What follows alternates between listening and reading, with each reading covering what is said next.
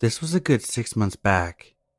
My girlfriend was staying at her parents', so I, 27 male, was at our flat alone. Around 3 a.m., I am woken up by a loud slam. I quickly jolt up. My bedroom door is wide open, and I see a bald man walk straight past my room and into my living room. I must have forgotten to lock the front door that night. I jump out of bed, and immediately my mind made the decision to stand in front of the front door. I figured there's only one way out, and if he's taking anything, I can try to stop him. I also made the subconscious decision not to put any clothes on so I could get to the door quicker, and so I'm standing there completely naked. Not important to the story, just semi-amusing. Anyway, this dude comes stumbling back to the door, has a handful of loose cans of Stella cradled in his arms, a half-smoked cigarette in his mouth, and a plastic shopping bag hanging from one of his hands. I asked what he was doing in my flat, to which he replied, "I'm really sorry. I'm so sorry," though he could hardly get the words out. He was clearly absolutely fucked. I asked him to show me the contents of his bag, which didn't have any of our stuff in it, before proceeding to let him out of the flat, locking the door this time. I'm assuming he was just out of his mind on whatever and walked into the wrong flat. One funny detail, there was a point where one of the cans slipped from his grip and he had to bend down to pick it up, making him directly eye level with my bare waist. It was a very awkward moment, and I'm sure this poor guy doesn't remember, so hasn't been completely scarred. Anyway, I got back into bed and could hardly sleep for the rest of the night. My heart was absolutely thumping. I will say, it gave me some confidence in my fight or flight response. You never really know what you'll be like in that sort of situation, and I was quite proud after the fact that I blocked the exit. I'm perhaps not the most masculine of men, so that was some nice affirmation. Completely true story, by the way. One of the most terrifying moments of my life, seeing a stranger casually stroll into my living room in the dead of night.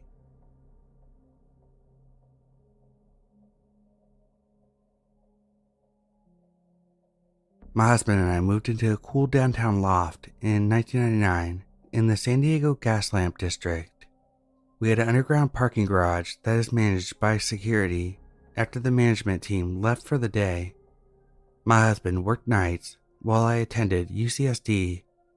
On New Year's Eve 1999, my good friend came to visit and to hit the parties. 2000, baby. I had secured a spot for her in the visitor section and went down to meet her. The security guard on duty was a middle-aged gentleman. I have long since forgotten his name. He was always very nice, but there was something about him that bothered me, and I don't know why.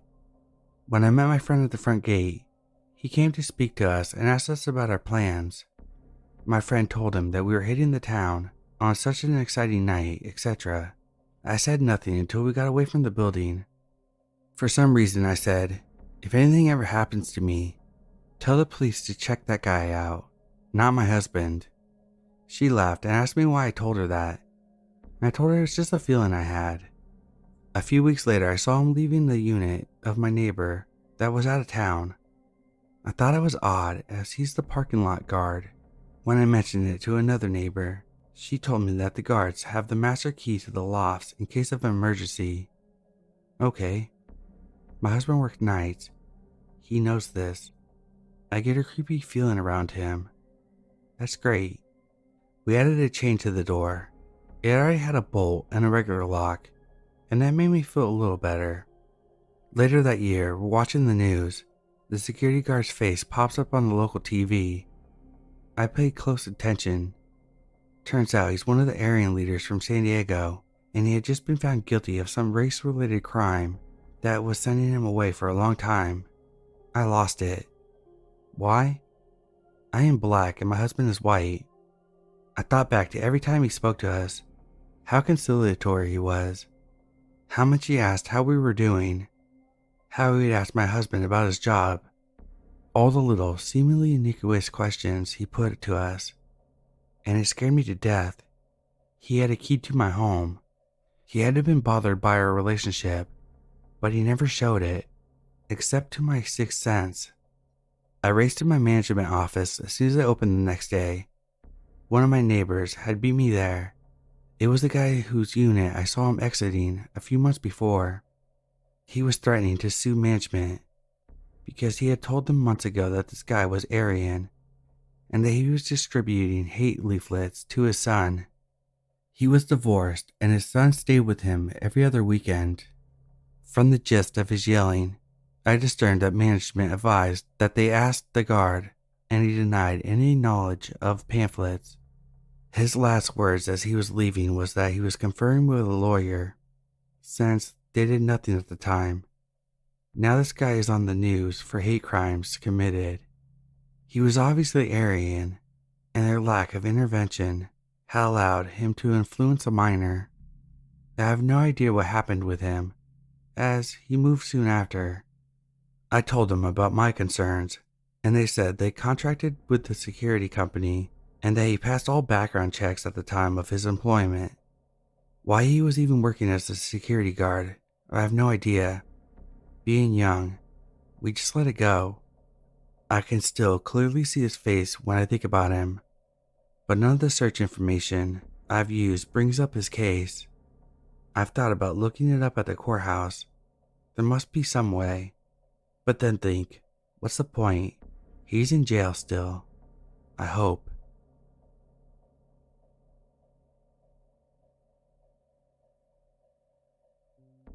For context, I'm a woman living alone in an apartment that is located on the ground floor, and so my balcony is very visible for others to see. Like every night, I work at 4 a.m., so I leave around 3:40 a.m. Unfortunately, in France, they decided to turn off the lights from 10 p.m. to 6 a.m., I think. But thankfully for me, my landlord where I live turned on the lights just for me from 3 a.m. to 4 a.m. It's very dim, but I'm thankful for it still. This Thursday morning I leave like always, go to my car, lock it, turn on my lights, and something caught my eye. So I look up and thought it was a cat jumping from my balcony because they love to come and just look around and leave. It was not a cat. It was a man standing next to my balcony. I think the light surprised him, and I'm looking at him walk away from me on the grass, but he can't leave that way. So I'm staring at him, scared and calmly crying, not knowing what to do for like 10 seconds. But then I can see movement again, and it's him walking towards me, looking at me quickly, then just continuing walking down the main road like nothing happened.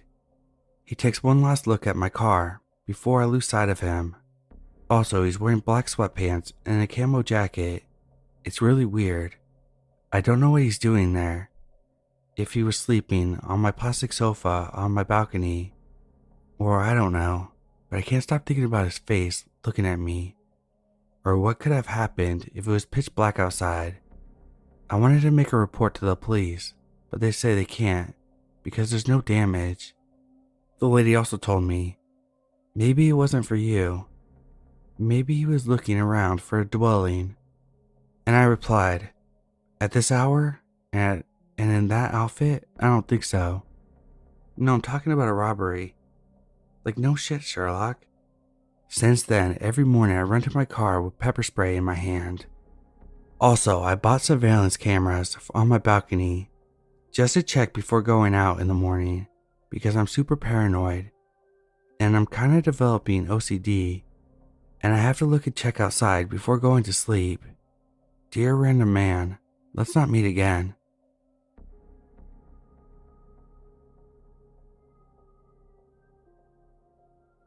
This happened when I was a kid. This was in the mid-80s.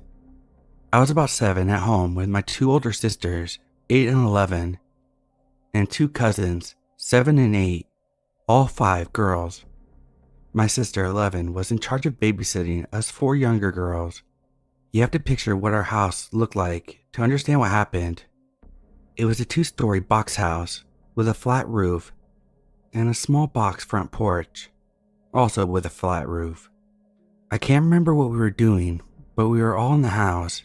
We kept hearing noises coming from the roof, like walking, and what sounded like rocks being dropped down the downspouts.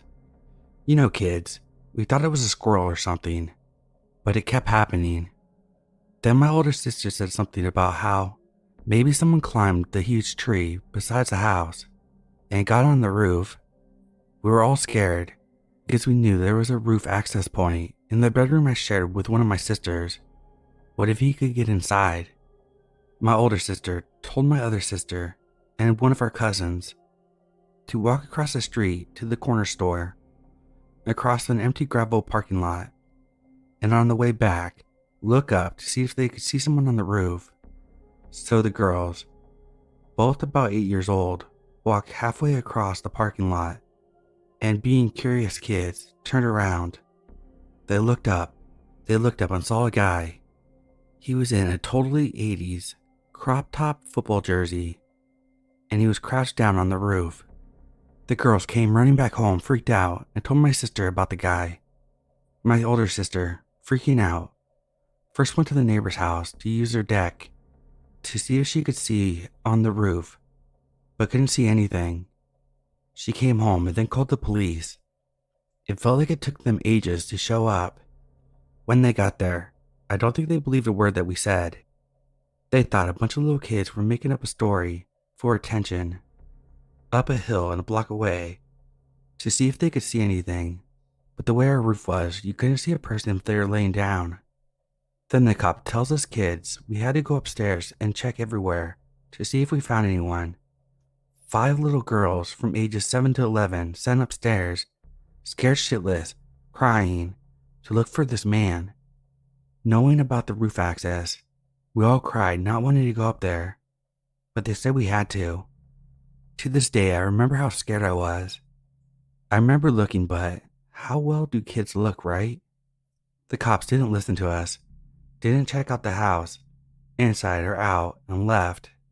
We were so scared to be left at home with that guy out there, who knows where.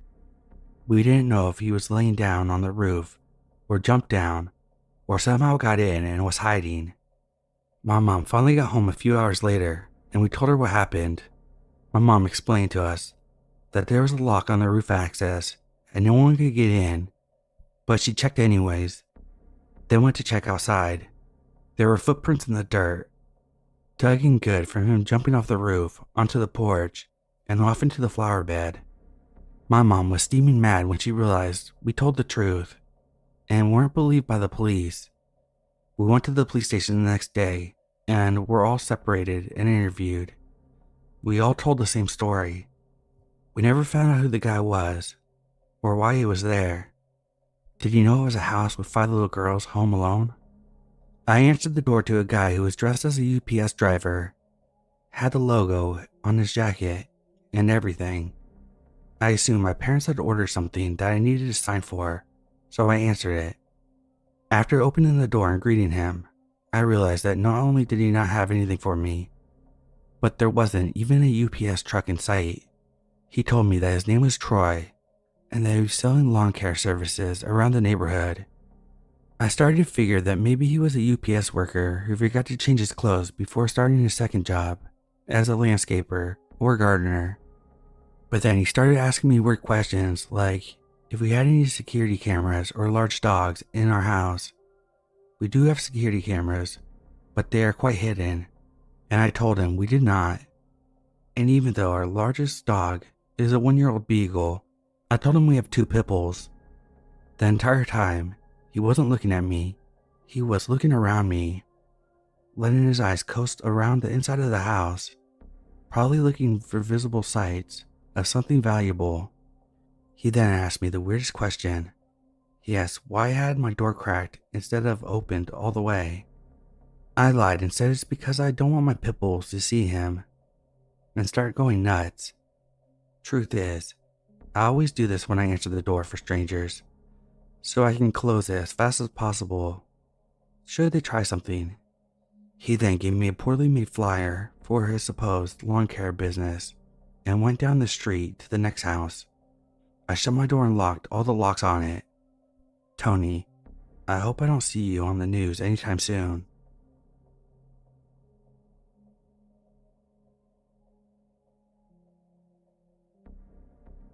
This happened many years ago. In 2012, I was a 17-year-old and living in the UK in a council housing area populated by mostly ethnic minorities, immigrants, and students. It was a pretty ordinary summer afternoon when there was a knock on my door. My sister went to open it. We weren't expecting anyone, and we're a pretty private family, so I stood watch behind her. It was an old white man. He was short, with white hair, covered with a baseball hat, clean shaven, wearing a t-shirt and jeans. In his hand, he had a little toolbox, like one of those old school, retro toolboxes. I remember paying attention to that for some reason. He smiled after my sister greeted him and asked, "Do any Asian girls live here?"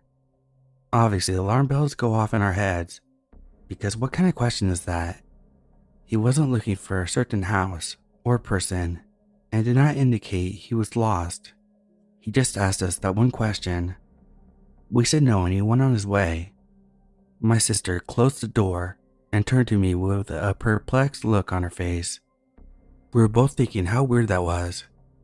Just as we were heading back into the living room, there's another knock at the door. And it's our next door neighbor.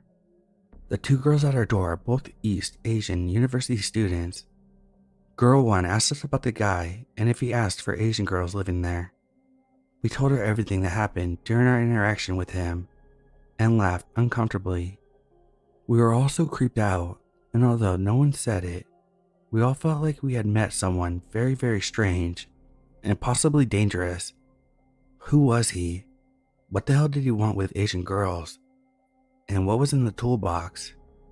I ran upstairs and watched him walk to the next houses across the street from my bedroom window and eventually leave our street, disappearing around the corner.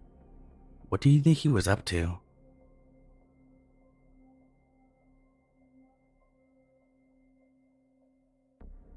So this happened, I want to say around the year 2012 or 2013. Me and my mom lived just by ourselves in my grandma's old house. After she died in 2009, it was just us. My mom had the habit of leaving our house and visiting family really often.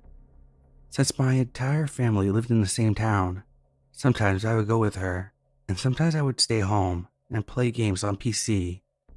One night in particular, I was home alone.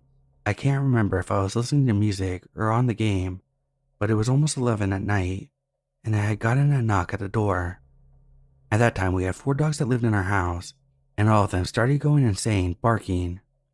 This wasn't abnormal, as they would bark at the neighbors if they saw them through our living room window, getting out of their car, across the street, or heard anyone within 5 miles radius talking. My bedroom happened to be on the front of the house, with a window directly facing the porch and the door. Because of that, I was able to take a slight look to see who it was, and it wasn't someone who I'd seen before. My mom rarely had people come to the house, but there had been a few that came to talk to see her or see if she was home. Not super late, but I ran with it, didn't think twice about it. I thought it was just one of her coworkers coming to see if she was home. I opened the door, and I was greeted by this guy in his early 40s, wearing a brown work jacket and light blue jeans. So he definitely looked the part of someone who was from the factory. I opened the door to see what he wanted, and he said something along the lines of, "Hey, how's it going?" and some small stuff here and there. It's hard to recall too much of the small talk, but he did ask something like, "Is anyone else around?" or... I was still under the impression at the time that it was a guy that my mom knew from work. So I told him that, yeah, right now I'm the only one here. My mom went to my cousin's house, but she should be back soon. He said some other things, like his name I think, and he said that he recently moved here from Indiana, and he was going around to each of the neighbors' house saying hi and introducing himself. I was like, yeah, around here that could get you shot, since it's not normal to show up at someone's house to introduce yourself, let alone this late at night. He told me that where I'm from in Indiana, it's normal for people to do that. He said his goodbyes and left. The car that had been running and sitting outside my driveway on the road Looked like a decently new car, so I didn't think much of it at the time. I figured I wouldn't really have anything that this guy couldn't already afford. So as far as him being a burglar, I figured I was in the clear. My mom got home 30 minutes to an hour later, and I told her about it. It wasn't really until her reaction to what happened that it really sunk in. I never really saw this guy again after that encounter, and I wasn't sure what he was after. My mom told me I was lucky that maybe he didn't barge in because all 4 dogs were there with me, each of them pretty protective. They all kept an eye on the guy as he talked. Maybe he was telling the truth, and maybe it was a harmless encounter out of the ordinary, but I still think about it from time to time. Like, what exactly was he doing there?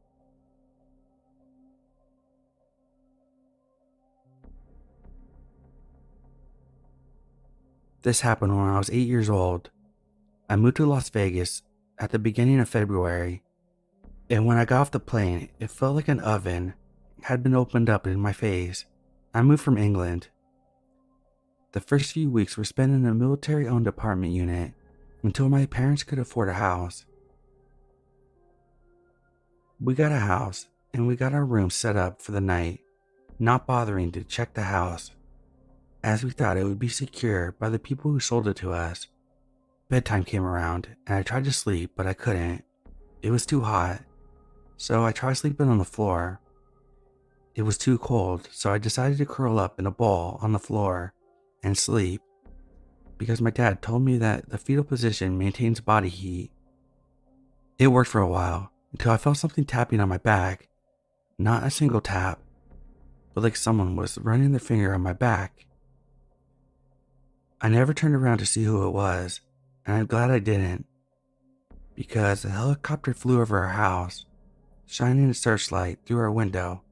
My dad woke up and got on the balcony and heard it say, "Some guy broke out of prison, and they saw him in our backyard." The guy was gone by then. My dad checked the whole house, and the next day bought locks and a gate.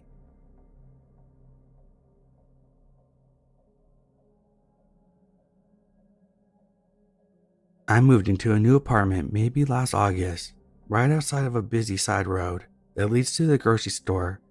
There's constantly cars on it unless it's late. Usually after 8, it tends to become empty and barren. The streetlights line the path on both sides. However, across the street are large trees and a lot of trash. The trash resembles a homeless man's home, but I've walked by it many times and never seen a person. One night I was outside on my deck smoking, and I looked and I could see a man under the branches of a low-hanging tree. He was standing in the dark, motionless, not saying a thing. I couldn't tell if he was staring at me, or the trees, or anywhere. I just saw the figure. It freaked me out, so I went inside. I turned the TV on and forgot about it. An hour later, I turned off the TV and closed my blinds, and the man's still standing there, in the same spot, not moving. I wonder what he's doing, if he's even real or my imagination.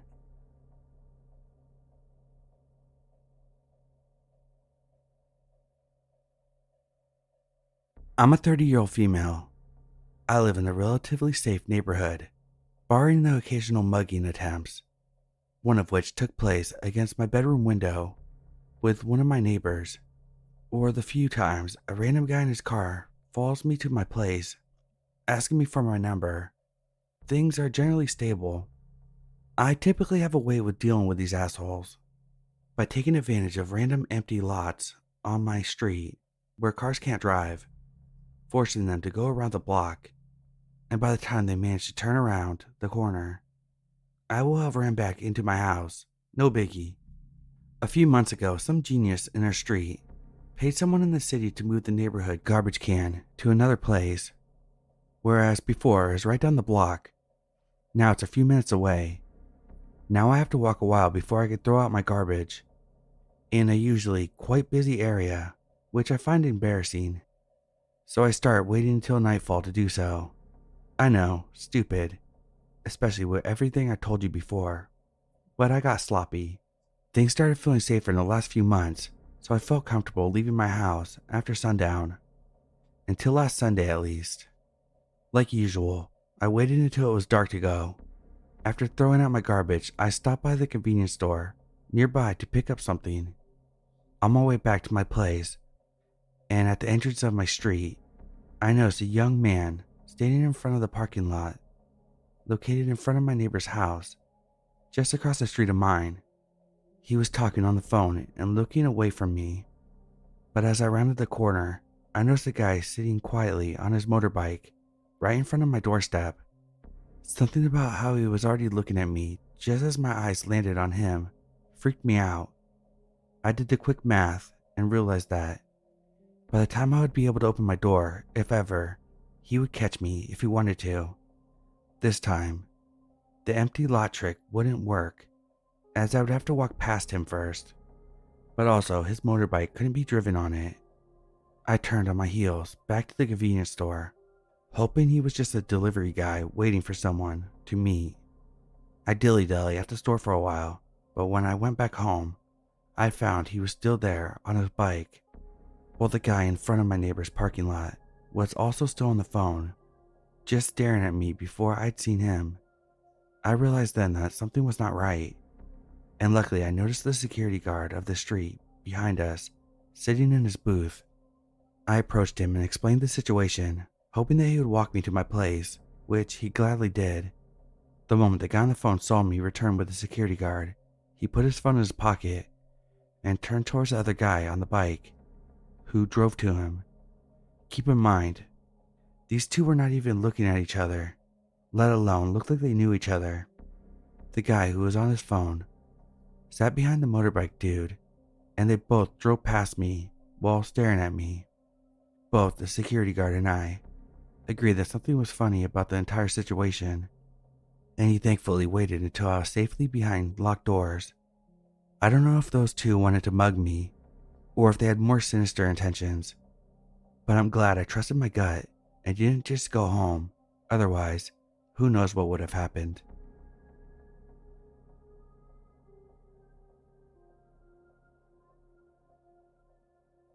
Alright, so this happened when I was about 11. I'm a female. I had a friend, 12-year-old female, over at my dad's house for the first time, and we were having a lot of fun. My dad went into the front yard to take a phone call. At this time, it was about 10:30 at night, and we were all hyped up off of Dr. Pepper and Mountain Dew, and we're hyper, so we went outside with my dad. We mainly stayed in the front yard until we decided that we wanted to go inside. Me and my friend jumped over the back fence because we were right next to it. For context, I had a pit bull and a very large German shepherd who were also in the backyard. My friend and I went up to the second floor and were playing with makeup. About 20 minutes later, we went back downstairs because I heard my dogs barking and decided to let them in. The dog had their own fenced off area in the backyard, so they wouldn't interfere with the garden. I let them in because my dad hadn't yet. My friend pointed out that my dad was still out on the front porch. Okay, cool. I went to my back door to open it, and I see a man crouching by the back gate, staring at my back door. He was next to the side of the gate that we had previously jumped. I asked my friend to stay there and make sure that the man stayed there too. I was going to check if my dad was still on the front porch. He was. For some reason, I didn't tell my dad that there was a man in our backyard. Instead, me and my friends watched him for about 20 minutes. After these 20 minutes, he moved across the street and crouched next to a car for 5 minutes. Then comes back to the gate. I decided it was unsafe for my dogs to still be out in the yard, so I turned on the light to help me see clearer and let the dog gate open. After I let my dogs in, this guy is still crouched, not moving a bit. 10 more minutes, which seemed like 10 hours, pass, and the man's still there, but stands up. After seeing the man stand up, I realized that he's holding something, which looked like a metal pipe. I locked the door, and me and my friend ran across the house to the front door to tell my dad to come inside. I never gave him an explanation as to why, but I'm guessing he saw the urgency in my voice and listened. So to the man crouched outside my backyard for at least half an hour. Let's not meet.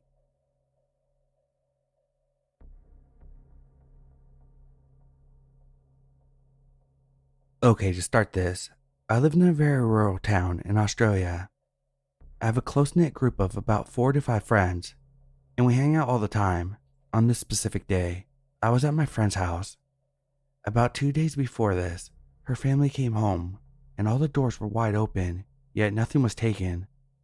This family isn't the one to leave their doors open, specifically in this town where crime runs rampant. On the day that I was over, let's call these 2 friends Alyssa and Mike. Me and Mike were over at Alyssa's just hanging out on our phones when the front door banged open. We all looked at each other, but brushed it off as the wind slamming the door. In hindsight, one would have not been able to reach that door, as it was a little covered. I don't know how to explain it, but you have to walk upstairs, and then there's a little room, and then there's the front door. Maybe 2 minutes later, the 2 sliding back doors slammed very loudly. We again brushed it off to not scare ourselves. We are kind of dumb. I'm sorry. But then we heard loud noises inside the house, and footsteps running around their noisy wooden floors. This is where the alarm bells started firing off in my head. I was thinking about how someone had already been there, and was wondering if it was the same person or people. We jumped up, and me and Alyssa held the bedroom door closed. Her room didn't have a lock. Alyssa suggested that we call the police. I didn't think it was a good idea, but as I'm holding the door, someone starts running and slams into her door. At this point, it was definitely time to call the police. They pick up, try to talk to Alyssa. A little difficult because she was bawling her eyes out. Eventually, the operator understood, and within less than 2 minutes, police are at the door. These police officers were very kind and just asked about the situation before saying, "We found the kid." I thought they meant the person who had broke in, so I asked them about the kid. The police looked confused and said, "The missing 5-year-old." We had no clue that there was a missing child on the loose. The police officer said that there was over 40 cars looking for this kid, and many police knocking on doors to ask if anyone had seen her. While I think the police were kind, their reasoning for breaking in was crazy. They said it was probably a police officer running in, looking for the kid. We all looked confused, and then he realized what he said and started backtracking, saying they should have announced themselves though. Pretty scary experience with the police officer trying to calm us down, but after talking about it with my friends, whoever broke in probably saw Alyssa's mom leaving the house with 2 teens in the back, so they thought the house was empty. Alyssa has a brother, so altogether they have 3 in the house. But on that day, her brother had a friend over, and they were driving somewhere. So please, robber who frequents my house, never come back again.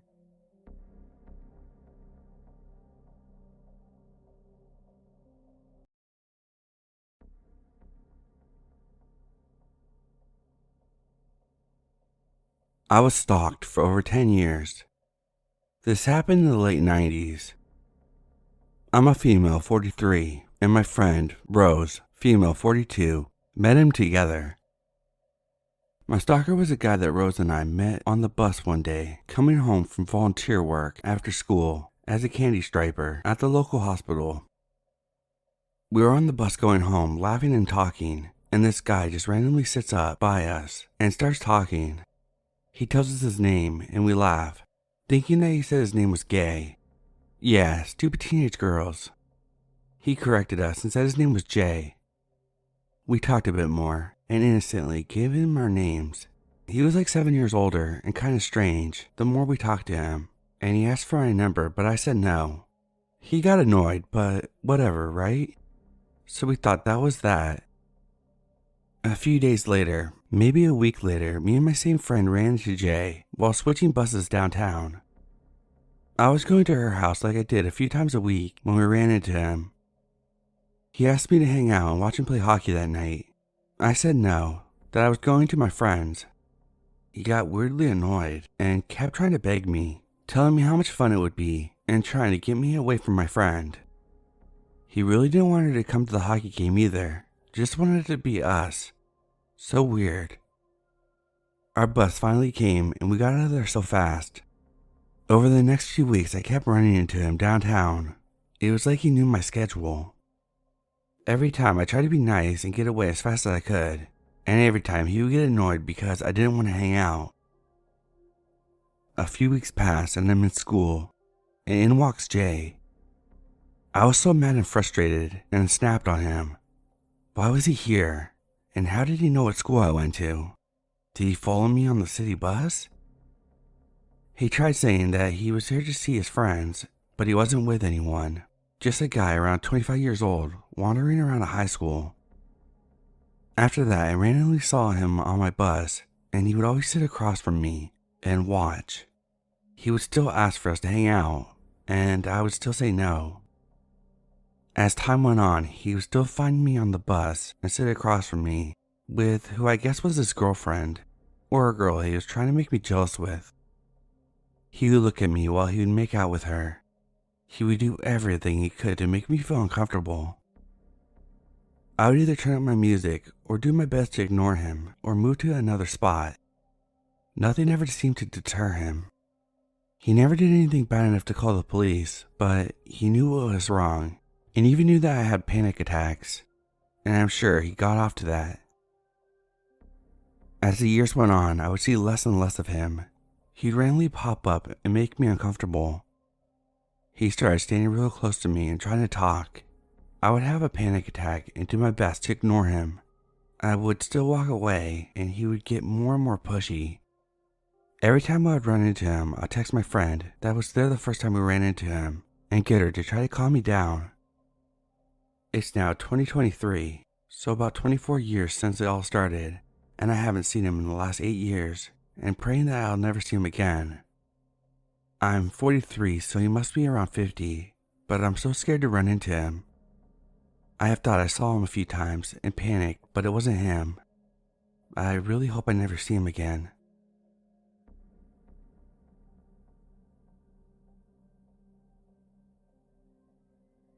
This happened a long time ago, about 10 years or so, but I never forgot about it and it still gives me the chills. I'm a 33-year-old female and was in my early 20s. At the time, I had a female dog named Nina, a boxer. She passed away when she was 8 from lung cancer. I miss her a lot. Nina was very energetic, so I took her on long walks around the neighborhood, usually at the end of the day, around 4 to 6 p.m., when it wasn't too hot, but not dark either. One thing you must know about Nina is she loved people. She did not get along with any other dogs, but every time she saw someone walking up to us, she would shake her tail and want to get closer and ask for pets. One day, we went on our walk as usual. Everything was fine for the most of it. I saw a few dog tutors walking their dogs, an old couple sitting in front of their house chatting, and then when we were alone, Nina suddenly started growling. One thing I didn't mention before, I am a graduate in biology and specialized in animal behavior. At the time of the story, I was finishing college, so I used to pay a lot of attention to my dog's behavior. I had quite a lot of knowledge on dog behavior because it was my favorite subject in the area.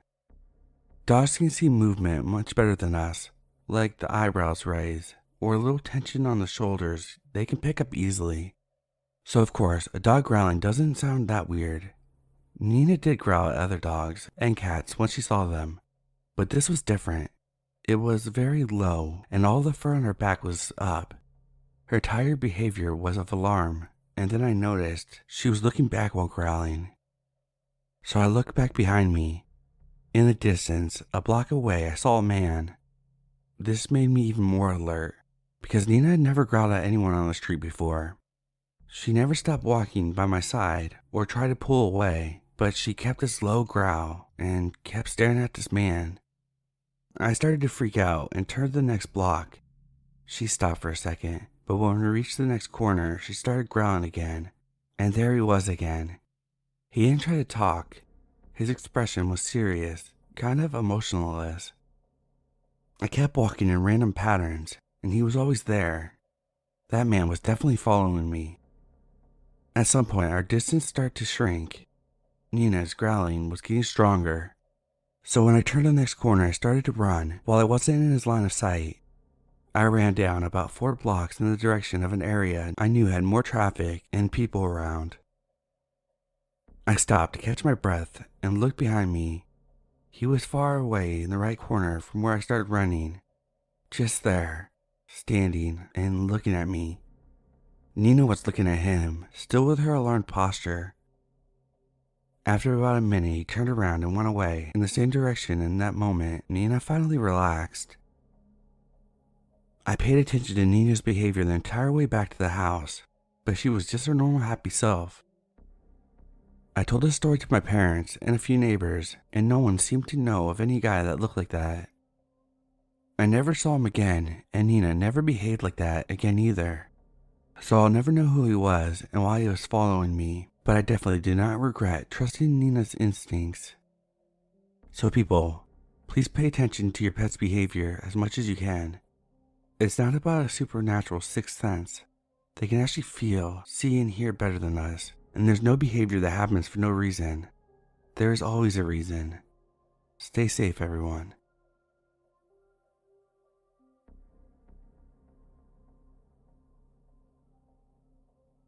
So this story happened when I was a kid. My parents were divorced, and my older sister had a baby that she would always pawn off on me. My dad and stepmom showed up at our house when my mother was at work. They had decided to take us to the fair. That would have been great, but I had my 1-year-old niece with me that I was babysitting. I told my dad it was not a good idea because I was babysitting. He insisted, and basically I was forced and had to take my niece. Once we got to the fair, my dad and stepmom gave my sister, my stepbrother, and me $20 and told us to have fun. I should mention here I was 12 years old, and they still expected me to watch my niece. There's not much you can do at the fair with a baby in tow, so I went to one of the snack trucks and bought ice cream for the both of us.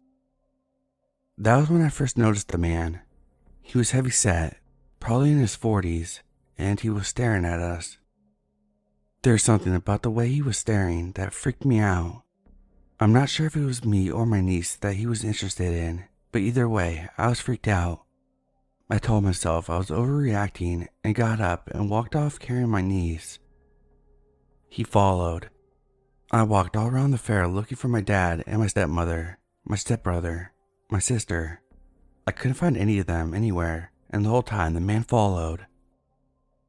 I had to pee, but I didn't want to go into the bathroom. I was afraid of him following us in. I ditched my niece's stroller. I just wanted her in my arms, and the stroller was slowing us down. So this has been going on for about 3 hours, and it was getting dark outside.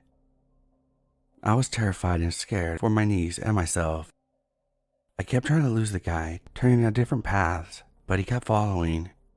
Finally, I saw a man in a security outfit. I ran up to him, full on crying now. I told him I couldn't find my family, and a strange man had been following us. When I went to point the man out, he was gone. The security guard took us to the tent. I think it was a first aid tent. They kept telling me that they could watch my niece and for me to relax. I was very shaken. I refused to let her out of my sight. They had me call my mother, who screamed at me for going while I was supposed to be babysitting. She told me that I was grounded and irresponsible. Finally, my dad and stepmother were found and brought to get us. They were also mad at me for calling my mother. They took us home, and when I got there, I told my mother about the man. I wasn't grounded anymore, but her and my father went to war over visitations. Just a couple years before, 2 girls had gone missing at the fair and were never found. My mother was beyond pissed that they made us go and then ditched us. My father, until the day he died, had an attitude with me about this event and said I overreacted. To this day, I hate fairs.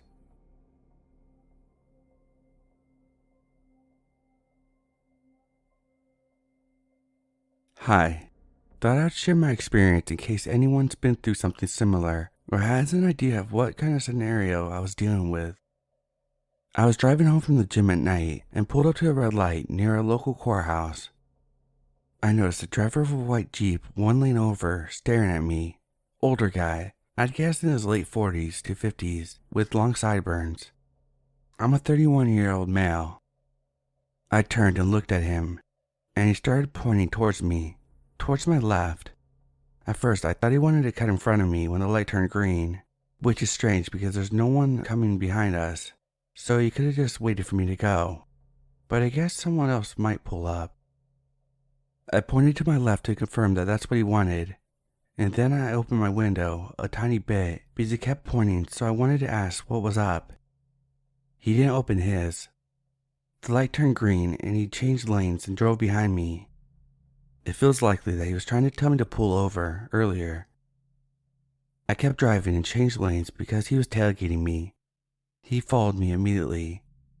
Eventually he switched lanes, but was driving erratically. Kept putting his left turn signal on, but not turning left for several lights, for example. He slowed down to maintain the same pace as me a few times. Eventually I turned before my actual home route to throw him off. He kept going, but I just looped around and actually headed home. I saw him waiting at a light to turn left towards my house, so I kept driving. I'm not sure what his intentions were, but that was strange and unnerving to say the least.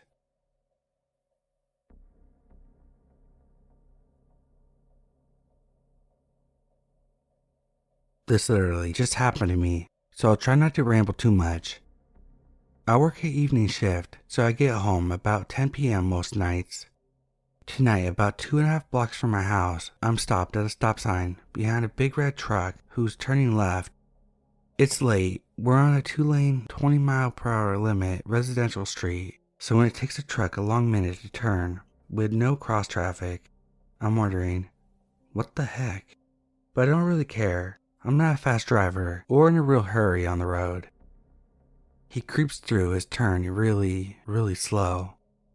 Now I'm more alert, and he's out of the way enough. I see he's going slow to watch the car in front. The little black car parked on the road, not on the curb.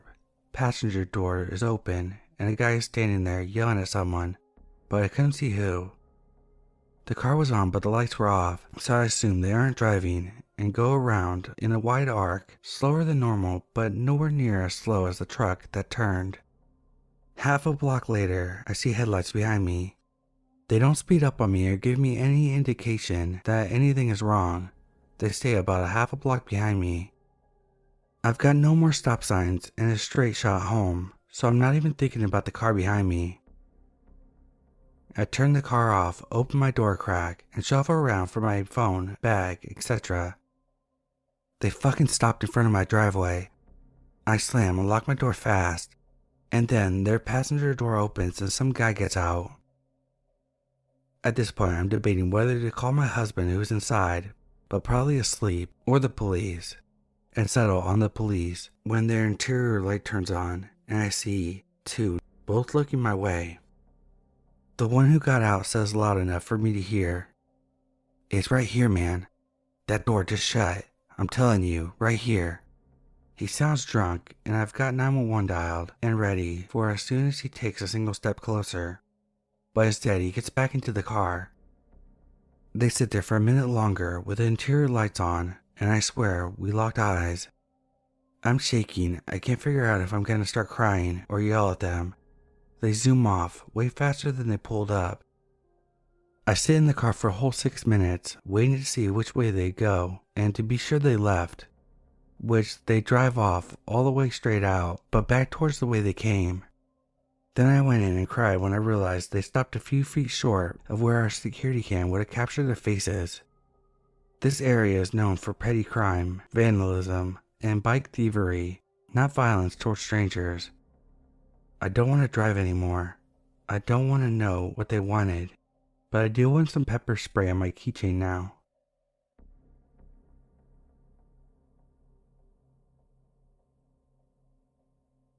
My skin still crawls thinking about this guy. He saw me shopping for school supplies and things for my new apartment one evening during the first week of grad school and decided I was his mark. I just moved to my new college town. Didn't even have a cell phone yet after leaving the one my folks paid for during undergrad behind. I was grown and could take care of myself. What a nimwit I was. As I left the parking lot with my purchases, I noticed a truck pulled behind me at the exit. It was late and there weren't many people out. I pulled out and so did he. It was a few miles down a long retail street with lots of stoplights before my turn. As I drove, I realized this guy in the truck was trying to get my attention. I was in a relationship, so I ignored him. Over the next few miles, he kept trying to get me to look at him. Some red lights he would end up ahead of me, some behind or beside. At every light he would position himself so he could stare at me, either directly or in his mirrors. His gaze was unwavering, and my anxiety rose. He was driving oddly, speeding up close to my bumper, hitting his brakes when he was in front of me, swerving close to my car a couple times. Finally, at a red light when he was beside me, I glanced over and absolutely started to panic when I first met an unbelievably empty, unwavering stare and realized that he was fiddling with himself. He was getting off at the fact that I was terrified. He was following me and trying to force me to pull over. At one point, I scooted through the intersection at a yellow, and a couple of cars were ahead of him, thinking I could shake him. Nope, he went around those cars at the red light and ran it and got back in front of me. A freeway entrance ramp came up, and I tried to fake him out by putting on my signal and getting into the merge lane for it. He took the bait and started up the ramp. I quickly got out of the merge lane and continued straight. Again, I hoped I would lose him, but he drove his truck back up the embankment and kept following. At another light, when he was beside me, I pulled through the light and turned at the last possible second. He made a U-turn and ran another red to follow me. My panic really ramped up at this point. With no cell phone, no sense of direction, in a new city, I really didn't know what to do. So I turned on the classic rock and forced myself to sing along and forced myself to go the speed limit so I wouldn't crash out of terrified stupidity. I decided to drive all the way to the supermarket across town because I remembered it had a police station in it. He followed me all the way there. He burned out of it as soon as he saw the cop cruisers parked in front. I filed a police report and asked the police to escort me home. I insisted because something told me that this creep was waiting for me to leave the police station. He was. As soon as I pulled out, I saw him. I pulled over and told the officer following me, and we went after him, but the truck had taken off and the cops couldn't catch him. The police got surveillance video from the first store. It turned out this jerk had been dogging me the entire time I was shopping. I saw him on the security footage following me through the store, and saw him following me out close enough to grab my elbow. I saw the footage of him circling the lot in the truck waiting for me to pull out when I took too long to unload my cart. My heart just sank. I was able to remember 6 of the 7 digits from his license plate and the make and model of his truck. In the end, the cops did nothing. They said it was a he said, she said. The surveillance video didn't catch him doing anything particularly unlawful, and it was a losing effort to try to charge him with anything. I ended up trading vehicles with my friend for a couple months to feel safer and went on with my life. I had no idea what this disgusting piece of shit did just a handful of months later, until almost 15 years had passed. I was watching a Discovery ID show about a kidnapping and murder of Sandy Jeffers. I almost fell out of my seat when I saw the mugshot of her killer, Aaron Lee Skeen. It was him. I was so disgusted that the law enforcement did nothing in my case that I tracked down the investigator in the murder case, and after verifying some of the things about the vehicle that was changed in the TV reenactment to weed out people making up crap, she took my contact info and social statement. She can neither confirm nor deny that my run-in was with Skeen, but ended her statement by saying, "At least you don't have to worry about him anymore, because he's got life without parole." I only wish that something could have been done when he terrorized me. Perhaps things would have ended different for Sandy. So, creepy murder stalker crazy dude, let's never ever meet again.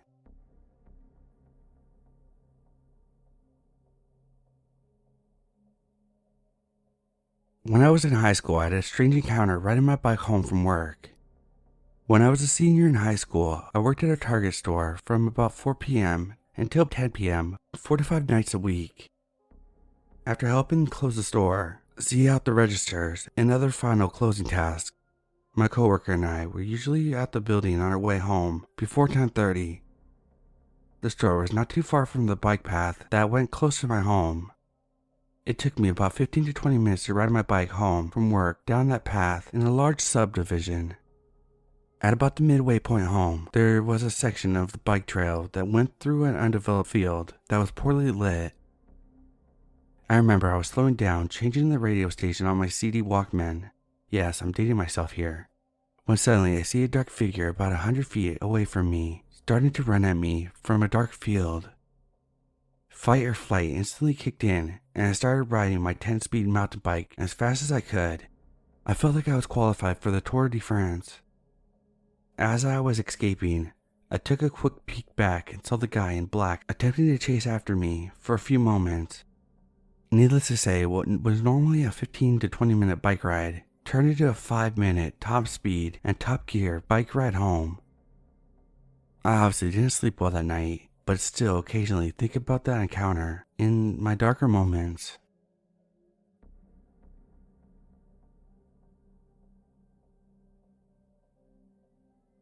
I had a guy follow me home.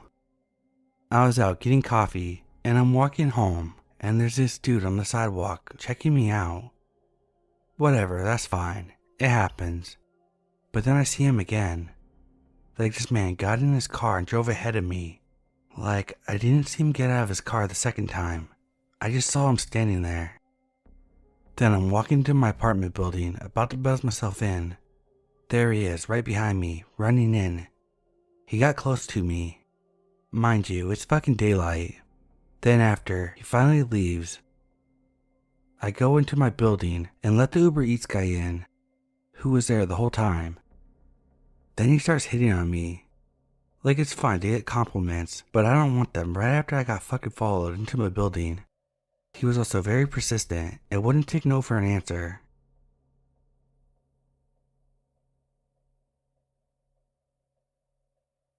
I'm a 26-year-old female. I recently moved from the US to the Balkans for a summer legal internship. After a few days of getting settled into my home for the summer, I decided to sign up for a gym nearby my apartment to serve as a self-care ritual and blow off steam after tough work days. Coming home from my first workout at the new gym, endorphins on 100, I noticed at the crosswalk that a man across from the busy street where I stopped was staring at me. Now, this is not super uncommon, as I have found in my new home. I've gotten used to dealing with the occasional male stares, but they're usually very brief. This guy, however, was not looking away. I stared back for a full beat, so I knew that he knew I saw him, hoping that would be the end of it. And then I turned my head away and continued to walk down the street, trying to avoid the creepy feeling that this wasn't the end of the interaction. From what I could tell, he didn't cross the lengthy street to meet me, and probably just continued down from his side. Next thing I know, about 2 minutes later, I'm at the crosswalk, about to cross, when I see him in my peripheral, next to me, at the stop. How he crossed the street and sped up to meet me so quickly is either a reflection of his cunning and athletic prowess, or my general lack of observation skills. Standing next to me now, he is still staring at me, but I try not to tip him off that I'm noticing this. I take off as fast as I can when it's safe to cross the crosswalk, and naturally, he matches my pace, a step or so behind me, still staring. Here I find myself in a familiar situation that I imagine many who have been followed also find themselves. It is a critical juncture, if you will, where you ask, is this someone following me, or a silly misunderstanding? I begin to ask myself, am I overreacting? I've been followed many times before, sadly, and I've found the best way to handle it is try to cut the baby in half, so to speak. I give them the benefit of the doubt to prove to me that they aren't doing what I fear they're doing, while also trying to avoid any situation that would escalate the danger or cue them off to where I'm going. Trust, but verify. So I decide to zip quickly towards another street, not my own, in hopes that he would prove me wrong and not continue to follow me. This was a busy intersection, and there are about 6 different streets to follow from the crosswalk. He follows me down the random street I chose, where there was truly only one residential building, no stores or restaurants he could have been headed towards, to explain him choosing the street unless he lived nearby. I do something I've done before when followed to test the other person. I slow down and speed up my pace randomly to see if they match mine, or like a normal person heading somewhere, try to walk by me, as there is plenty of room on the street to do so. Within a block or so, I realize that he's definitely following, definitely still staring. But not only that, with every few steps, I feel his presence, keeping pace, was also subtly getting closer and closer to me. The sun was setting at this point, and we were walking towards the part of town I don't know as well. I decided to make a break for it. I slowed down, as slow as I've gone throughout the entire pursuit, checked my peripheral, and jetted myself across the street until I get to the other side. I look back once I'm there to see that he is now looking across the street and moving towards it to follow me more. But this time, I gave him the miniest glare I could muster and reached to my bag as to suggest that I was reaching for pepper spray or something. He notices my gesture, makes eye contact, stops, and then literally turns his head away to feign looking at numbers on the street, like he was lost or looking for a specific spot. As if he hadn't been slowing up and speeding down with me for the past 10 minutes, not looking anywhere but my backside. He continued to pretend to look around, glance back at me, look around some more, glance back at me, and when he looks away the third time, I decide now it's truly time to make a break for it. I began booking it down the opposite street while occasionally peering back to see if he kept following. I'd take a bunch of well-lit, busy streets, employing random unnecessary turns, as I have when I've been followed before. Eventually, once I checked the whole street, I feel confident I had lost him. I finally calculate my way back home. The next day, I asked my friend from work, who is local, to take me to get some pepper spray. I bought the mini version, the smallest size, that can fit easily in my purse.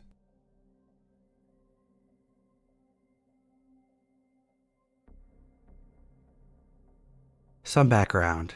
I'm a 28-year-old female. I am a dog walker, pet sitter. Some of the dogs I walk are very reactive, as the one dog, a pit bull lab mix. She used to be a bad puller, along with being incredibly reactive to other dogs on leashes as soon as she would see them. Through lots of work and training with her, she has come a long way with her reactivity to the point it's really not an issue anymore. Even when the owner's carelessness allows a dog to get too close for comfort. On this one walk, she was a dream the whole time, past multiple dogs without issue. She would just look at me for a treat that she knew she would get if she was good.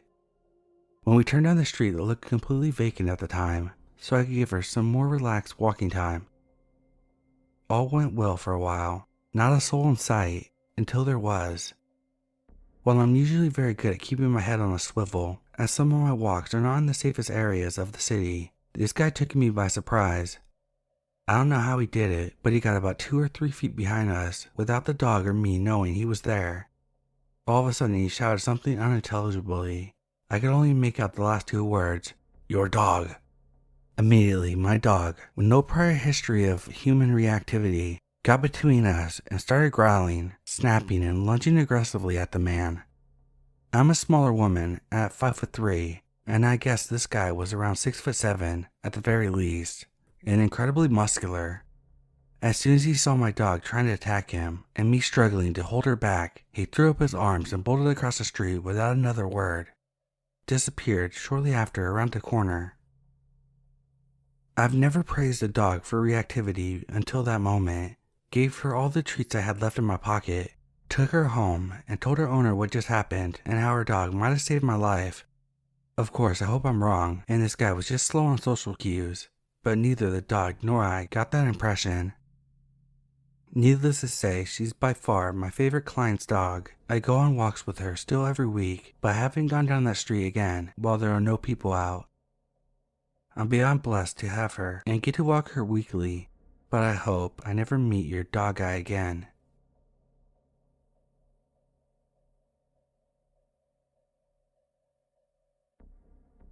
This happened around the summer of 2022, after I met with 2 performer friends to rehearse for the upcoming show. I was catching the night bus to get back to the subway station where my car was. As I took the train while it was still operating, I was already uneasy as I'm a femme presenting individual. but I had no money to get a taxi or Lyft at the time. The bus finally came around, so I got on and paid the $2 bus fare and sat down. The rest of the ride was pretty uneventful, as everyone was keeping to themselves. Pretty soon, the bus began to empty out as people got off at their stations, where it was me and one man who was giving me some weird vibes. I caught him looking at me a few times out of nowhere during the bus ride, but now he was asleep. I prayed that he would not get off at the same stop as me, but unfortunately, that's exactly what happened once I finally got to my stop. When I began walking towards my car, I looked behind me to find that the man was following me. He was keeping a bit of a distance from me, but I was still paranoid that he was 100% following me. I began to pick up the pace, getting my keys out while also clutching onto my pocket knife my roommate gave me for protection. As soon as I reached my car, I jumped in and immediately locked the doors. The man at this point caught up to me and walked over to the passenger side of my car, but fortunately I had already locked it, so he couldn't get in. Not even bothering to put my seatbelt on, I started my engine and drove off out of the parking lot quickly. Once I felt safe enough, I put my seatbelt on and flagged down a member of security for the transportation system. I saw that the man who stalked me was still at the station, so I pointed him out and explained what happened. The security officer looked a bit annoyed, but it wasn't annoyance at me. It was annoyance like, I can't believe this is happening again. He told me that he'll take it from here, and I thanked him before driving back to my apartment. A few days later, I bought pepper spray, and ever since that evening, I have never left my apartment without it. I keep it out and ready to be used. Unfortunately, I haven't had a repeat of being stalked to my car. It scares me to think though, what would have happened if I didn't lock my doors on time? What would the stranger have done to me? Would he have pulled out a weapon or tried to take advantage of me?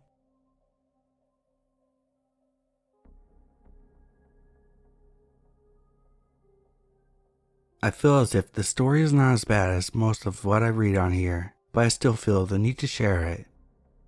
In 2018, I moved to a bigger city in another country and got accustomed to the public transport pretty fast.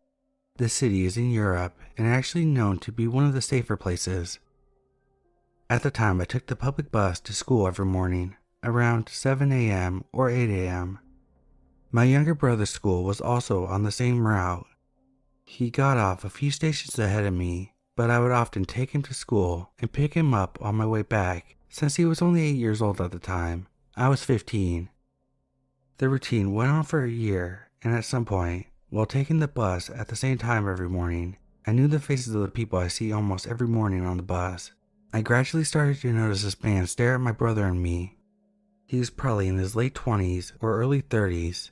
He was pretty short, skinny, with glasses and a bit of a beard. After some time, he would smile while looking at us, and I explained it to myself as him thinking that we were a cute pair of siblings or something. Despite that, his staring got more intense after a while and was not discreet at all. He started getting off at the same station as me, where my school was. Fortunately, there was a few different schools in the area, so he couldn't have known for sure which one was mine, right? I hope so, at least. One day I was late for class because my younger brother missed his station, so I returned him to school and barely managed to catch the next bus, running for it. I entered the bus, short of breath and happy I made it. I sat down by the window, right by the door. I looked to my side since I felt a stare, and there he was again, standing despite many empty seats, staring at me, trying to catch my breath. I turned my head to the front again, trying to pretend I didn't notice him. I got off one station before, in case the bus got stuck on the busy intersection ahead, and started walking to school through the shortcut. Because I was in a hurry, I didn't notice that he had gotten off behind me as well. He probably walked behind me for around 100 meters before realizing I didn't notice him, and decided to approach me. He creepily peeked through my right side, started walking pretty close next to me. He greeted me and I awkwardly stepped away while walking ahead at the same pace. He said, "We saw each other a few times on the bus, right?" I answered something along the lines of, "No, sorry, I don't know you." He then started asking me pretty creepy questions like, You're in high school, aren't you? Where's your brother today? He wasn't with you. That's your brother, right? I was flustered, so I just uttered a similar sentence again. Sorry, I don't know you. He then made this ridiculous remark how he didn't know me either. So you want to talk? He continued following me very near my school, but after realizing it was also more crowded in that part of the city center, he gave up and made his way through one of the alleys, separating from me. I sighed out of relief and told a few classmates what happened. They were pretty angry at him, so they told me to call them to wait in front of the school in case it happens again. I stopped seeing him on the bus sometime after that, which made me think it wasn't his actual bus and that he was just there to stare at minors. After COVID calmed down, I started noticing him again, but I don't think he recognized me. I now wear glasses, I lost some weight and wear more makeup than before. Kinda turned into a metalhead, so my style changed as well. He even stood next to me a few times, but I am taller than him, so I'm not worthy of staring at anymore. He prefers minors and still stares at extremely young girls on the bus, especially if they wear shorts. I've gained some confidence to be the one catching him staring at thighs of girls and then staring him down in disgust. He often looks down after that. I wish I had some sort of evidence to report him, but he never actually touches anyone, thank God. I wish I could say let's not meet again, but I still see him on the bus. Except now I'm older and able to spot out a predator when I see one.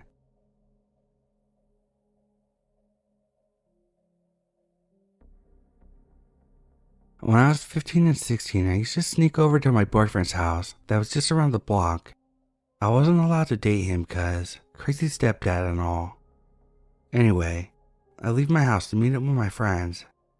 It's summertime in Chicago, about 5:30, still light out but the sun is starting to set. In my town there's a bunch of kids that would meet at a convenience store that was kind of in the middle of our teeny town. My boyfriend and I lived all the way on the opposite side of this middle part of town. It's a super cute town, all the houses look the same, bungalows, trees line the nicely manicured lawns, and no matter where you are, you know someone that lives on a street or two away. While I was walking about 5 blocks away from my destination alone, I remember crossing the street and seeing 2 young guys across from the opposite side of the road. Not weird, but my nana always taught me to be suspicious of anyone. So the guy is on the opposite side of the road, a little behind me. I'm aware of him and make sure he knows this as I look at him. This is something I learned growing up, and I just keep going on my way, not really concerned at this point.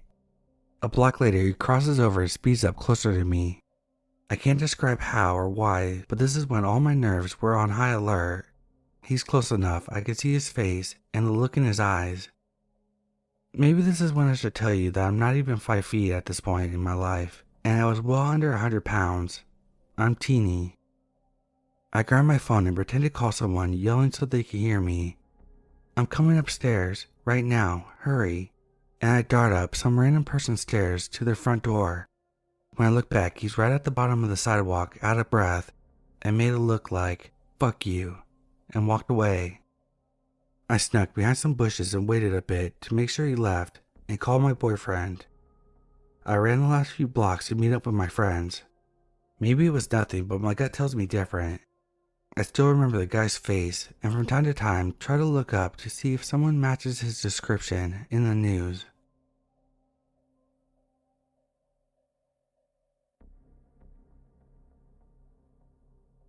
One of my favorite places to go on walks is the city cemetery. It's quiet, shaded, and next to a mildly busy intersection should something out of the ordinary happen. Sometimes there are other walkers too that politely smile. Other times there are mourners to politely avoid. And there are wildlife like geese, squirrels, and the occasional owl. I was in the old part of the cemetery when this happened.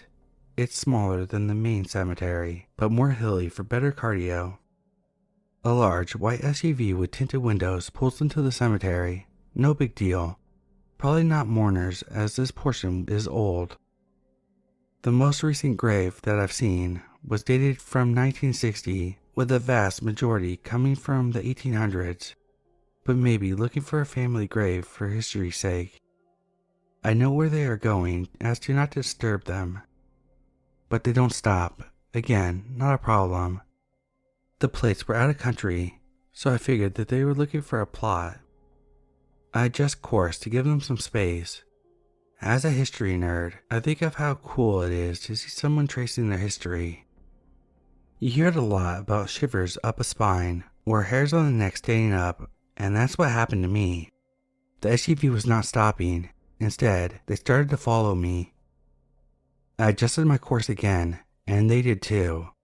At one point, they were actually directly parallel to me, just a series of plots away. By now, I had shut my music off, but kept my earbuds in. I slowed my pace and made sure to acknowledge them. Yes, I see you, creepy SUV. Keep your distance, and I'll keep mine. I noticed that the passenger rear window rolled down and a woman in the back seat. She quickly ducks down when she sees me staring at them. The driver and the front passenger still had their window up. This SUV has now slowed down even more, almost to a stop, and I pick up my pace and did a little half jog across the lawn.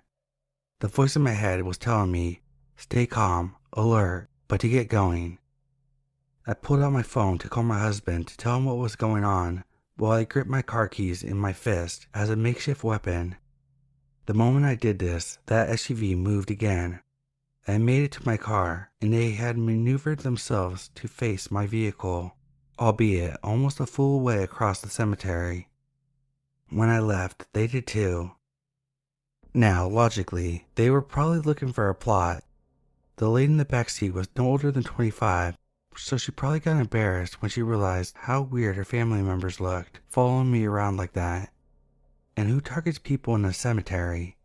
But what if and why follow me after I changed course?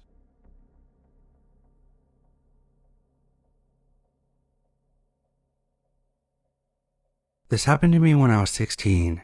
I was going back home after a long day of high school and decided to use a shortcut since I was so exhausted. My dad had forbidden me from using that shortcut because I had to go through a park that was full of homeless men taking drugs. But I wanted to go home quickly and relax, so I used the shortcut anyway. I got past that park without nothing particular happening, but shortly after I noticed two men slowly driving a motorcycle and looking at me. They laughed for some reason. They drove by immediately after, so I didn't think much of it. But they came back, and again, they drove slowly near me and laughed while looking, and then drove by. I started to feel creeped out and hold my bag tight because I thought they were thieves.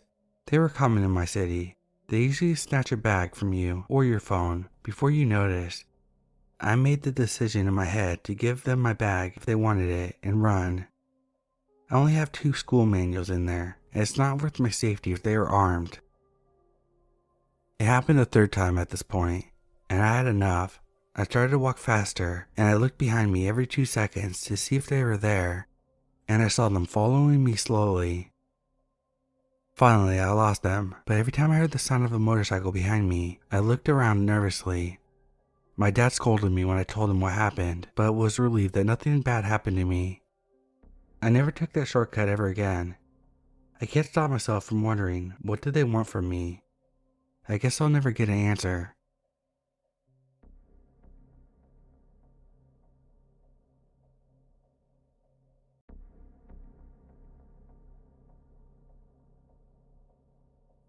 This story happened about 9 years ago, and sometimes comes to my mind. It creeps me out. So, I was on an adult dating site. One of the fetish types, don't judge me. It looked like some fun. Anyway, I was stupid and gave out more information than I should have. I was chatting with a guy. He asked me at some point what I do for work. At the time, I was working at McDonald's, so I told him. He asked which one. I stupidly told him which one. We chatted off and on. We hadn't been chatting for too long. I also stupidly gave him my phone number at some point. He would talk about how we wanted to meet me on my break and have some fun on my break. I told him no thanks, I don't bring that lifestyle to my job. Anyway, I checked my messages just before I was due to clock out of work. Luckily I did. He mentioned that he was at my job and told me what he ordered. I think it was a Big Mac meal. I was like, okay, well, don't expect me to do anything with you. I'm not interested. He then got upset and wasn't accepting that I wasn't interested. I was also scared because I had sent him a face picture of myself, but I had never received one from him. I really wasn't too interested in him, so I decided I didn't need a face picture since I wasn't going to meet up with him.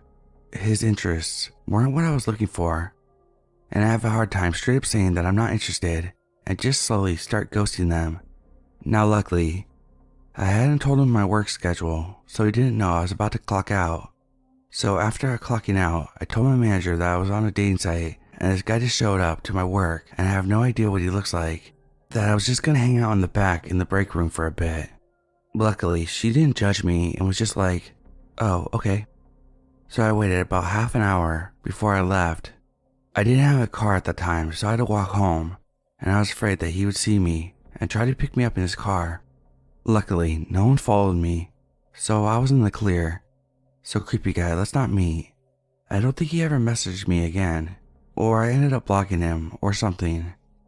I don't know if this is really all that creepy, but it creeps me out that some random guy just decided that he would show up at my job and expect me to want to meet up with him. So now, I just give vague responses to where I work. I don't work at the same town I live in, so it would be harder to pinpoint my exact location. This opened my eyes and made me more aware of the information that I give to strangers.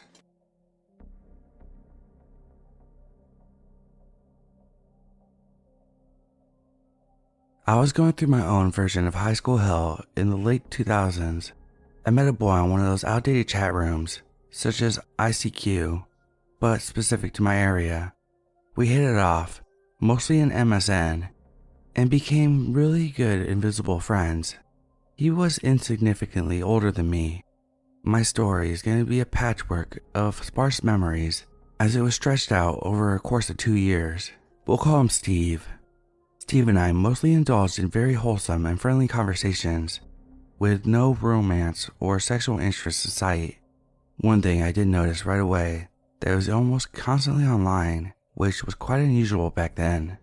A big passion of his was music. Steve had an extensive knowledge of religious hip-hop targeted towards teenagers. He would find an obscure song with very few views on YouTube and send it to me. I was a doom metal kid, but that didn't stop me from enjoying the occasional carefree rap about a high school love or recreational drug abuse. We had spent many nights listening to music and reading lyrics together. All these beautiful moments pushed me closer to him, and he became one of my best friends. I was alienated from the community due to my unusual style and love for metal. Being introverted didn't help either. Anyone who didn't fit the mold in terms of appearance, behavior, or taste was pushed beyond the margin. I had brightly colored hair and wore chucks and a regular black t-shirt, as I was too poor. I also liked making yarn, spike, and chain jewelry. My irrelevancy and disinterest in the popular kids' lives inspired me to look for a new social circle, and that's where Steve stepped in. My best friend at the time was Jane. She was my classmate and a part of the unpopular kids club as well. Jane was ostracized because she lost her virginity at a very young age. People would look at us and ask out loud, "How are you two best friends?" In their defense, we were a walking contrast. She wore pink, leopard print, and flashy shoes, and then there was a random black hole next to her. Our friendship has stood strong against 10 long years, and then we went our separate ways. Anyway, I introduced Jane to Steve, and sparks started flying right away. He was blown away by her beauty, and she loved his goofy personality. In between MSN nudges and prehistoric smiley faces, a new love was born, and witnessing it was beautiful. My greatest comfort in life was coming home after school, turning on my computer, and chatting the evening away with both of them. Somehow, all the yelling in the background faded away and was replaced with laughter of one. Yes, she was in love, and I found my gang, but our infatuation didn't blind us completely. We sensed that something was off, and that we might be talking to a bag of air the whole time. Although we lived in the same part of the world, we weren't exactly roof to roof. Still, he never asked if any of us would be interested in hanging out in person. Steve sent a few pictures of himself. Apparently, he was this unreasonably attractive tanned boy with a six-pack and piercing blue eyes. We didn't only receive his pictures. No, he would tell us a little backstory of every one of them. One pictured him and a teddy bear his girlfriend had gifted him. Jane was dying to talk to Steve on the phone, and he would always come up with the most transparent excuses. I was crossing the street, dropped my phone, and a bus ran over it. Or, I have a terrible voice. He was a singer in a band. He didn't even try to construct a good lie that would make sense in this universe. Still, the entertainment value and the emotional depth we had achieved with this kid kept us chatting. We did have our reservations, but they didn't stop Jane from turning her camera on and flashing him on New Year's Eve. One day, he told us that the blue-eyed gym rat kid was, in fact, not him. We kinda already knew that, but were anxious to see what he would come up with next. Steve sent us a few modeling photos of another guy who looked even more conventionally attractive than the first one. At this point, we were completely sure that we were being catfished, but decided once again to enjoy the ride. My memory is a bit challenged, so I can't say for sure when Jane and I stopped talking to him. He was never rude and not one threat ever came from his fingers, but I still can't tell if our breakup was amicable. It's possible that we were finally spooked by the thought of an older man or a group of people posing online of one innocent, music-loving boy. A few years ago, I was randomly digging through my contacts and found his name. He had a Viber, and when I opened it, I saw that his profile photo was that of an older woman. This is the greatest mystery of my life. Jane and I spent hours guessing who Steve could have been and turning all the disturbing possibilities into a joke. She used to say, "Who knows whom I showed my titties to?" I have a few theories, but one thing I could say for sure is he was not a teenage boy. Thing is, whoever was doing this, their immature way of self-expression was extremely believable. Everything was on point, from Steve's choice of words and music taste to a young man's awkwardness around a girl he liked.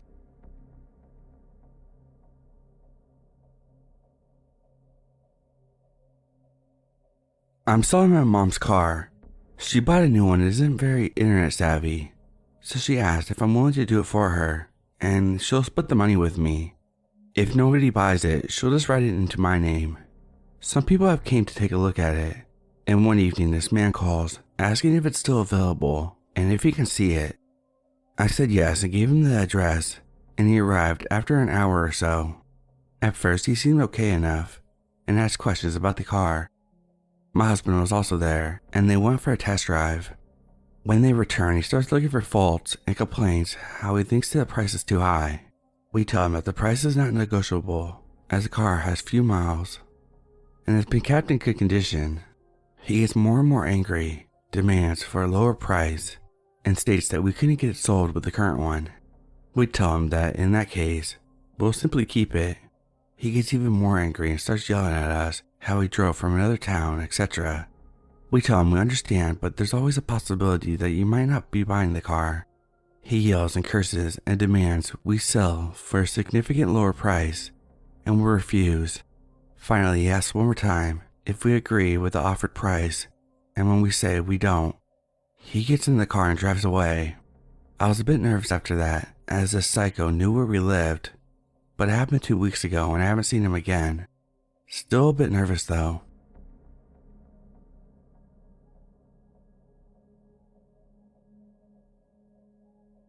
About 7 years ago, right before I met my now husband, I joined a few dating apps.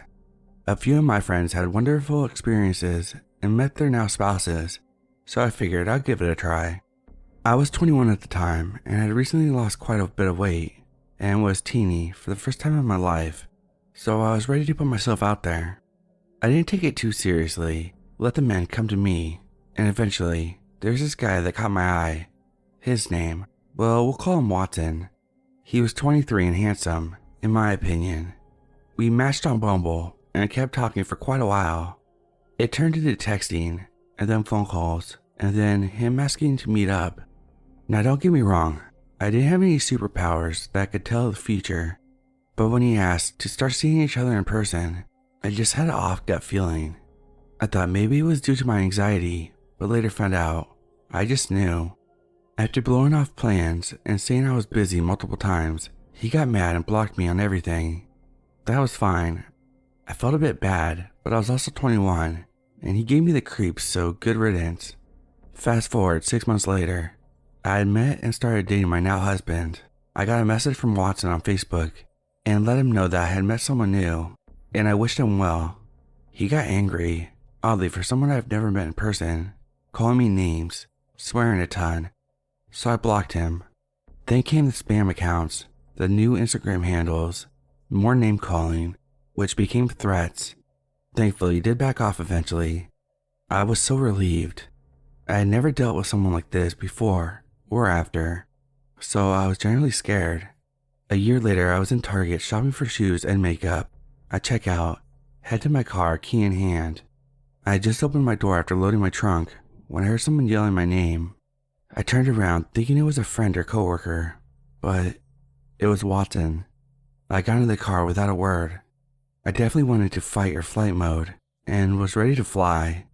The last thing I saw was him standing in the middle of Target parking lot after chasing my car. It's been years and I haven't heard or seen from him, and I hope I never have another creepy encounter.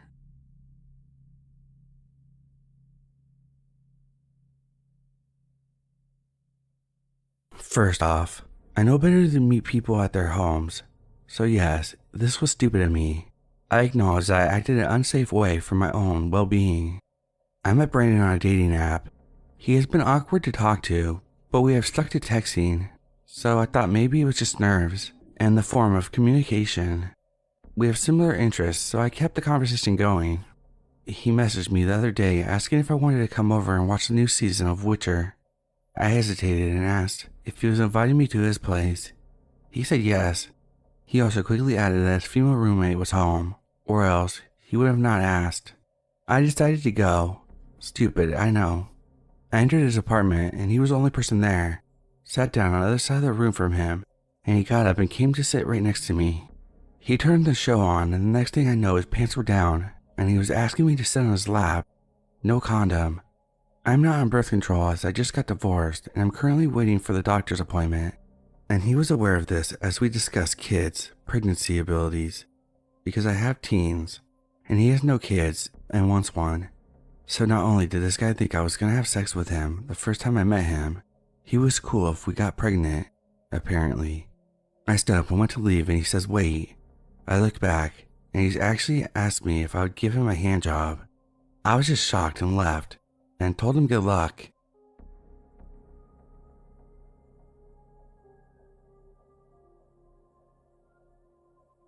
I'm a male in my 30s now.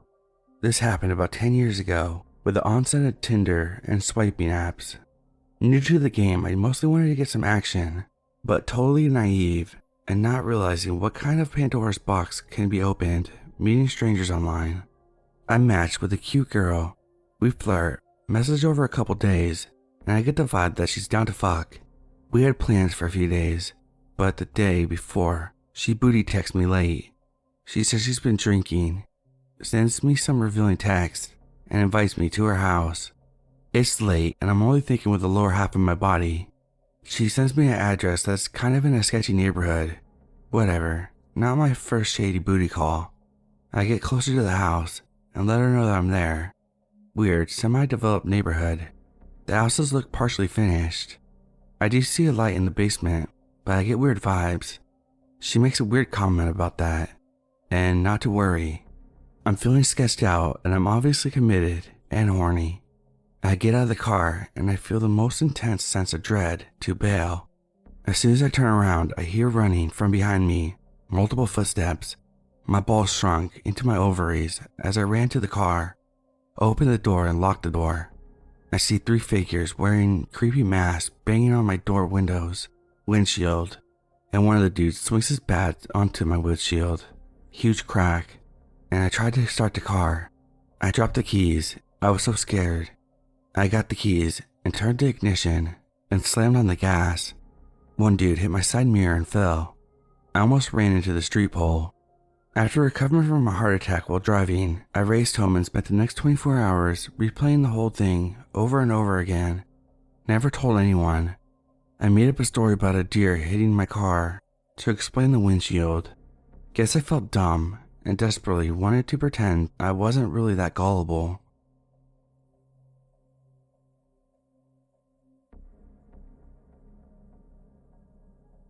I live in a small town, and a few years ago, our local market had taken new owners. They fired all of the employees and completely redid everything, including, obviously, hiring new staff. At the time, I was a regular for around 5 years.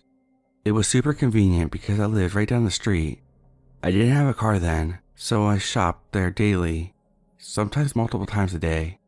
I'd build a rapport with the original owners, elderly, and bantered with the original employees, older locals.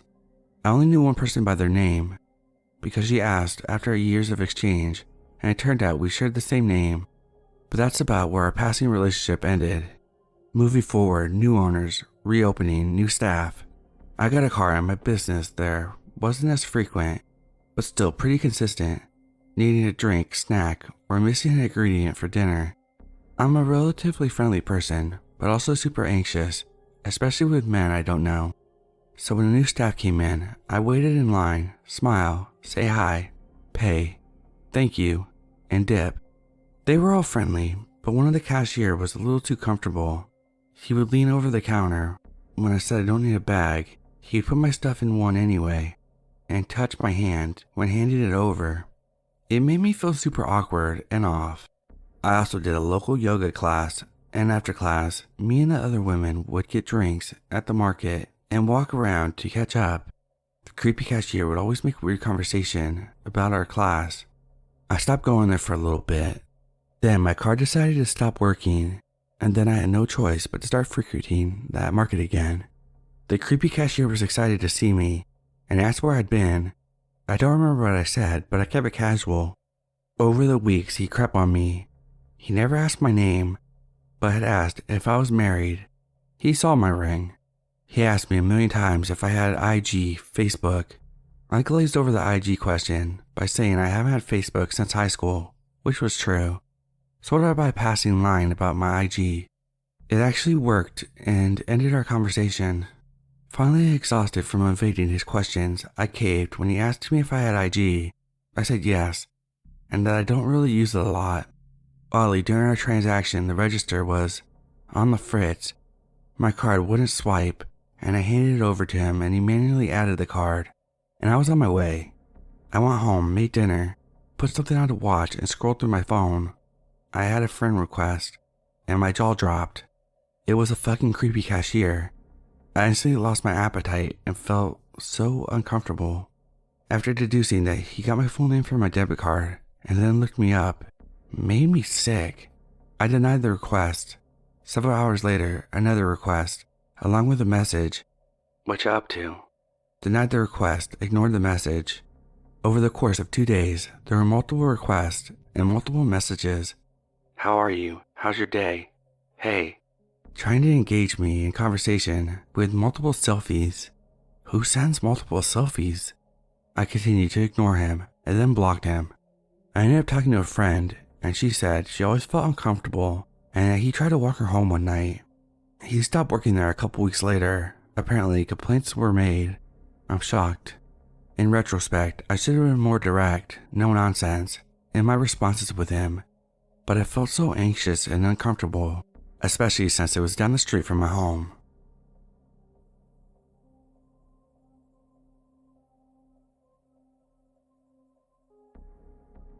So this happened in 2020. I was 11 at the time, turning 12 soon. And this guy, let's call him Oli, slides into my Insta DMs. I ignore him for a while, but then I get curious, so I reply with, "Hi." The message has been pending for months, but he immediately replies asking my name, location, and gender. I was being dumb, so I told him everything except my age. I said I'm 16. He said he was 19, turning 20.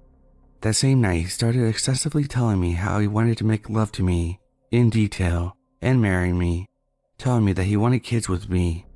Keep in mind he had been talking to me for approximately an hour or two.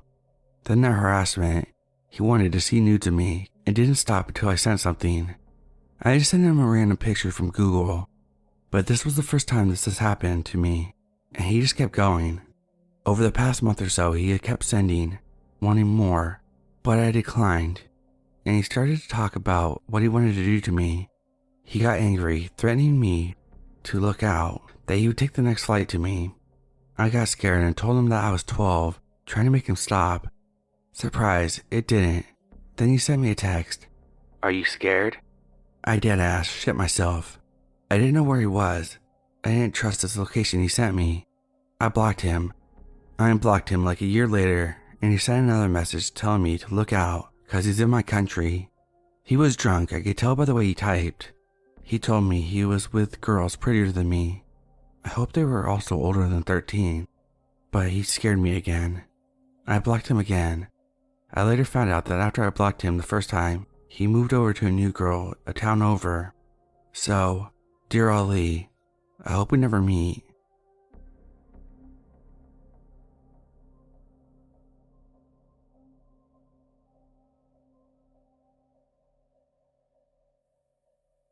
In my early 20s, I landed a receptionist job in a sales office at a manufacturing housing community. It was my first job after working in daycare and the food and drink industry. I was excited. I greeted potential buyers, set up appointments, and staged the spec homes with our stock of furniture and decorations. I worked with one other person in the office who was the salesman. When he was out of the office, I took potential buyers through our spec homes and gathered their information for a follow-up. I was working alone one day when a customer came into the office looking to potentially purchase his first home. I gathered some information from the young man and asked if he would like to look at our spec homes. As we walked down the sidewalk toward a row of spec homes, we chatted about various floor plans and finishes available. I knew the product information and had no trouble confidently answering his questions. He was friendly and reminded me of a classmate from high school that had played offense on the football team. I decided to show him the two home models that best fit his price range and desired floor plan. Since I shared most of the technical information during the first home tour, I gave him some space to freely look around the second home. We walked through the main living room and stopped in the doorway to one of the back bedrooms. He called out, "Hey, what is this back here?" and pointed to the corner of the room that I couldn't see from where I was standing. I knew these floor plans by heart, so I politely answered that it was a closet. In my mind, I was sarcastically thinking, "Really? You don't know what a closet is?" He chuckled and asked again, "No, really, come here. What is this back here?" I could tell from his tone that he was pressuring me to come see for myself. He motioned for me to come closer and take a look. His tone was friendly, but his request didn't make sense, so I paused. And in that split second, something shifted. Maybe it was the energy in the air, the hairs on the back of my neck standing straight up, or the way his eyes changed before me. I suddenly sensed the power dynamic had shifted. I did not feel safe. With all the lightheartedness I could muster, I repeated, "Oh, it's the closet. Excuse me for a moment, I need to check something outside." I quickly made my way to the exit to the sidewalk and outside the house. I had no concrete reason for why I felt the overwhelming need to leave the house immediately. I didn't understand why my body sensed danger.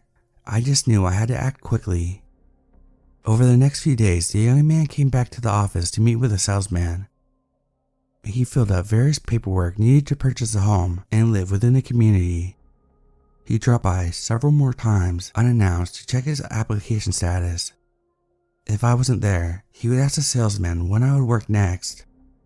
My coworker thought I had a not-so-secret admirer.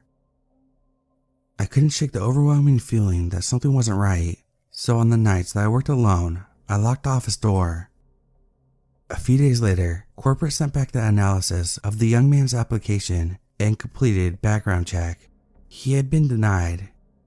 The background check revealed multiple sexual assault convictions, and there it was, crystal clear, undeniable 2020 hindsight. The salesman called the customer right away to let him know that his application had been denied and that we could not do anything further for him. A few days later, the young man decided to come back to the office one more time. When my coworker saw the young man's vehicle turn into the parking lot, he told me to go into the back room of the office where I would be out of sight. And just like the times before, the young man entered the office asking if I was working. This time he was met by a very angry 6-foot salesman with nothing to lose. I had never heard my coworker raise his voice before, but on that day, his voice shook the office walls. Needless to say, the young man never came back, and I wasn't scheduled to work alone nearly as often.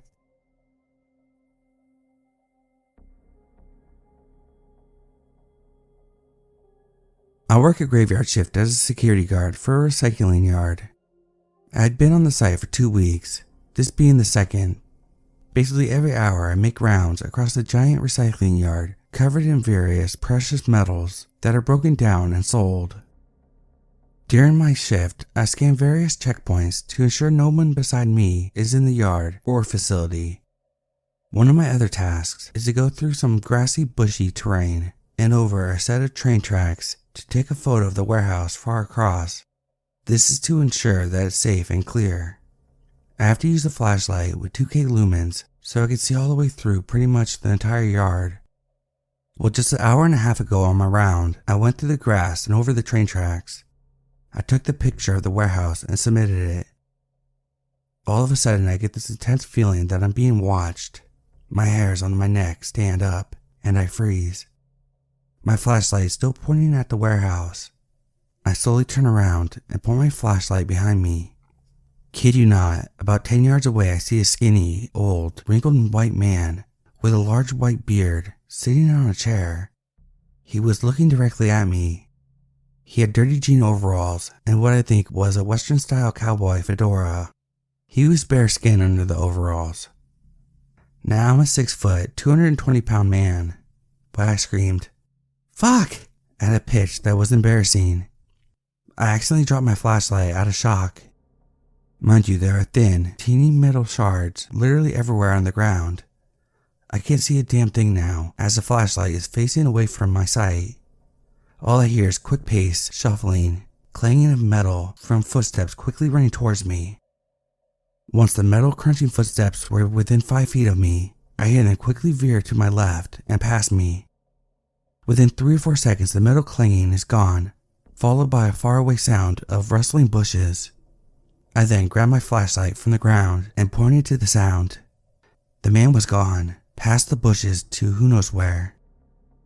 I was shaking from adrenaline and fear. I managed to catch my breath and call several emergency contacts. When they arrived, the old man was long gone. I believe maybe he was just there to watch the active trains move across. I say this because the metal chair was facing the tracks. It's still there. I am now in the office, still terrified and alone. I have to finish my shift tonight and tomorrow do another 11-hour graveyard. I won't quit as I need the money. I just wanted to get this off my chest.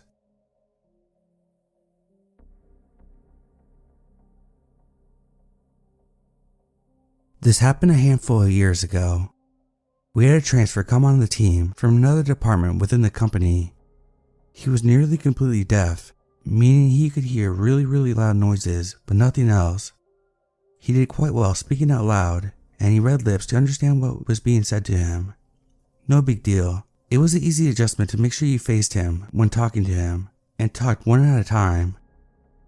He was a decent team member in the beginning, but after a while started making comments to me and the only other female on the team. Things like, "Why haven't you made the coffee yet?" and just other stupid old school jokes that made fun of women. My role gave him instructions on customer requests and needs. He would often not follow my instructions, and I would get calls from customers complaining. Often I had to let him know that he had to go back and fix the work so it matched the original request. Afterwards, he would storm into my office and yell at me, as if his inability to read and follow simple instructions was my fault. I got so tired of it and said, "Do your job right the first time and there wouldn't be complaints." This of course didn't go over well with him. He was angry and very unnerving. I got the feeling that it wasn't going to stop there. In the following weeks, he would intentionally block doorways I would be trying to go through. One time, I was in the other female worker's small office, and he blocked the entire doorway. He stood there and smiled this creepy smile, as if he was saying, "What are you going to do about it?" I refused to touch him to try to pass by him. The other lady kept looking at me like she was beyond uncomfortable too. It was like we read each other's minds, and we kept having our own conversation about something work-related and ignored him. After several minutes, he left. Another time, I had to go to the far back of the warehouse to organize some stuff in the room. I remember going in and thinking, okay, there are 2 cameras, and they could see the main hallway, but not between the shelving units. I had an uneasy feeling that he would come back there. Sure enough, a few minutes later, he came barging into the room and came right at me. I had already been on high alert, so I quickly exited the door in the room and booked it back to where the rest of the team was. I pulled up the security cameras to see if he had a reason to be in there. Sure enough, he paced in the room for a few minutes after I bolted, and then he left. He clearly had no reason to be there that exact moment that I was in there. I shared this with a male coworker friend, and he said that he would go back with me to any of the spaces away from the main team areas. I had to get my work done, but I didn't trust that I could do it without this angry guy finding me.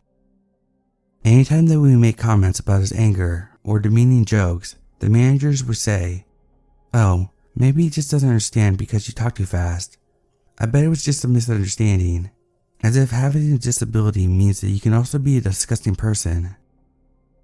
Not too long after that, I heard from another teammate that this angry guy had grabbed a female's upper thigh, literally right above her private area, squeezed and said, "Does this make you uncomfortable?" Then laughed.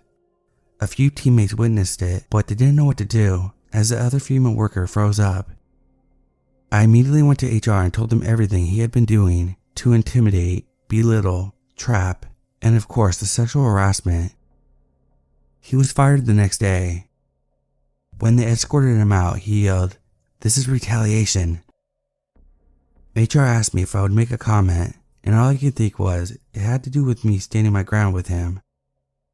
I was so scared that I would see him show up unexpectedly. I told my family what he looked like, his tattoos, the car he drove, anything that would identify him since they never met him. I blocked him from every social media platform too.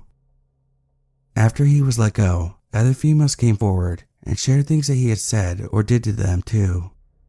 They had told the managers, but they were dismissed because the guy was deaf and he didn't want to deal with the lawsuits. As much as I hate what he did to my coworker, I'm grateful it gave us a final boost to get him fired.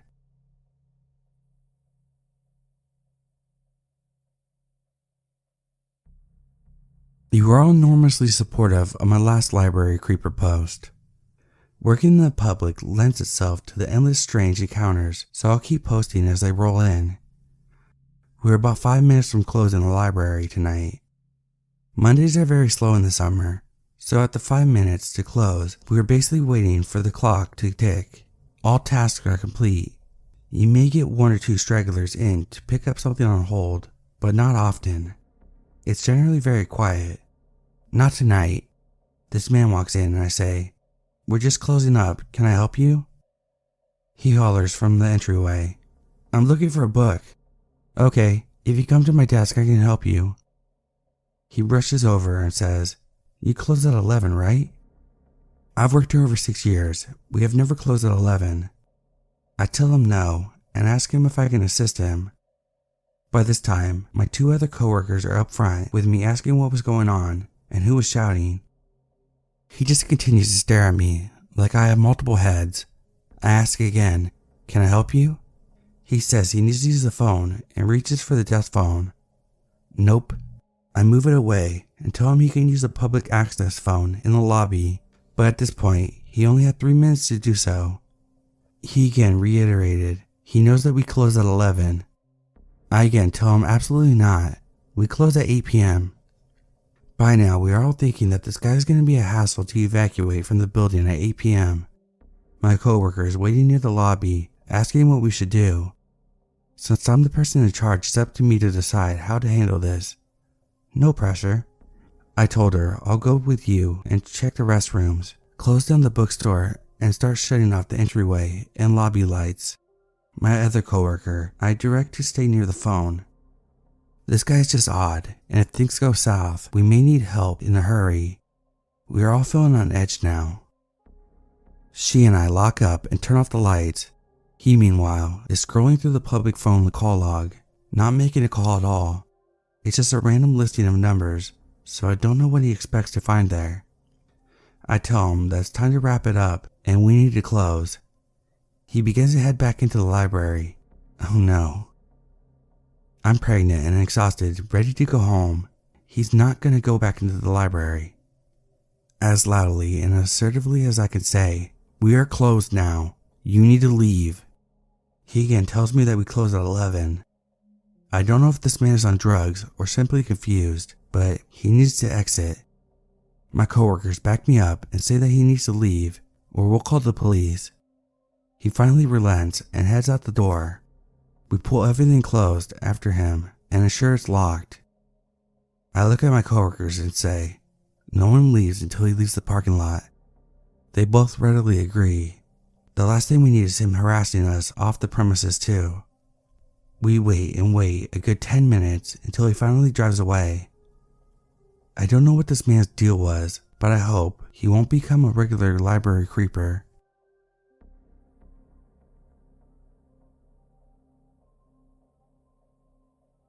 I'm a 25-year-old female. I was probably 22 at the time. I used to work at Starbucks, and there was a regular there. We'll call him John. John was old enough to be my dad, probably in his 60s. I'd see him every day, and we never really even made any small talk. I ended up transferring to a store down the street, and I noticed John started coming in. I thought maybe he just frequent stores in the area, no big deal, until he started bringing me gifts out of nowhere. He gave me his old Bluetooth speaker, perfume, roses, a giant stuffed animal, etc. I hadn't seen John come in for a few days, to my surprise. I'm on a break and someone calls to tell me that he's asking for me. He hands me the straw hat with painted birds all over it and says, "I just got back from Mexico. Saw this hat and it reminded me of you so much. I knew you had to have it." What the fuck? To top the cake, I graduated college while I was working there. John comes in probably a week later with a bunch of pizzas and congratulates me for my victory. I never told him or really made a big deal about it at work. This is a customer who I went from seeing every day for 2 years with minimal contact to absolute off the deep end love bombing coming out of literally thin air. This happened around 2019. I was 21, 22, young, dumb, naive. He would ambush me in front of my coworkers and customers, putting me in an extremely awkward situation. I never kept anything he gave me. I had a coworker who was a struggling single mother who happily accepted everything. Again, it was things like giant stuffed animals, perfume, a speaker, clothes, food, etc. I moved 2 weeks before the pandemic really hit in March 2020 and haven't seen or heard from him since. I'm going to contact a few coworkers who know who he is and see if he still goes there.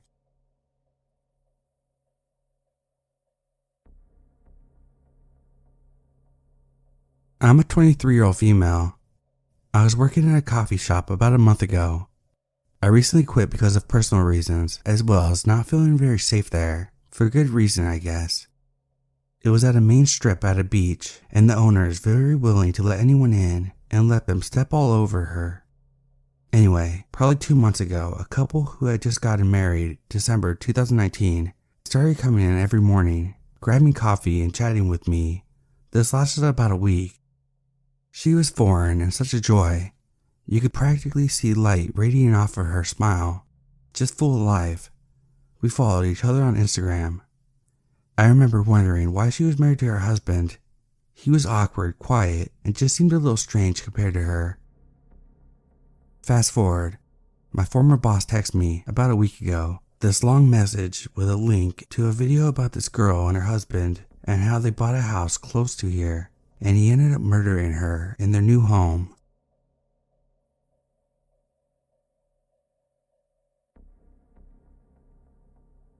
This happened a few years ago and still rattles me when I think about it. For context, I am female and at the time around 25 years old.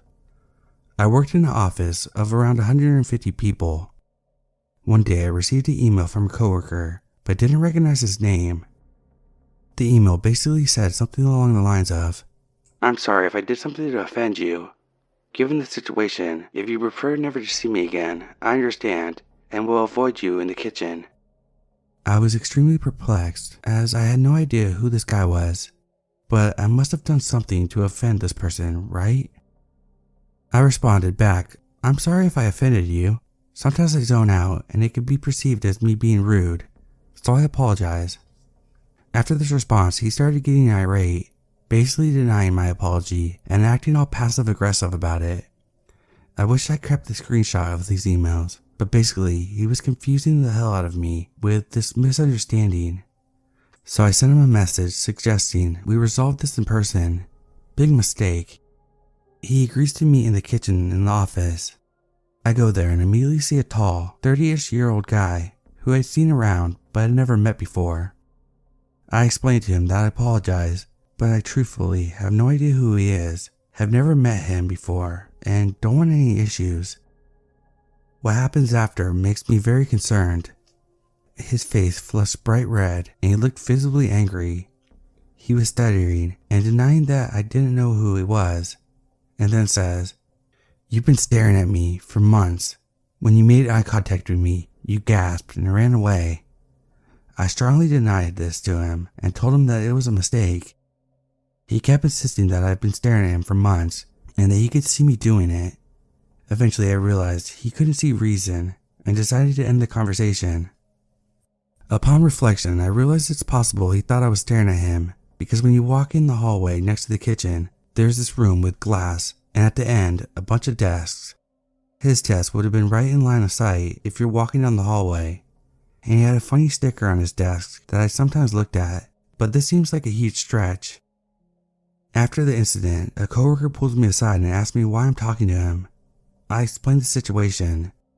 She looked scared and told me last year he appeared in the office in a bathrobe, raving like a madman at people, and for some reason was not fired.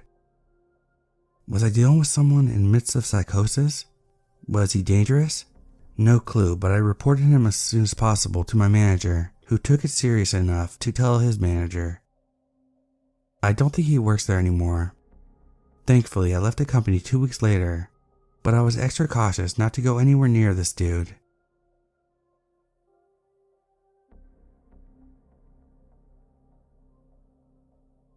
So I'm going to tell you this story of a brief encounter I had with this man called Happy. That's the name he gave me. I'm sure it wasn't his real birth name, but it adds to the creepy ambience of the story. Even though it happened around 9 years ago, sometimes he still crosses my mind, especially on gloomy overcast days in LA, just like the day I met Happy. 2013, I'm working at a cannabis dispensary in Venice Beach, a block away from the boardwalk. A good 35% of my patrons were unhoused people. Occasionally, someone experiencing severe psychosis would try to come in, but if they were screaming or unintelligible, security would not let them in. If they had and presented the holy trinity of medical papers, ID, and cash, they were good to go. We had a compassion program where we would bag up a gram of shake left over from the bottom of jars and give them completely free, 1 person per day, to anyone who asked. Word about this spread quickly on the boardwalk.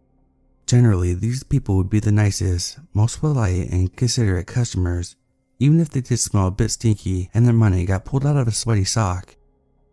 No one working there would bat an eye if someone came in smelling like they slept on the beach for a week next to a bottle of vodka, as long as they just calmly buy their weed and be on their way like any other customer.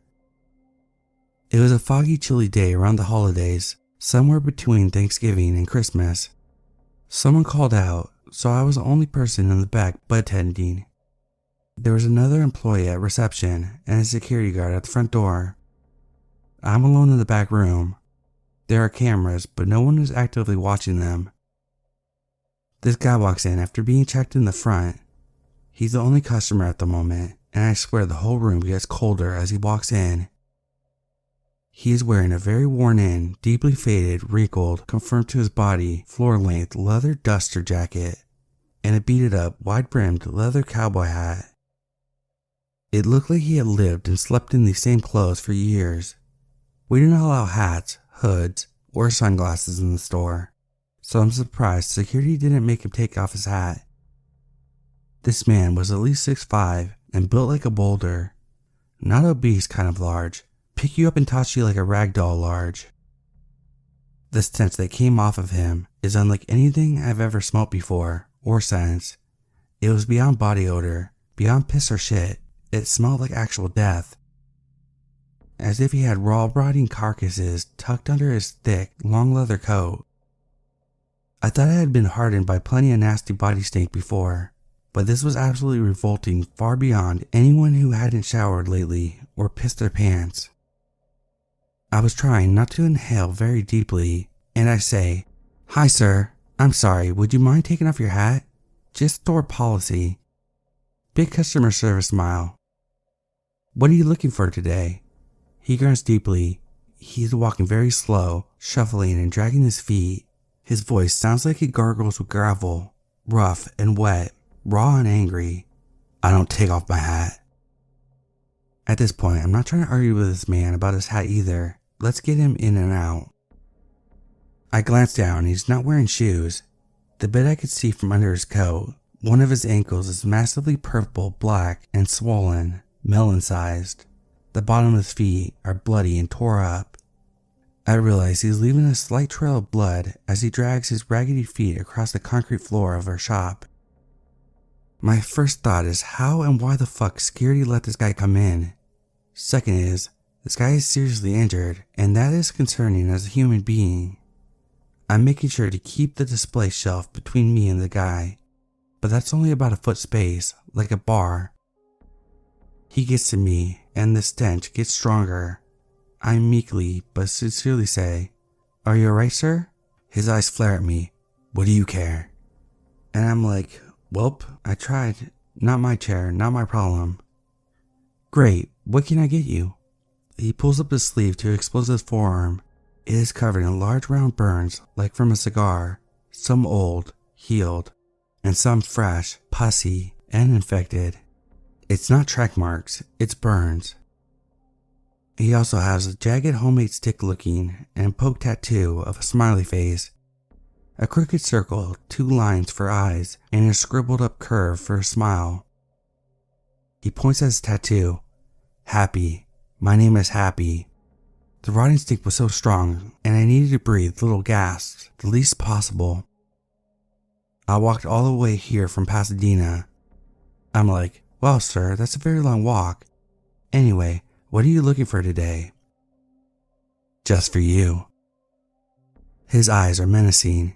He is smeared with a layer of grime, like he lives in the woods dirty.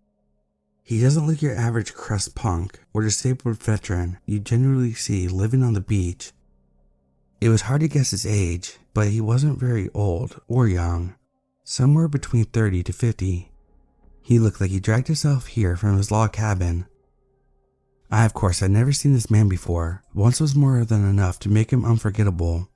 He keeps staring at me as I move far back as I can towards the wall, hopefully out of grasp if he lunged. I would need to walk out from behind the case and around him to get to the security guard. I'm weighing my options. I decide to grab a bunch of compassion grams and then weigh out a 1/8 and mark it down that I would pay for it later. And he's still just leering at me, wheezing heavy, stinky breaths. "We actually have a special today, only for people who walk more than 10 miles to get here. This is all for you, on the house. Thanks for stopping by." He accepts the bag, but continues to stand there and just stare at me. "Thank you, Happy." It worked. He grunts guttural noises that is not a word, and slowly turns and shuffles back towards the door. At the door, he turns back to me and says, "I'll see you later." He finally walks out, leaving plenty of his stench of death behind. Thank Annie and all of the gods I did not see Happy later or ever again. When I asked security why the fuck they let him in, He said that he knows his bloody feet and said, "Hey bro, you good? That looks like it hurts." Happy just stepped up into his face and threatened to choke his ass out, calling him the N-word. And since it was just him and a 22-year-old, 130-pound girl, he was trying not to die tonight and figured hopefully Happy could just get some stuff and leave. He was watching the cameras in the back, ready to call the police and the owners if anything weird happened. Apparently, we had different definitions of weird, but I understood his reaction, and ultimately, we were all fine, just spooked and creeped out, and now needing to clean the blood off the floor with bleach and gloves, and text our boss that he owed us free weed about it. He agreed, and we all lived happily ever after.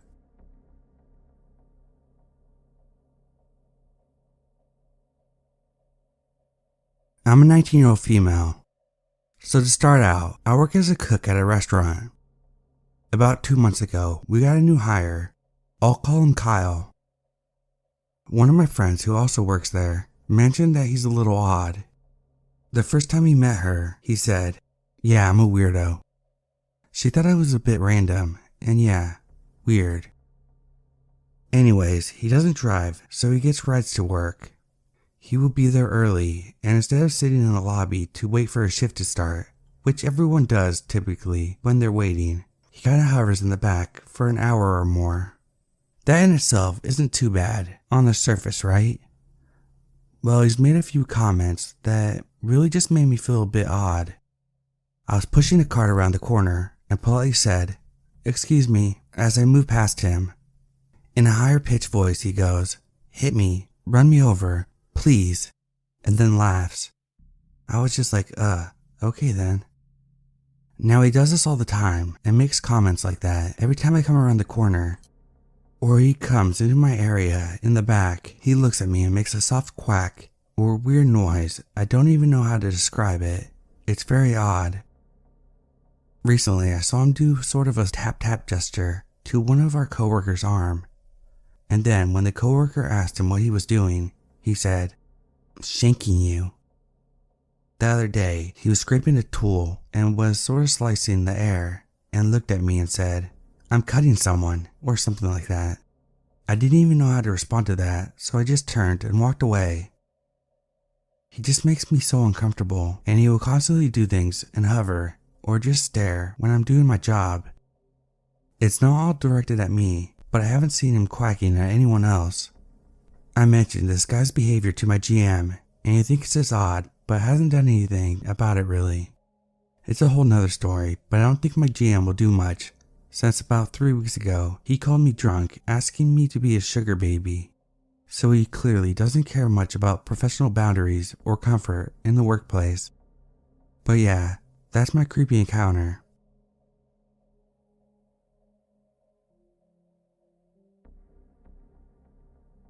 This isn't super creepy or terrifying, and probably, unfortunately, pretty common for most women. But this was my first encounter like this, and it really stuck with me, so I thought I would share. When I was 18 or 19, I worked at a cashier at a grocery store. I was not by any means super attractive.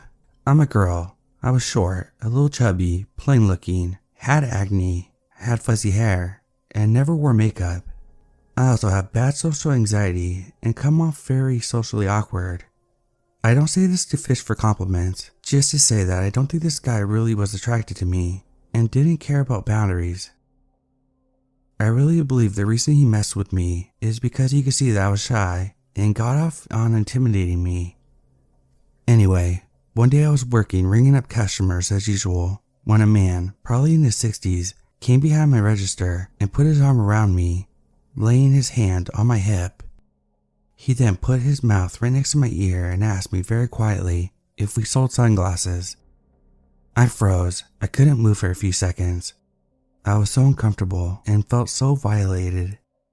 Somehow I was able to call my manager and ask if she knew where the sunglasses were. I was so relieved when she told him to follow her, and he did. I thought that this would be the last I'd seen of him, but unfortunately, it was not. He came in at least 3 more times, always waited in my line, and while he never came behind the register again, he would constantly tell me how beautiful I was and how he loved my hair, or whatever creepy random thing he decided to say that day. Thankfully, I don't work there anymore, and I have not seen him since. Anyway, not the most dramatic story, but at 18 and very socially anxious, it scared me bad. Whoever this guy is, I hope he has a terrible day and maybe steps on a Lego.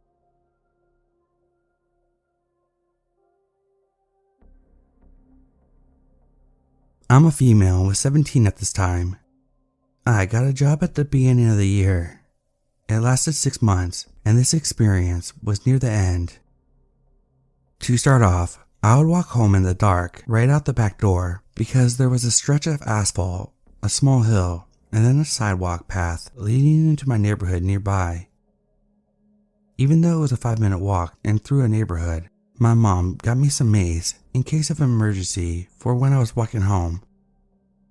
Out the back door, there was a small nook before a small road on the edge. You had to walk forward and to the right to get to the dumpster, and there was a teeny parking lot in the nook to the left. It was closing shift for me and another male coworker. I had a good relationship with him, and we considered ourselves friends. As I got time to take out the trash and clean the place, my coworker started on the dishes while I took out the trash. We had quite a few bags, so I had to take multiple trips. I go out the back door and see a car. I'm really bad with car names, and it was sort of far away, so I'm not sure what kind of car it was, and I think the car was a lighter color. The car was driving very close to the little hill at the end of the asphalt, and as I watched, the car stops and the headlights go off. I think to myself, well, that's not great. Better keep an eye out. I go back inside for the next load of trash, and when I come out, the car has gone from the edge of the road to the furthest parking lot stall to the left, much closer, lights still off. This is when I knew it was not good. So as soon as I finished throwing the bags into the dumpster and I've gotten close to the door, I announced loudly that I'm getting my mace. I grab my mace from my purse inside, and then I go to my coworker and ask if he'll walk me out to the trash because of the creepy car. So we open the back door, my mace in my hand. The car is now nowhere to be seen. I apologize to my coworker and tell him what happened, and he believes me and still helps me out with the trash. When we're done cleaning and ready to go home, he offers to drive me home, and I declined and asked if he'll walk me to the sidewalk, stating that I have my mace for a reason and I will use it if I have to. I get home just fine. After that, I never took out the trash without bringing my mace with me. I even remember warning another female coworker that if she'd taken out the trash, she could borrow my mace. I'm pretty sure me announcing that I'm getting my mace is what saved me.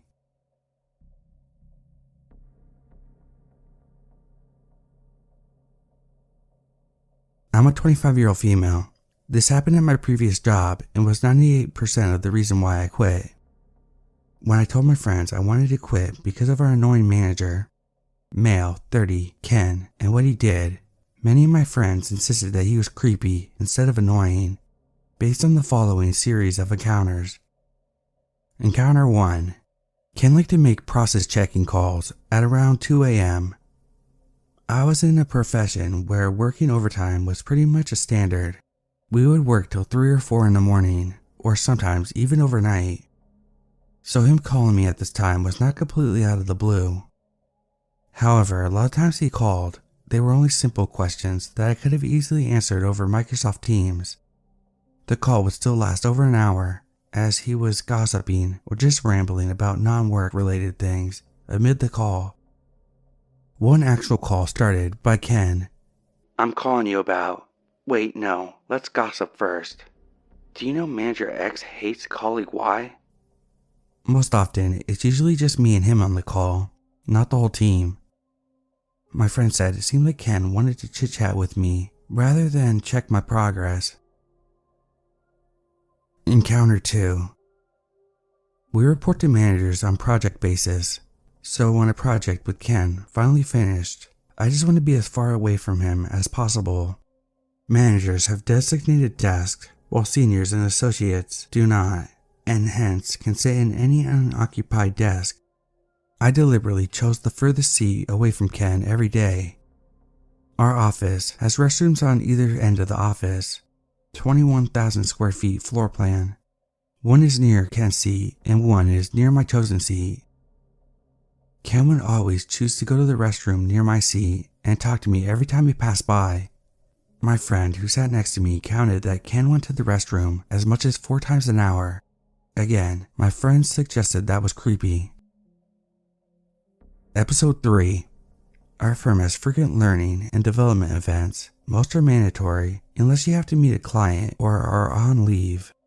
Many times during those events, which I did not attend, my friends would tell me that Ken kept asking where I was. I started to feel as if he was weird at this point. Episode 4. I joined the firm right after graduation while Ken worked in other firms in the same industry before switching here. So naturally, I knew more people in the firm and more people knew me than him. A lot of people told me that Ken struck up conversations with them. He would name drop me, like, "Do you know OP? I know her too." And they all believed it was weird that my name came up in their conversations so often. I sometimes worried that people would think that we had more than a professional relationship because he always name dropped me. Fortunately, they only thought Ken was weird. I'd planned on quitting even before I knew episodes 3 and 4 were happening, so I'm glad I got out of there almost 6 months ago.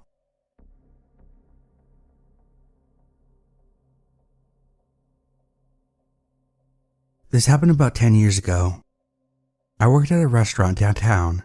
We were open from 6 p.m. to 3 a.m., and our customer base was mainly drunk folks looking for some food. At that point in time, we were the only place open downtown in a college university town. Most nights during the week was locals coming in for food. Weekends were a mix of locals and students. I grew up in this town and spent a lot of time downtown as a teen and young adult. We had a lot of homeless in the town and a lot of mentally ill folks that would hang out downtown. The types of ones screaming to the sky or having breakdown episodes in public, so I was familiar with a lot of them.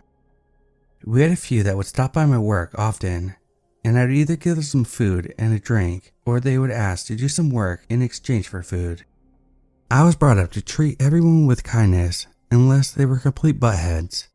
Combine that with being a freak myself, I have a soft spot for anyone that isn't deemed as normal. So needless to say, I was familiar with all of them, either personally or just seeing them around often. Throughout the years, I would often go out of my way to say hello, check up on them, learn their names, etc., just to show them that someone cares, and just seeing them smile and talk for a bit made them feel good and made me happy to know that a simple kind gesture can brighten someone's day. Anyways, weekend customers would come in waves. It was usually dead till around 9 p.m. Then the first batch would come in. Usually ones that went too hard too early at the bars, or shop owners closing for the night and grabbing some late dinner. It would usually start to pick up around midnight to 2 a.m. as bars closed at 2 a.m. and we closed at 3 a.m. or a little bit later. One night this woman comes in. We had a few groups of people standing around waiting for their orders. No seating at this fancy place. I was beside the cash register and I was putting sauces in those little small cup things. I heard the door and instantly I had this weird feeling of dread or something I don't know how to explain. I look up thinking my spidey senses were alerting me of a robbery or something, and I just see this woman walking towards me. She is staring right into my eyes, so intently it felt like she was staring into the back of my skull. I suck at explaining things or over-explaining, so sorry if it sounded dramatic. She was a heavier set woman, was wearing a long black skirt and a crop top thing that was very revealing. She had very dark circles around her eyes, dark colored eyes, and she was sort of bald and had some small patches of long brownish hair. When she walked up to the counter, she smiled at me and said, "Hi," in this weird half-raspy, half-baby voice. Her teeth were very discolored, half missing, some jagged or broken looking. I immediately felt bad for her because there were people staring at her, laughing and whispering. She definitely did not look normal. I didn't recognize her, and she definitely someone I would have noticed around. I just smiled back and tried to act like I wasn't uncomfortable and asked what I could get for her. She asked for a hot dog, didn't even look at the menu. Keep in mind, she's still staring into my skull at this point. I said sure and asked her what topping she would like. She said nothing, she just wanted a hot dog. I'm trying to be nice and friendly, and I'm like, plain, yeah, we can do that, no problem. Should have mentioned it was obvious the restaurant was very bare minimum, as in each order I write on a piece of paper and bring it into the one cook we have in the back. I guess my face going back looked spooked and the cook asked if I was good. I told him it was fine, just a full mooner, which was our code for the weird-ass people we would always get on a full moon. I can't remember if it was a full moon, but we could use that term generally to describe weirdos, which meant get this order out now to the cook. I went back to the front and she's standing in the same spot, but like staring at one of the groups of customers. They had their backs to her and would occasionally turn around to look at her and laugh and whisper stuff. I felt even worse for this lady and kind of felt bad for her staring at the other customers, making them feel uncomfortable or just weirding them out. I asked the lady if she had any plans tonight. She turned around very slowly and said, "No." I said if she wasn't busy, I know a few pubs in the town that have live music going on and she should check it out if it was her thing. She smiled again at me and held the smile. An image I can't get out of my damn head, and she says, "You're my friend." Not like a question, more like a statement. Immediately regretting talking to her again. Didn't even feel bad for her, just uncomfortable and creepy feeling, trumping my other feelings. I nervously said, "Hey, I'm everyone's friend." And luckily at this point the cook came out and brought the food. Another thing we had in this place with our full mooner code so that he could identify the person in case there was any troubles. I gave her a hot dog and told her it's on the house and I hope she had a good night. We don't give free food to any of the full mooners. I can't even say I gave it to her to be nice. I was just very uncomfortable and hoped that she would go. Luckily she did. She took the hot dog, didn't say anything, and just smiled and walked out. I felt instant relief. I also felt like an ass just thinking these things about her when she might have been suffering from a mental illness. The cook commented about her and was equally creeped out. I told him briefly about the weird encounter and he agreed that it was strange. So fast forward a few hours. Typical night, normal shenanigans. It's closing time. The cook and I clean up and I lock up. The cook would typically walk with me about halfway, then go down the street to his house. The streets were basically dead come 3:30ish when we usually left, but if there were still a lot of people, he would walk me all the way home. This night, he was going to sleep at his girlfriend's house, and she lived around the corner in one of the apartments above the shop. I guess he could sense I was feeling weird still from the woman and asked if I wanted to come chill until the morning. I told him no, I was good, and I'm just going to speed walk home. My roommates were still partying anyways, so if there was a problem, I could call them. I really wasn't too worried. It was one person, and she was probably long gone now. We didn't see her outside or around when we took our smoke breaks. Well, I was wrong. I leave and start my journey north of the downtown area. Streets are dead, everything's closed, no one's out, lights are off, dead silence other than a couple of taxis. I got my head down, headphones in, power walking harder than Richard Simmons on a workout video. I had this weird feeling and immediately take my headphones off and look up. In the distance, I could see a silhouette of a person in the middle of the street. I start to slow down and took my phone out. I get closer and realize it's the woman from earlier. I immediately get this fight or flight feeling and I'm like, screw it, and start basically jogging on the sidewalk, getting ready to start running. I didn't take my eyes off of her. She raised her arm and pointed at me and was smiling, that creepy smile. My brain's like, nope. I just start running. Called one of my roommates and told her to start walking towards the downtown now. I ran about 2 blocks before I saw him and started walking and dying inside because I haven't reached Mach 3 turbo speed since I was a little girl, before I discovered the joy of cigarettes. I finally look back and I can't see her. She is out of view. I fill my roommate in on what just happened that night. We grew up together hanging out downtown too, and from my description of her, he said he never seen her around. Next day at work, I was thinking, knowing my luck, she was going to come in again. She didn't. My other roommate was bar hopping that night and waited around for me so we could walk home together. Didn't run into her and never saw the woman again. I described her to the old hippie dude who would frequent downtown and play guitar outside of restaurants. He also said he had never seen a woman like that. So fast forward 10 years and I'm living in a different country. Can't get this woman out of my head. I told a few people throughout the years. Most just agree that she was probably suffering from mental illness. Others have said that she's a witch and bamboozled me for some free food. And one person asked if I was on acid. For the record, no. Figured this was probably a good subreddit for this one.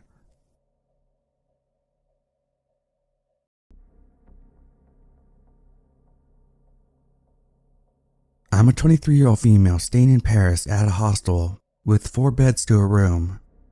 This man introduces himself. He tells me to take these vitamins he had. I kept saying no and he kept being pushy and asking why I'm afraid to take them. I told him I don't need vitamins from him. Later that night, he invites me to go out with him and tells me he'll show me a good time. He offers me a bottle of wine, which I decline. About 10, he heads down to the bar and tells me he'll wait 1 hour for me to come. I planned on going out that night, but not with him obviously. He comes up at 11 and asks me why I didn't come. I told him I wasn't going out that night. After he left, I got ready for the club and headed there. I had a great night and got home around 9 a.m. He was back in the room and was angry for me going out without him, literally yelling at me. Immediately, I go downstairs and request a room change.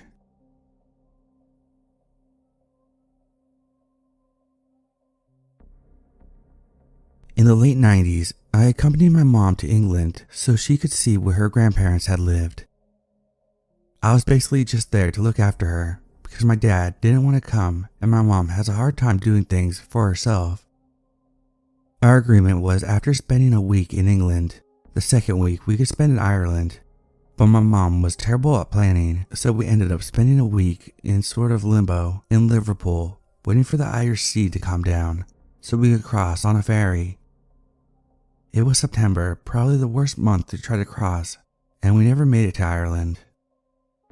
So anyway, for 5 days, I had to try to find places for us to sleep at night because she had made no hotel reservations for the entire 2-week stay, and I was completely unaware of this until we were already in England. I picked a hotel that seemed okay, and my mom paid to sleep in a different room because she had really bad restless leg syndrome and shakes violently at night. It literally keeps everyone up. In the middle of the night, I heard a man yelling in the hallway. He had to have been very intoxicated. He was pounding on doors all the way down the hall and hitting the walls. Being a punk-ass kid I was, I made the mistake of acknowledging his rage by telling him to shut up. This enraged him. He started beating on my door, screaming that he was going to kill me. He tried the doorknob and thank God those doors have automatic locks.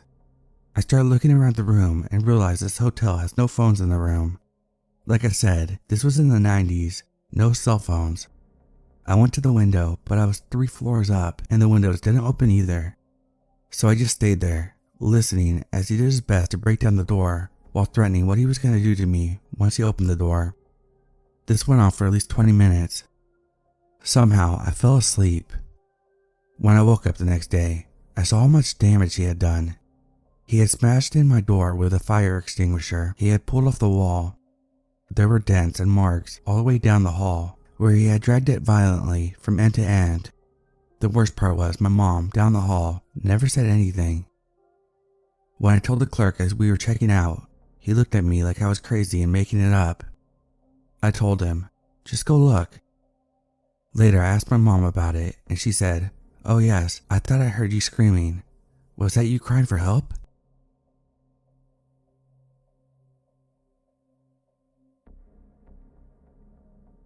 It was April 2008. I was 20 and living in Denver for a year-long work contract with a nonprofit in Boulder. My girlfriend, now wife, and my best friend Tim drove to Colorado from our home state to visit me for my 21st birthday. The nonprofit I was working for housed the workers in dorm rooms, and drinking was not allowed on site, nor were visitors allowed to stay overnight. So I booked a hotel room in downtown Denver for the weekend where we could drink in honor of my 21st. The hotel was big, very nice, and in a safe central area of the city. So nice, in fact, that it was the same hotel that most of the politicians would stay later during the DNC convention of '08 that took place in Denver later that summer. My wife and Tim arrived Saturday morning, and we all met at the hotel. The day was fantastic. We drank across the city most of the day. By about 1 a.m., we got back to the hotel. The room was typical, with 2 queen beds. Bed 1 was close to the big window looking out across the city. Bed 2 was pushed up against the wall with a door that opened to the bathroom. You couldn't see the door or entryway to our room unless you were at the foot of bed 1. We drank more and chatted in the room until about 4 a.m. My wife was laying on the head of bed 2, flipping through the TV. Tim and I were seated at the foot of bed 1, staring at the window as we talked. As we talked, we heard some movement and the sound of the door opening. Without looking away from the window, I assumed that my wife was getting up to use the bathroom. A few minutes passed by, and I thought I heard some movement again, so I finally turned back to look around. I saw my wife still lounging in bed 2, as she had been. "Did you get up a few minutes ago to use the bathroom?" I asked her. "No," she replied. "I thought I heard a door," I said back to her, with her just looking confused back at me. "Yeah, I heard it too," Tim said, breaking his own gaze from the window. It was then I started to run cold and sobered up pretty quickly. Very softly, I heard Tim say, I think there's someone in our room." I lurched forward from the foot of the bed to look at the pitch black entryway. I could barely make it out, and I wanted to believe I wasn't seeing it. But there's a man dressed in all black with a black baseball cap pressed into a 90-degree corner of the entryway where the room and wall met. Absolute silence fell in the room, and it felt like hours passed as I started to panic in my mind like no way I ever have in my entire life. We knew that we weren't alone and hadn't been for a while, and he knew we had spotted him. Eventually, Tim got the courage to meekly speak in the direction of the entryway and said, "Hey man, is there something we can help you with?" Another period of silence that felt like an eternity went by. He slumped off the edge of the wall a little bit into the light and made eye contact with Tim and I. We all just stared at each other. Then eventually he spoke up and said, "Is this room 1709? "No man, it's not," Tim said, stroking his beard nervously. He stared at us a while longer, raising his eyebrows and shaking his head. He turned around and left. We then erupted into a million curse words and paced around the room. I called the front desk. They told me that he was drunk and they found him in the stairwell, directing him back to the right room. Minutes later, Tim called the front desk and they told him that he wasn't a guest. He was apprehended in the stairwell and taken into police custody. Then a while later, they told my wife that he had disappeared and they had no idea who he was or what he was doing. They told her that there wasn't even a room 1709 in the hotel. We got 3 different stories from them. We still have no idea what that was about or how he managed to get a keycard to our room. We were sure that the door was closed. It was easily the most terrifying moment of my life. Always use a latch in your hotel rooms. We got the stay refunded and about $200 in credit for the food from the hotel. We should have sued, but we were young and dumb.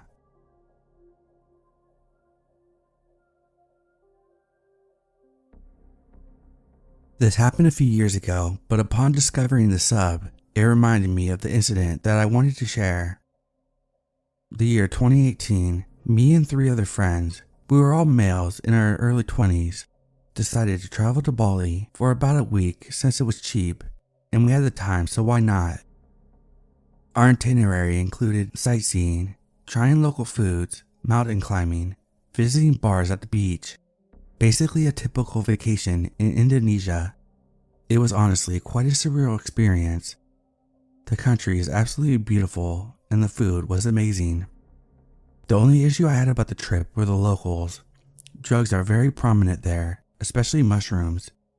The streets were filled with druggies dying to sell you drugs. I'm not exaggerating when I say this. One dude even grabbed my arm because I ignored his 2-for-1 deal for a one-way trip to meet Jesus. I shrugged him off while my friends laughed it off, suggesting that I may be passing up a chance to meet our Lord and Savior. He looked rabid and frantic, like he was about to pounce onto me like a dog diagnosed with rabies. I didn't feel too afraid as we were confident that we would handle them since half of them were not even sober. However, that is only the tip of the iceberg. The horror starts when we went back to our Airbnb for the night. We had an early day the next morning and we were exhausted. The place was extremely cheap and it didn't even have the proper looking mechanisms for the door. It had 2 wooden doors which swung inwards, and the only way to lock them was to wedge a wooden block through the holes mounted on the door. It was quite a primitive lock, but it gets the job done, I guess. Everything was going well until the last night of our trip when we realized that the wooden block was missing. We looked everywhere for it, but to no avail. I just figured that one of us must have misplaced it somewhere. We settled for using a selfie stick instead, since we did not have anything that would fit the holes to wedge the door closed. We turned in for the night, since we had already stayed there for 6 days with no issue. I woke up to a strange clicking sound in the dead of night. I got out of my bed and thought maybe it was one of the guys, so I nonchalantly approached the noise. My friends were all asleep, so I decided to investigate the cause of the noise. The ruckus seemed to be coming from the door, so I headed towards them, feeling extremely confused. Who could be at our doorstep at this time of night? I noticed the doors were slightly opened and the selfie stick was horribly deformed. I peeked outside and saw 3 people staring through the gap between the doors. They were really close to the entrance and were attempting to push open the door. I yelled at them, questioning their intentions as I noticed one of them was holding the wooden block. I was shocked and puzzled at the situation as I recognized one of them. He did the overall cleaning for the Airbnbs and pathways during the day, so there was no reason that he would be there at 3 a.m. The other dude asked if the wooden block belonged to us, as they allegedly found it on the curb outside our B&B. I definitely smelled bullshit, as there was absolutely no reason to do that at 3 a.m. I called for my guys, and the 3 men immediately ran for it. I clued in the guys on the circumstances, and we stayed up until the morning in case they tried anything funny. We decided to report to reception about the employee, but the description I gave them were not synonymous with theirs. They told me that the housekeepers that they hired consist of only females in their 30s or 40s. This sent shivers down our spine as we realized we had let a complete imposter in and out of our rooms while we were out. Luckily, nothing important was lost and we got out of the situation safely. I can't imagine what would have happened if I didn't wake up that fateful night as those doors were close to being opened. I was just grateful that that was our last night there.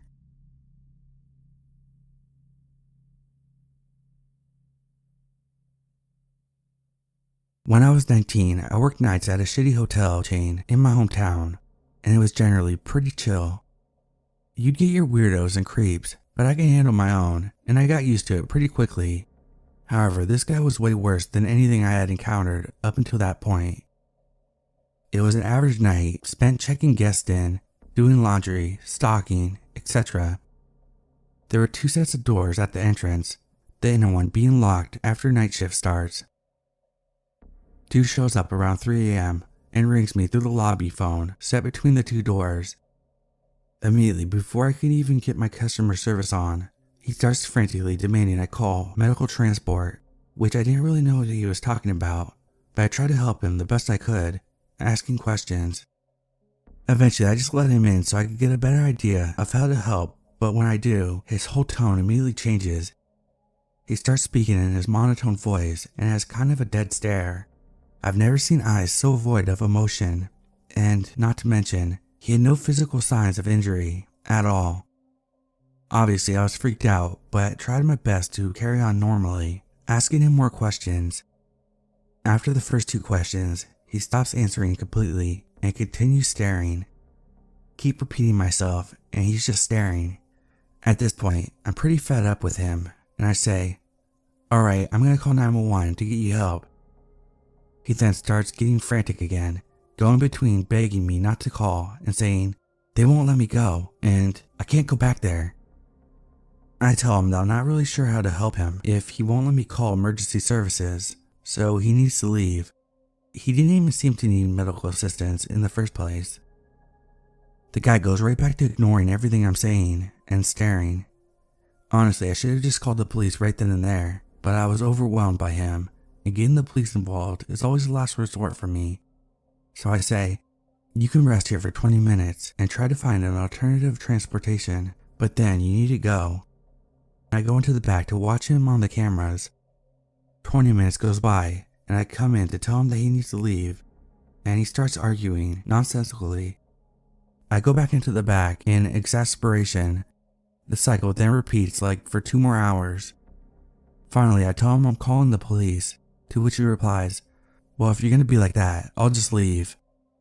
Shit was comical at this point. I'm like, "Please do, I've wanted that the whole time." I was done with him, so I was basically yelling. He finally leaves. I did call the cops and reported him too. The freakiest part was, while I was telling my boyfriend about this guy, he recognized him from the description of his creepy ass stare and pulls up his mugshot with charges for rape, aggravated sexual assault, and a bunch of other shit. My then boyfriend worked at a homeless shelter for some years and had seen this guy from time to time. After that, I felt so lucky that he was just a weird, creepy annoyance for me. Who knows what would have gone down in different circumstances. Creepy hotel guy, let's not meet.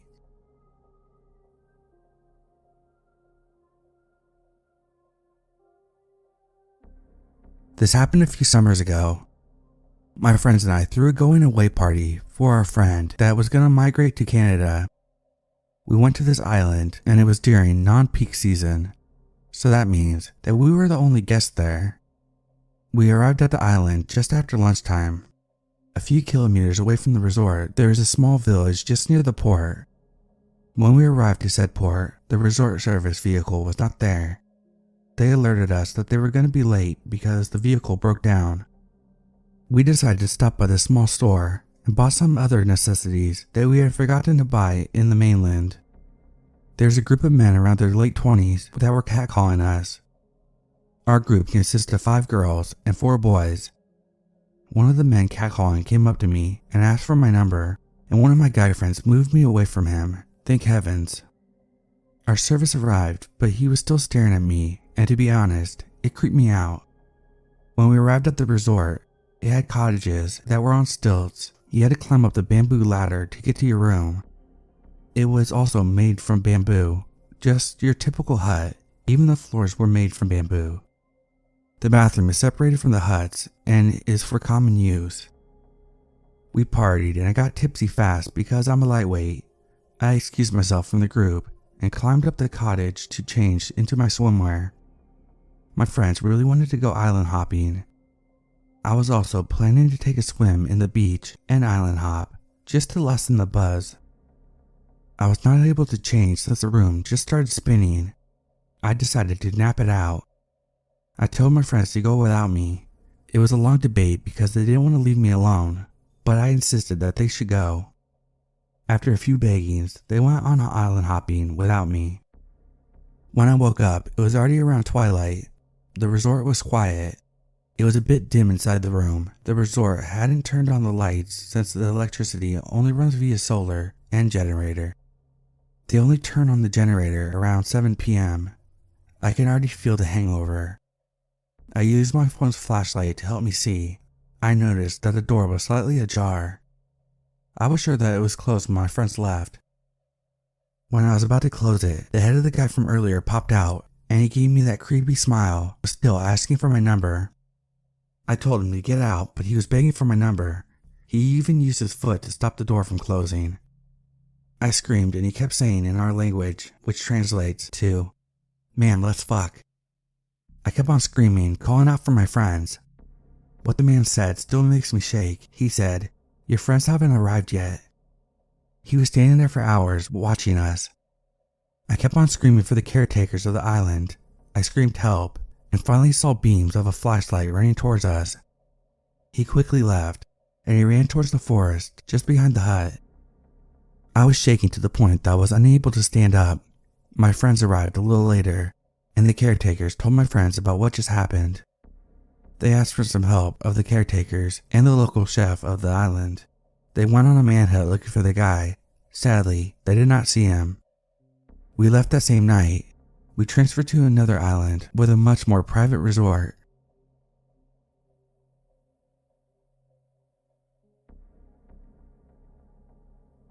Several years ago, while on a business trip, I checked into a nondescript hotel that was kind of eerie. The lobby's dim lighting and worn-out carpet hinted at a place long past its prime. Upon entering the elevator to reach my assigned floor, I noticed a man standing in the corner. He appeared disheveled, his clothes wrinkled and stained, his eyes hidden behind thick-rimmed glasses. Darted around the small space, avoiding any form of eye contact. An unsettling feeling washed over me, but I brushed it off as a mere reflection of my own fatigue. Later that evening, as I returned to my room after a long day of meetings, I encountered the same man lingering in the hallway. His presence sent a shiver down my spine, as if he was a specter, always lurking just out of my sight. My unease intensified when he turned his gaze towards me, revealing a hollow stare that seemed to penetrate my soul. Over the course of my stay, the unnerving encounters with this mysterious guest continued. I would catch glimpses of him in my hotel common areas, always alone, always observing his surroundings. It was as if he had no purpose for being there, no agenda other than to sow fear and unease in those unfortunate enough to cross his path.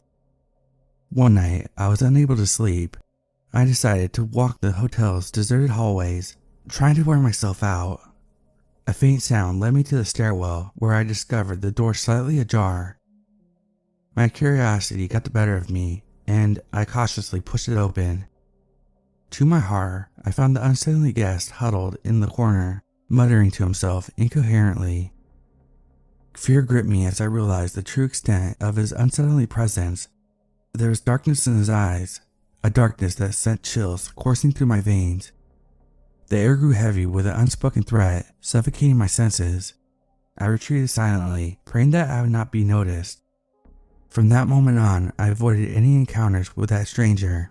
I took precautions to ensure my safety, always mindful of his lingering presence within the confines of the hotel. Every creaking floorboard, every fleeting shadow became a source of terror and a reminder that danger lurked just around the corner. When my business trip came to an end, I hurriedly checked out of our hotel, my relief palpable as I stepped into the outside world. The memory of the unsettling guest, his haunting presence, and the unspoken threat he carried retained etched in my mind as a reminder of the dangers behind the doors of a seemingly innocent place. Always trust your gut and be wary of your surroundings.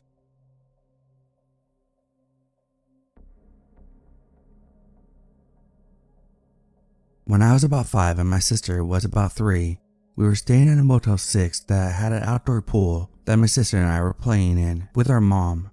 My dad was, and still is, a preacher, and he was busy at one of the tables outside working on a sermon. A man at the pool noticed the Bible and used it as an opportunity to ask my dad for counsel. My dad said he would be happy to sit and talk with him. Not too long before that, my mom was getting my sister and I out of the pool and was going to take us up to the room to get bathed and cleaned up for dinner. The man was like, "Well, I'm not comfortable talking out here. Let's go to your room." My dad was like, "Sorry, but no, that's not an option." The guy was like, "You're a pastor. It's your responsibility to make me feel at ease so I can do some real healing." My dad was like, "Again, not possible, but I can meet you at the cafe and I'll buy you a cup of coffee and we can have a good talk." The man started getting frustrated and pushy and saying that the only way he was comfortable talking with my dad was in my dad's room. My dad said, "Sorry, good luck to you. It's not going to happen." Eventually the guy got up and left, but my dad said he was pretty sure that this man was trying to get in our room to do very bad things to our family. We left shortly after that.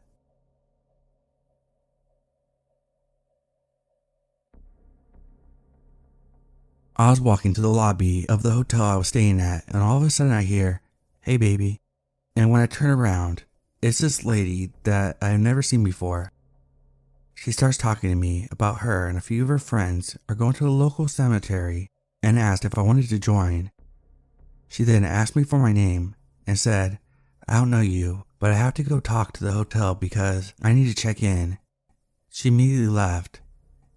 I live part-time in a tourist town, so I'm used to people asking me about directions, things to do, and places to eat, but this encounter set me on edge. Did this lady have ill intentions, or am I just paranoid?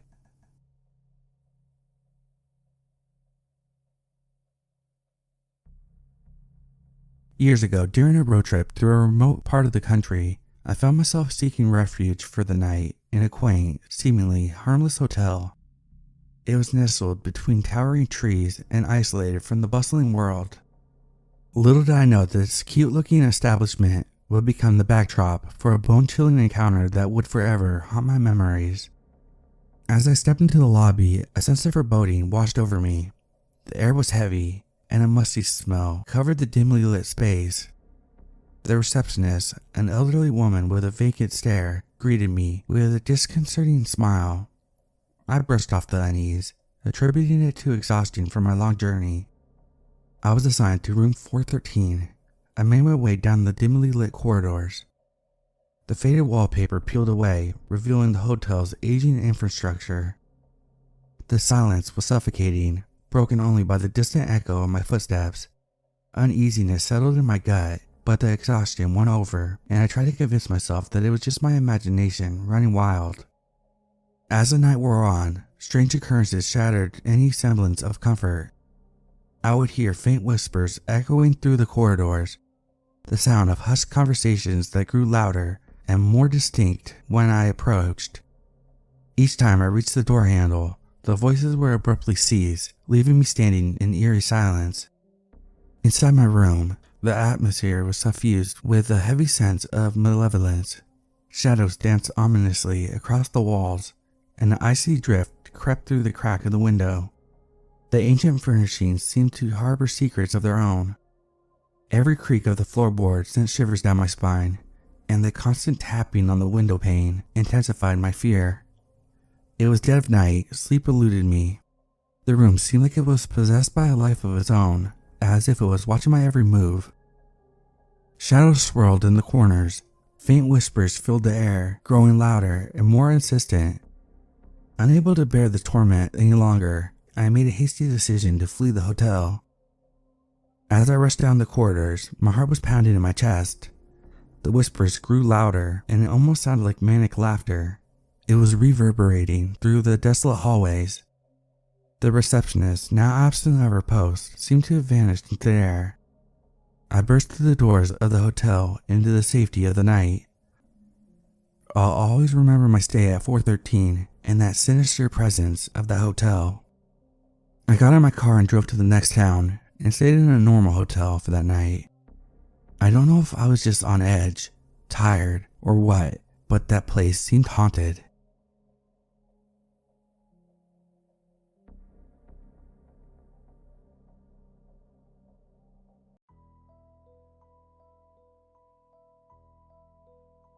In 2010, I was driving from New Orleans, Louisiana, to Eugene, Oregon.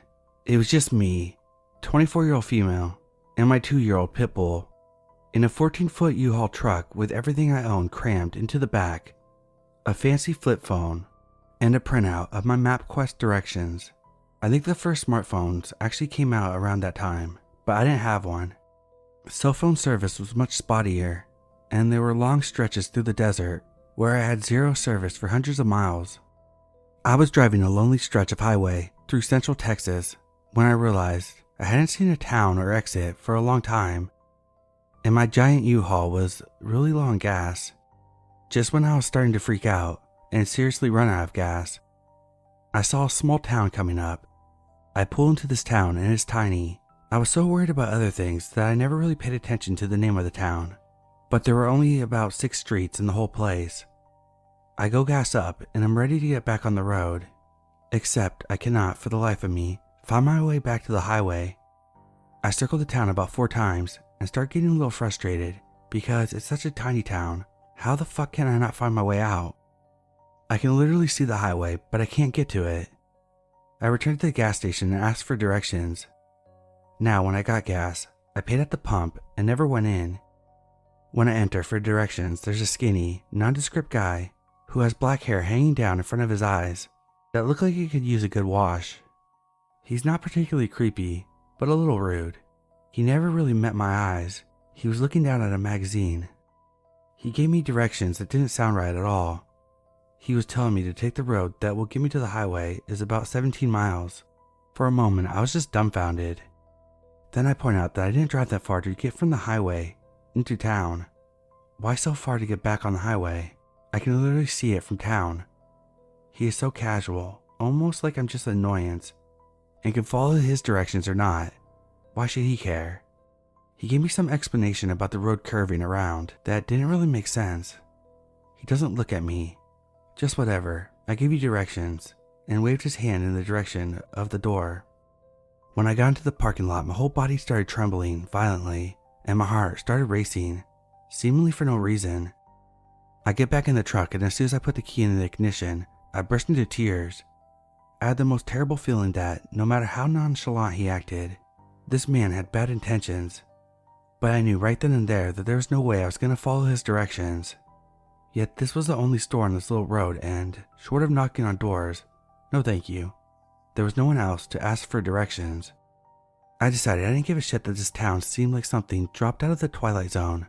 I was going to drive around until I found my way out, even if it took me all damn night. Then a red beater of a pickup, as much rust as metal, pulls up and disgorges the quintessential Texas man. Huge, husky, and in a flannel and work boots. Without even thinking about it, I jumped out of the truck and approached him quickly yet wary. Looking into his eyes, I saw a kind human being, or at least I was hoping I did. I asked him if he could please give me directions to the highway.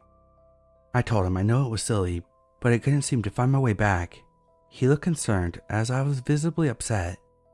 So he made me laugh and very cheerfully gave me the directions for a hairpin curve turnoff right at the end of the small concrete tunnel I'd passed several times. He said it often confused travelers because it was so hard to see, and that they needed to put up signs. With a sinking feeling in my stomach, I asked him how far in miles was it back to the highway. He laughed and gave me a funny look. Miles, miss? I'd say about a quarter mile at the most. You could see the highway from right here. At this point, I couldn't help it. I had to know. What happens if I drive 17 miles that way? I gave him the directions the man in the store gave me. Texas looked at me very intently and asked me how I knew about that route. It was pretty far out and usually only locals knew about it, so I told him. He was quiet for a few minutes and asked what the attendant looked like and if I had a map of the state. No, just MapQuest, which wasn't helpful in this situation. He goes into his truck and grabs a raggedy local map from his glove box. Spreading it out for me, he traces the route I describe, the way the man from the gas station had told me to go, led away from the town, away from the interstate, and led seemingly in the middle of nowhere. The man told me that the road did go about 17 miles, right before it dead ended in the desert. I asked him what was out there, and he told me that it was nothing but some junk cars and a few trailers and mobile homes, all owned by the same family. The family was known locally as troublemakers, meth heads, and alcoholics, and these were the nice things townspeople had to say about them. And the clerk that I talked to before was part of that family who lived down that road. I'll never forget the look in the Texas man's eyes as he told me this. He also told me that I was smart to listen to my instincts and told me to be careful traveling out there. I don't know if the man from the gas station wanted what was in the back of my U-Haul or what was in the driver's seat, but thankfully, I didn't have to find out. Oh, and I learned that sometimes angels look like Texans with scruffy faces and rusty pickups. Thank you, random Texas stranger. You saved my ass, and I'll always remember you with tons of love. Sorry I didn't ask your name. You're forever Texas to me now.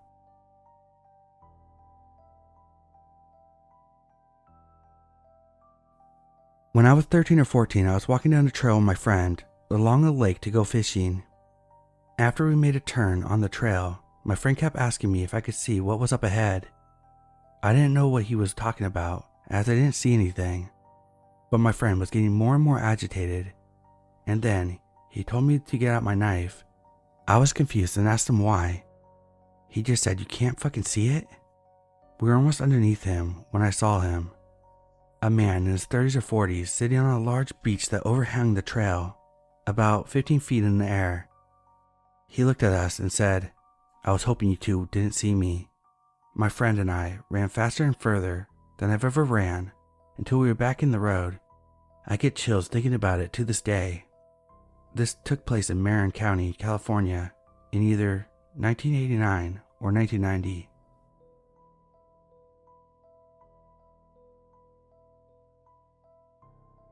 I'm an 18-year-old female. Last year, I was living in a very rural town in the middle of the mountains. Most small western towns only have one road that goes into the big city. Our road in particular was about 50 miles of empty highway, surrounded only by cliffs, fields, and the occasional farm. At the very entrance to this road, once you enter the city, is a huge truck stop, gas station, that was always packed. My mom and I were headed back home after a midnight showing of whatever movie we had decided to see. As per usual, we stopped to fill up on gas and get a drink for the long drive. As we were leaving, I vaguely noticed a dingy, older Jeep pull out at the same time we did, but of course, I didn't take much notice of it. It wasn't weird that someone would be leaving at the same time as us. As we started down the pitch-black road, the Jeep kept a steady pace behind us. Again, not weird, until it came flying up past us before disappearing behind a hill. My mom and I just scoffed. We were going 60, but when people knew the roads well, they would often drive them close to 100, even at night. Eventually, we came up to the Jeep from before. It was pulled over, but the back half of the vehicle was in the road, and what was clearly a man's arm waving out the window, gesturing for us to pull over. Of course, we passed it. The man flies past us once more and pulls over again. He does this once more, and my mom and I began to get very nervous. After passing him the third time, he flies up behind us, tailgating us. He was driving so close that we couldn't even see his headlights in our rearview mirror, and he was honking his horn every so often, waving his arms for us to pull over. He carries on with this for about 30 minutes. My mom and I are terrified. She's white-knuckling the wheel. I'm holding a pocket knife to make myself feel better. I swore at my own mom for the first time that night, begging her, "Don't you fucking dare pull over." If you've ever seen that movie Rest Stop, this is all that was going through my mind. The road was a dead zone for service, so we couldn't call the police or anyone. The picture of us dead or worse on the side of the empty road was the only thing I could think about. But as soon as it had started, it ended. The man slammed on his brakes, turned around, and went back. The ride home was silent, and I ended up sleeping in my mom's room, out of fear. The next morning we had a discussion, and came to the conclusion that he had seen two lone women traveling at night, and thought we would be easy pickings, which he would have been right. Some people suggested that he had seen us drop money or a receipt at the gas station, and wanted to be a good Samaritan. I think that's ridiculous. Nobody following two women home in such an aggressive manner has good intentions. We moved out of town a few months later, for unrelated reasons, but just before we did, the same car was reported following a group of 4 men on their way to work, so maybe he just likes to scare people. Either way, that night was easily one of the scariest of my life.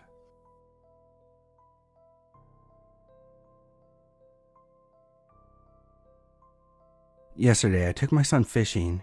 He wanted to go to a nearby lake that we haven't been to in quite a while. It's not known to be a great area. For some background, the last time we went about a year ago, a car drove by and screamed, "Nice ass," at me while I stood there with my young son. This kind of garbage behavior is unfortunately expected in this area. It is known as a late night hookup spot, as well as a late night drug deal location. Due to the lake's reputation, I had made a deal with my dad that I wouldn't stay there past 4 p.m. without him. Onto the story.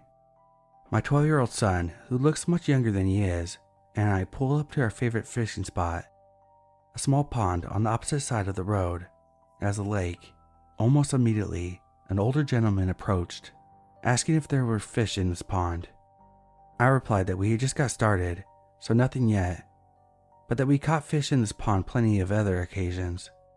He thanked us for the information and returned to his spot on the other side of the road. About 15 minutes later, a younger man approaches the older man with a dog.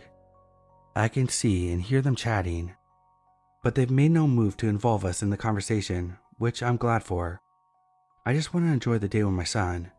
Unfortunately, the water in this pond is incredibly low and murky, and I could tell that we weren't going to have any luck. I tell my son to pack up, and we'll try another spot on the other side of the lake. As we begin to pack up our gear into the trunk, the younger man yells over, "Sorry if my dog and I ran you off." I tell him it's no problem, and we're simply moving to a better spot to fish. He then starts telling me how nice it is to see a mom taking her kid fishing, and how you don't see that very often. I get this a lot. I'm pretty used to it. We have a short conversation about it as I pack up, and then I move towards the driver's side of the door to depart. Before I can leave, the younger man starts up another conversation, this time asking me how old I think he is. This feels strange to me, but I'm nice to a fault at sometimes, so I answer his question. I tell him I'm a horrible judge of age, but maybe 25. He tells me he's 38 and that I'm too kind, and I laugh off saying something like, "I work with teenagers, so they always guess me well above my age just to be mean." He asks me where I worked, and I stupidly tell him my city. Turns out he lives there too. How he got a free apartment on such and such street because his baby mama kicked him out of his house. I think he's talking about some kind of government assistance program. Weird flex, but okay, man. At this point, I'm standing by my car door with my hand on the handle, and my son is already in the back seat. This guy can't take a hint and starts telling me all about his awful baby mama and how women are supposed to be submissive, quiet, and do what they're told. He specifically says, I mean, it's cool that you can bait and hook or whatever, but you're still a woman. Now my alarm bells are blaring. This guy struck up a conversation by commending me for doing a typical dad thing with my kid. Now he's putting me down for the same thing. He's gone from being overly friendly and complimentary to agitated and ranting. I should have just been rude and got in my car and left, but I've unfortunately been conditioned, like many other women, to be polite even when we're uncomfortable. Instead, I start making comments in hopes that he'll see that I'm not some meek, submissive woman who's going to agree with him. After all, I'm a tatted up chick with eyebrow piercings and 2 lip piercings. I don't exactly look like a submissive little housewife. I guess I was trying to make him just as uncomfortable as he made me, in hopes that he would leave me alone. After he says women shouldn't be loud or opinionated, I tell him, "Oh, well, you wouldn't like me at all." He tries to backpedal and say, "I mean, it's okay to be loud, I guess, but don't try that with your man, you know?" I say, "My man doesn't tell me shit. I do what I want." This kind of back and forth goes on for a while before he finally shakes his head and says, "I just don't understand what kind of woman would act like that." I reply, "A strong one." As soon as the words left my mouth, the older gentleman yells from his spot of the bank, "Yeah, say that again, honey." This distracted the creep long enough for me to hop into my car and lock the door. I still didn't feel safe though. Unbeknownst to the creepazoid, only 2 of my car doors actually have functional locks, but at least there are the 2 on his side. I put the key in the ignition. No dice, nothing. Of all the times for my car to act up, it chooses now. Panic has now set in. As I repeatedly tried to start my car, I could see him out of the corner of my eye. He's taking notice of my car troubles and is trying to get my attention. As he takes a few steps towards my car, the car engine finally roars to life and I peel out of there. Only then do I let my composure crumble and I have a long talk with my son about what just happened. To the older gentleman who took notice of my discomfort and provided a distraction, I gladly meet with you again any day. To the younger, misogynistic creep, I don't know if I was actually in danger from you, but my gut said I was. Let's not meet again.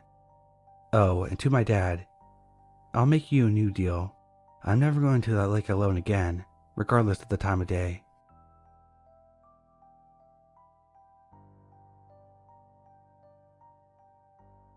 I'm a male.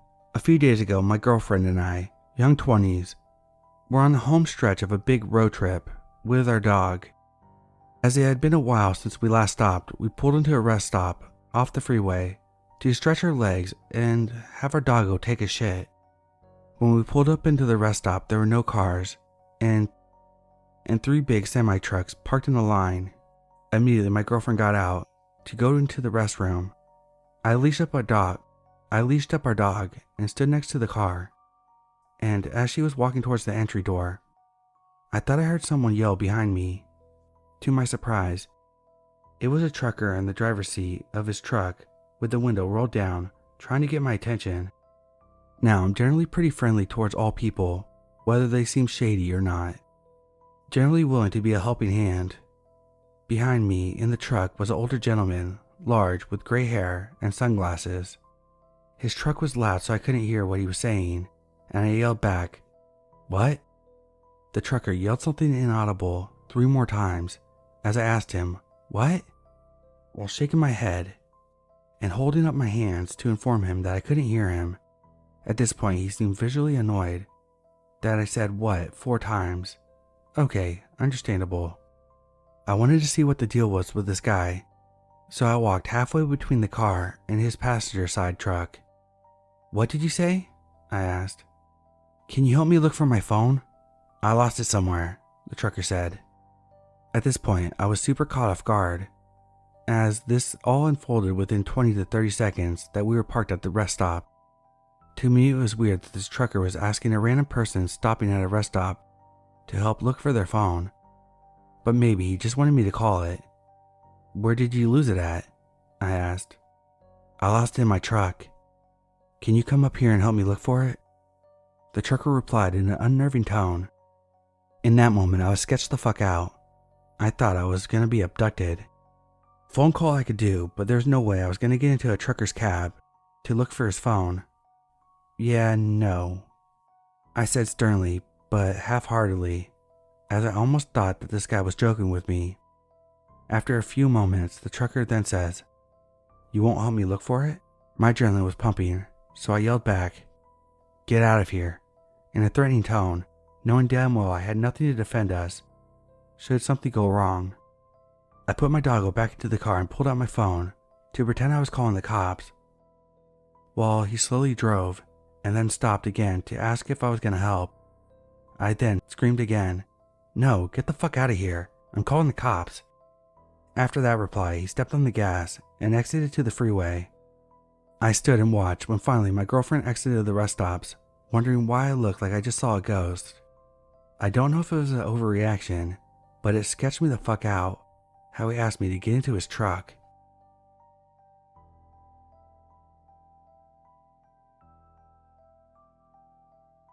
For this story, we have to rewind to last summer, specifically the night of August 12th. With the intention of watching the meteor showers, my partner and I packed up a towel and some takeout dinner and headed to the huge park in our city. In this park, there's a big wooded area that we thought was ideal to watch the sky since it was almost pitch darkness. We had to use our phone flashlight to navigate and chose a place to lay down our towel, just so you could picture how dark it was. So we get there, we turn off our flashlights and play some chill music on my phone. We're both looking at the sky. If we looked around us, we saw pitch black. The only light was in the horizon. It may seem irrelevant at this point, but I was wearing a sundress that had to be tied at the waist, and I untied it to be more comfortable in the position I was laying in. After about 10 minutes of unsuccessfully trying to see a shooting star, I lower my sight and start taking notice of our surroundings. My boyfriend is sitting to my right, still looking at the sky. To my left, I noticed some movement. I tried to focus my eyes on it. I could only see the outline, but I could tell that there's something approaching us.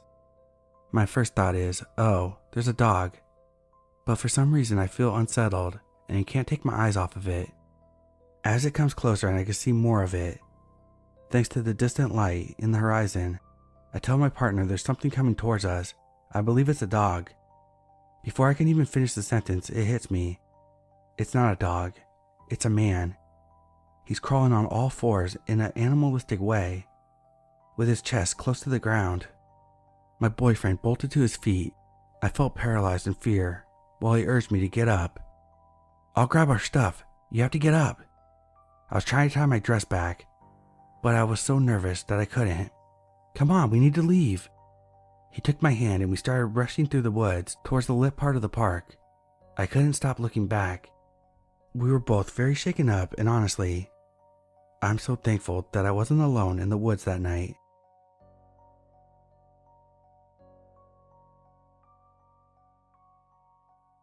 This story happened recently, and for some context, me and my friends are teens that like to explore and do stupid stuff like normal teenagers do. We found this tunnel that was a drain under a busy road. We had to crouch and sit on our skateboards to explore since the height of the tunnel was very short. As we were going deeper and deeper into the tunnel, it gets pitch black and our flashlights from our phone can only reach about 5 feet in front of us. So we were blind to what we could come across until we were very close to it. In this tunnel, I remember the wall was painted in all red and had sheets of metal with white handprints connected to clothespins. We decided to keep going until we reached what we thought was a dead end. It was not. On the left, there was a more square tunnel compared to the rectangular shape we were in. In the distance that connected the tunnel, there was a bright light coming from the outside, shining from above onto a red shopping cart with belongings in it. We slowly inched towards the light where the shopping cart was. The lights turned out to be a big hole in the ground that we could crawl out of if we needed to escape. As we were about to pass the shopping cart, my friend, who was in the lead, was too afraid to go forward anymore. It was pitch black 5 feet from where we were. I decided to take the lead and keep going. I stepped past the shopping cart and stopped. I didn't know what it was, but I was afraid. I had a gut feeling that something was back there. I slowly moved back and stopped. I swear I saw something move from the deep dark of the tunnel. Before I could put everything together, a loud echo of someone pounding an object on the wall of the tunnel struck me, causing everyone to freak out and crawl out of the escape hole. Once we got out, a homeless man ran up to us, asking what we were doing in there. We told him that we were just exploring. He explained to us that there's a man that lives underground in that tunnel, and he would have probably killed us if we went further. This man was apparently crazy and threw rocks at the poor guy's head before. Luckily, nobody was hurt, but even though that was scary and dangerous, it was fun, and I'm glad I experienced it.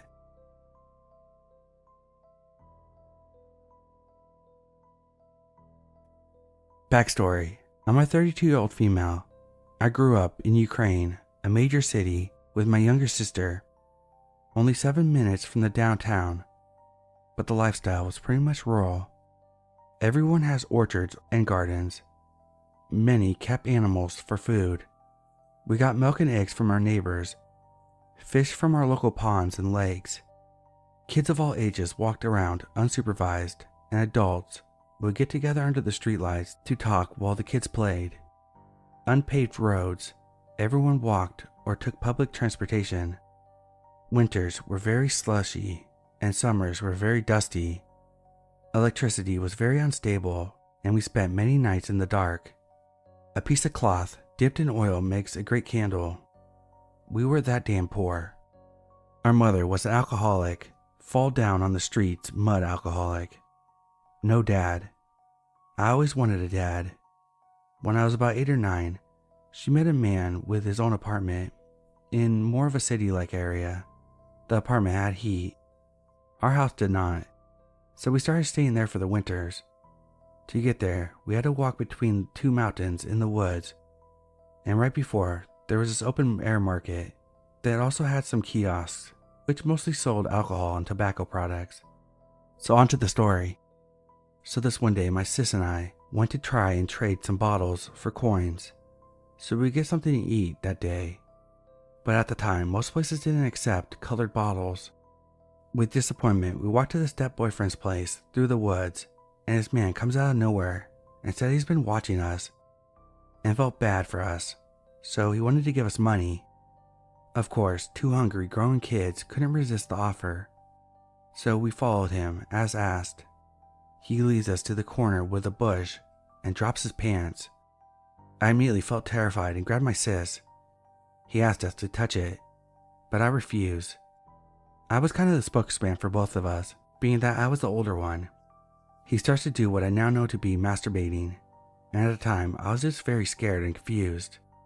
So I angrily asked, "You promised us money, where is it?" He finishes on the bush and hands us some change. Looking back, we must have had a guardian angel or something, because boy, that could have turned dangerous so fast. He was watching us and definitely saw two unsupervised, poor dirty kids as an easy target. People like our mom shouldn't have kids. We got very lucky. She passed away from drinking, and we were sent to an orphanage, where we eventually got adopted to the United States, both of us. But so many aren't so lucky, and I always wonder, why me?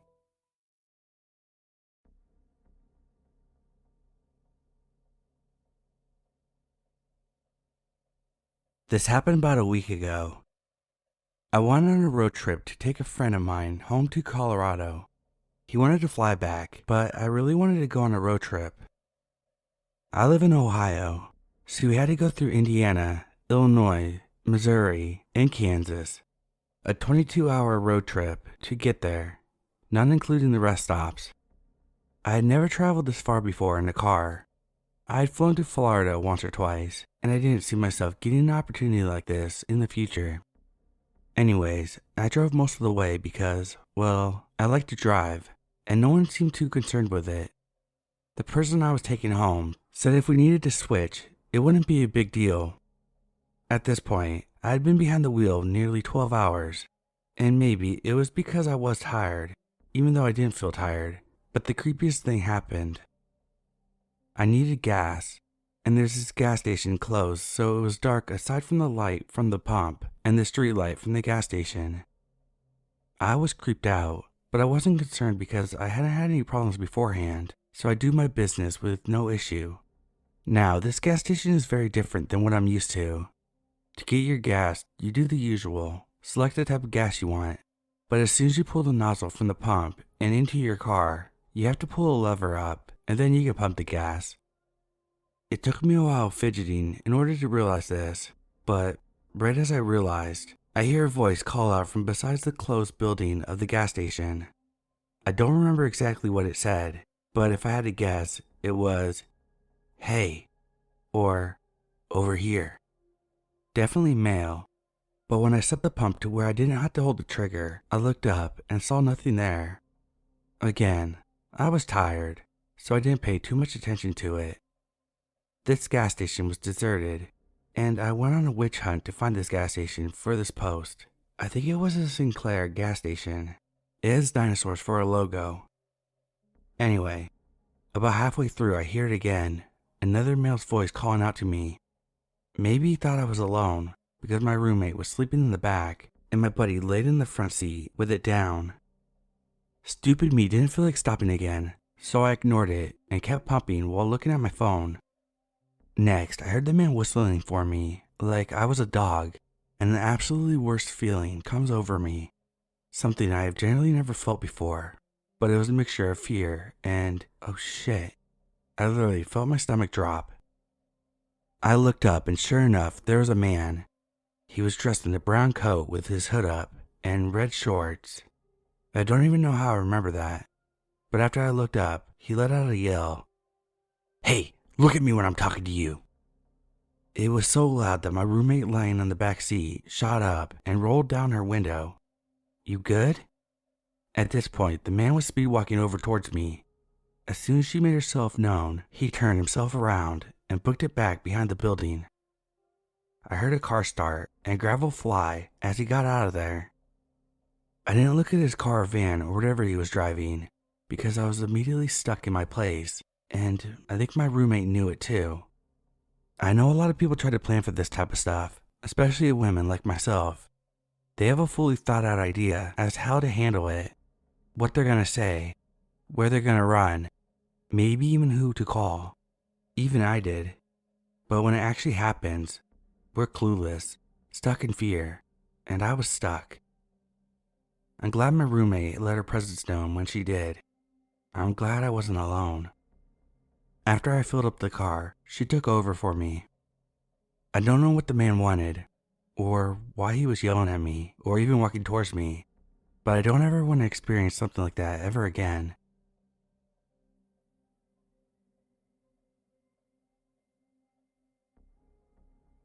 I've contemplated posting this for years, but the emotional capital of writing this always felt too heavy.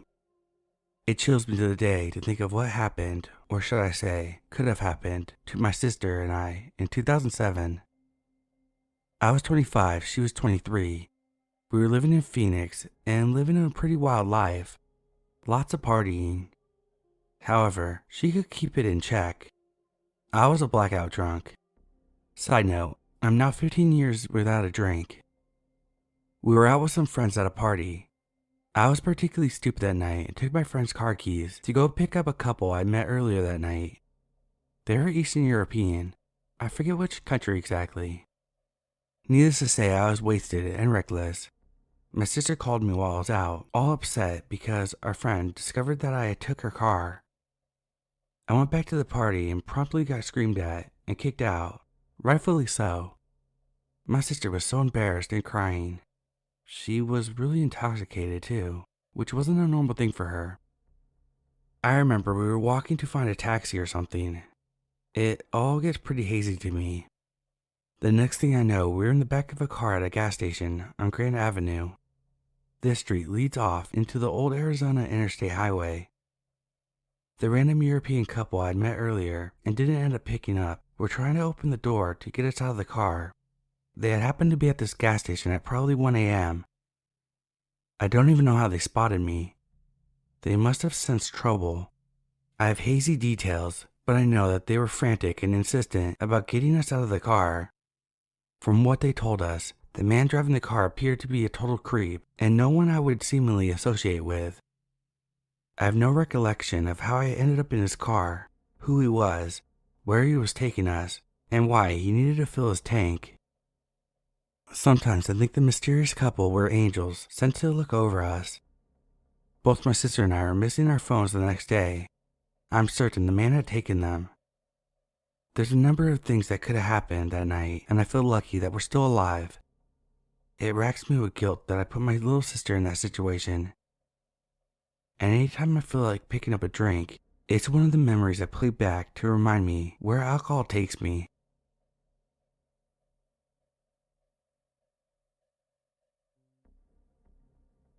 For a bit of context, I work at a gas station in the backwoods of Tennessee, and that's where this happened.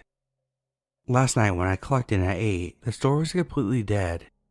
I figured it was going to be a pretty easy night because the road this gas station was on was not a main road. It used to be up until about a decade ago when the new freeway was built. This led basically every business there to pack up and leave their old building abandoned. Thanks to this, there's a lot of abandoned buildings on this stretch of road that local druggies tend to claim as their own. Anyway, around 11 p.m., I only had about an hour left of my shift, so I figured I'd actually get some work done instead of just sitting around and doing nothing. I'm 18, so I work this shift alone, which is nice, because it means I can do pretty much whatever I want. This is normally pretty great because I can do whatever I want as long as I get what I need done before I finished. I noticed we were almost out of the barbecue chips, so I need to get some from the back storage space, which is for some reason in the basement of the station. I always hated going down there because it gives me the creeps. Why the owner decided to store everything down there is beyond my comprehension. I got about halfway down the steps before something fell on the side of the room, and it sounded like footsteps were coming my way. I sprinted up the stairs and locked the door to the basement, panicking like a madman the entire time. When I got back upstairs, I went behind the counter to look at the store's computer to check the security cameras. I flicked over to the one that looks into the basement, and there was a guy standing there, smiling up to the camera. He had a look of absolute insanity in his eyes, and he didn't look like the average junkie in the area. He was clean-shaven and dressed in what looked like jeans and a button-up of some kind. Honestly, if he had walked into the store, I wouldn't have batted an eye, but because he was down there and because he was just looking into the camera smiling, it shook me to my core. I called the store owner, and at first he was pretty mad that I called him in the middle of the night, but once he heard how freaked out I was, his tone changed. He told me that he would be there in 15 minutes and to just lock the main door at the store and make sure the man didn't go anywhere. I asked him if he wanted me to call the police, but for some reason he didn't want me to do that just yet. I locked the entrance of the gas station and went back to looking at the man. He was still there, just smiling at me. About 3 or so minutes of him staring at me, he walked away out of view of the camera. My boss showed up soon after, armed with a shotgun, and when I let him in, he immediately went to the basement. I went with him just because I felt safe with there being another person, but we found nothing. My boss chalked it up to me being tired and hallucinating, but I know what I saw. This has scared me shitless as I clock back into work in a few hours, and I'm really dreading it. Update. First off, I like to say my shift yesterday went pretty normal, and I have the night off tonight, which is always great. I'm mainly making this post to answer a few questions people asked, and to talk about what ended up happening with my boss. Next, I will say that the owner, aka my boss, isn't exactly the model citizen.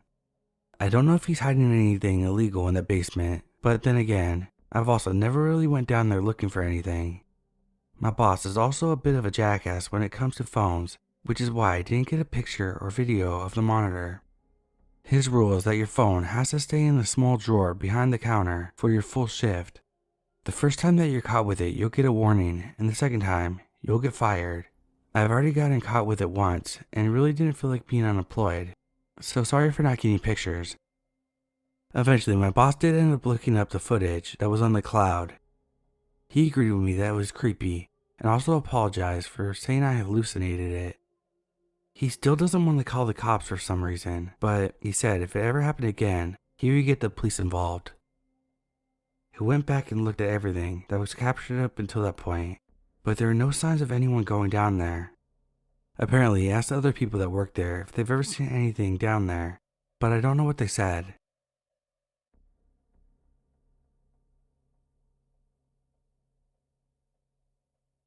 I worked at a busy gas station when I was 18 to 21. There's quite a few buildings nearby, so it wasn't unusual to get hit on by creepy guys, especially since I was young. I'm short and petite, so I looked even younger. One time when I was collecting the pump trash in broad daylight, an older Hispanic male came up to me asking if I was happy with my job. I told him it was fine. He went on a tangent how a pretty girl like me could be the secretary at his construction company. They would treat me well. I didn't deserve to be doing trash, etc. I told him I wasn't interested. He kept trying to pressure me and how I should listen to his advice and that I should get into his truck to take me to his company to show me the job. I was stern and told him, I'm working. I can't leave my job and I'm not interested. This whole time I'm moving to different pumps to collect trash and he's following me. He starts getting mad and told me I didn't understand how good I could have it. I just needed to hop into his truck and he would show me. I told him I didn't care and he finally took off. I truly didn't think much of it. I've been in more extreme situations. Right after he left, a sweet woman, quite a few gas pumps away, called out from her van asking if I was okay and did I know that man. I told her that he was trying to offer me a job. She said that she was relieved and that she saw him following me and told me to have a good day. I thanked her for watching out for me. I didn't want to scare her, but I'm certain that he was trying to kidnap me or traffic me. I lived in Texas at the time, and there were always stories of how high trafficking was there. Sadly, you become desensitized to these things when you're a woman. Stay vigilant, ladies.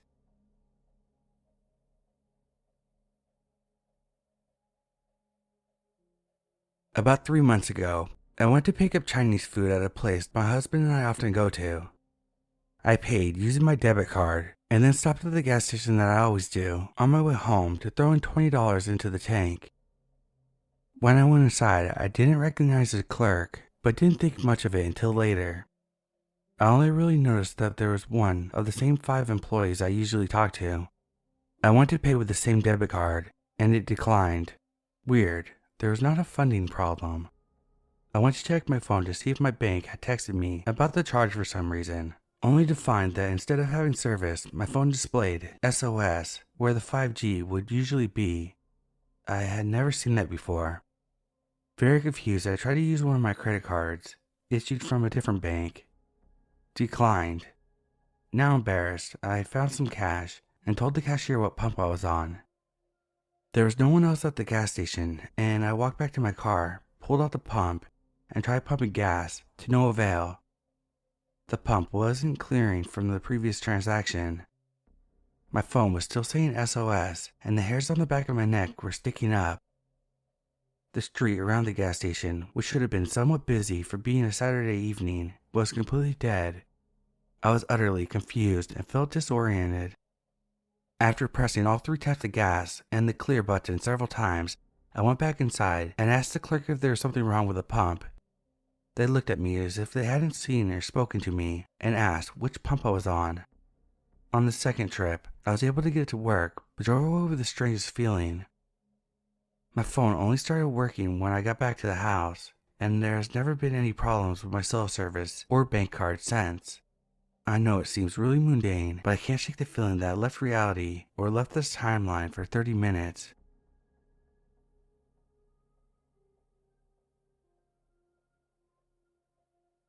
Hi y'all. So I wanted to vent about this creepy encounter I had while getting gas. I'm a 21-year-old female. I was at my Walmart getting some groceries that my local store doesn't have. I saw the gas was cheaper there than where I usually get my gas, so I thought I might as well. As soon as I got to the pump, there were men eyeing me. I'm not saying I turned heads at all. I was wearing biker shorts and a basic tee, not drawing attention to myself. As soon as I got out, a man in a truck adjacent to me started staring. Honestly, I should have left right then and there, but I honestly was thinking that my anxiety was playing tricks on me. He then proceeded to get out of his truck and continue to stare. The pump could not have been any slower, so I stopped at $10. I have blue eyes, which are sensitive to the sun, so I squint not so pretty when I'm outside. He was yelling, "Hey girl," multiple times. I ignored him every time. He then said, "Come on, smile for me. It can't be that bad," in the most uncomfortable tone. Mind you, there were people all around. It scared me. I got into my car and slammed the door and then left. It just scared me because my mind went immediately to if I didn't respond or acknowledge him, he would get closer and maybe attack me. Again, it's my anxiety, but only because it isn't the first time this happened. I do have pepper spray, but I don't have anything else to protect myself.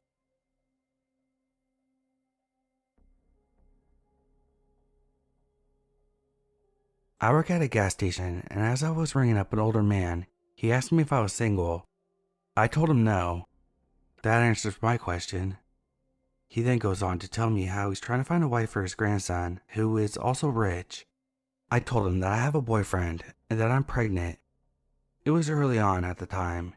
He then asked, "How'd that happen?" Who asked that? I don't understand what would possess a grown man to say something like that.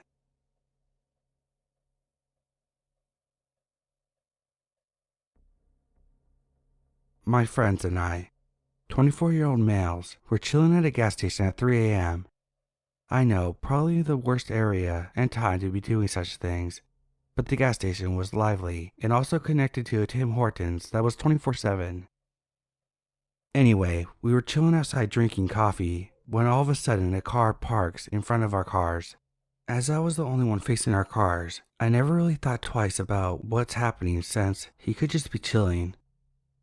Plus, as judgmental as it might seem, the fella that parked the car in front of my car was driving a nice Maserati, so in my head, it was safe. Anyway, 10 minutes go by, and this African American man comes out of the vehicle and starts walking towards us. No big deal. Maybe he has a question to ask, or needs something, right? No. This guy pulls out his iPhone, recording us on flash, just standing there. This is when things got weird. I asked, "You good?" When he replied with the same question back, He began to point to his friends who were in the Chevy pickup who parked about 100 meters away. My friends looked back and asked the same question I did. You good? At this point, the man quickly walked away, flipping us off, and drove off, going out of the gas station quickly with his friends. I usually rub this off as a crackhead, but the man was well put together, having a dark blue Maserati with red interior and wearing a tuxedo. He wasn't no random crackhead. He as well didn't enter the gas station.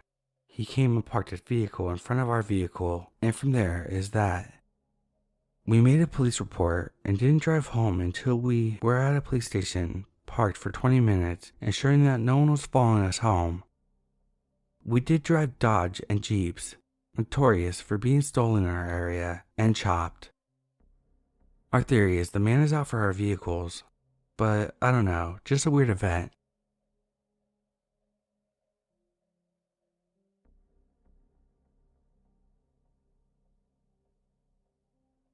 This happened a few years back when I had to stop at a gas station after work to fill up my tank. For a bit of context, I live in a small town that has had a bit of a boom as far as people living here, which is nice because we've gotten a few new convenience stores and such, but at the same time, this expansion has brought in some questionable people. For the most part, they were probably harmless, but some of them were the kind of people that you try to ignore when you're walking around town, if that makes sense. The type that will be talking to a wall and then turn to look at you and start yelling at you about how they need your help to do whatever. I don't like to judge people, I really don't, but sometimes that first impression can really make an impact and scare you more than anything. As mentioned, I was leaving work, and as I pulled out of the lot, I noticed that my gas light had actually come on, which meant that I had two options: stop at the gas station a block away from my work, or risk it and head home and go to the station where I live. The gas station by my work was not the best, and it frequently had the aforementioned people that would hang around it, but heading home could potentially end with me running out of gas most of the way there, and then I would have to figure that out. In the end, I decided that I would just make it a quick trip to the station by my work, would put in a couple of dollars just to guarantee that I could make it home, and fill up at the better station. The less time I spent at the questionable one, the better. So, I head out, drive down the way, and pull into the station. Much to my surprise, the lot was empty.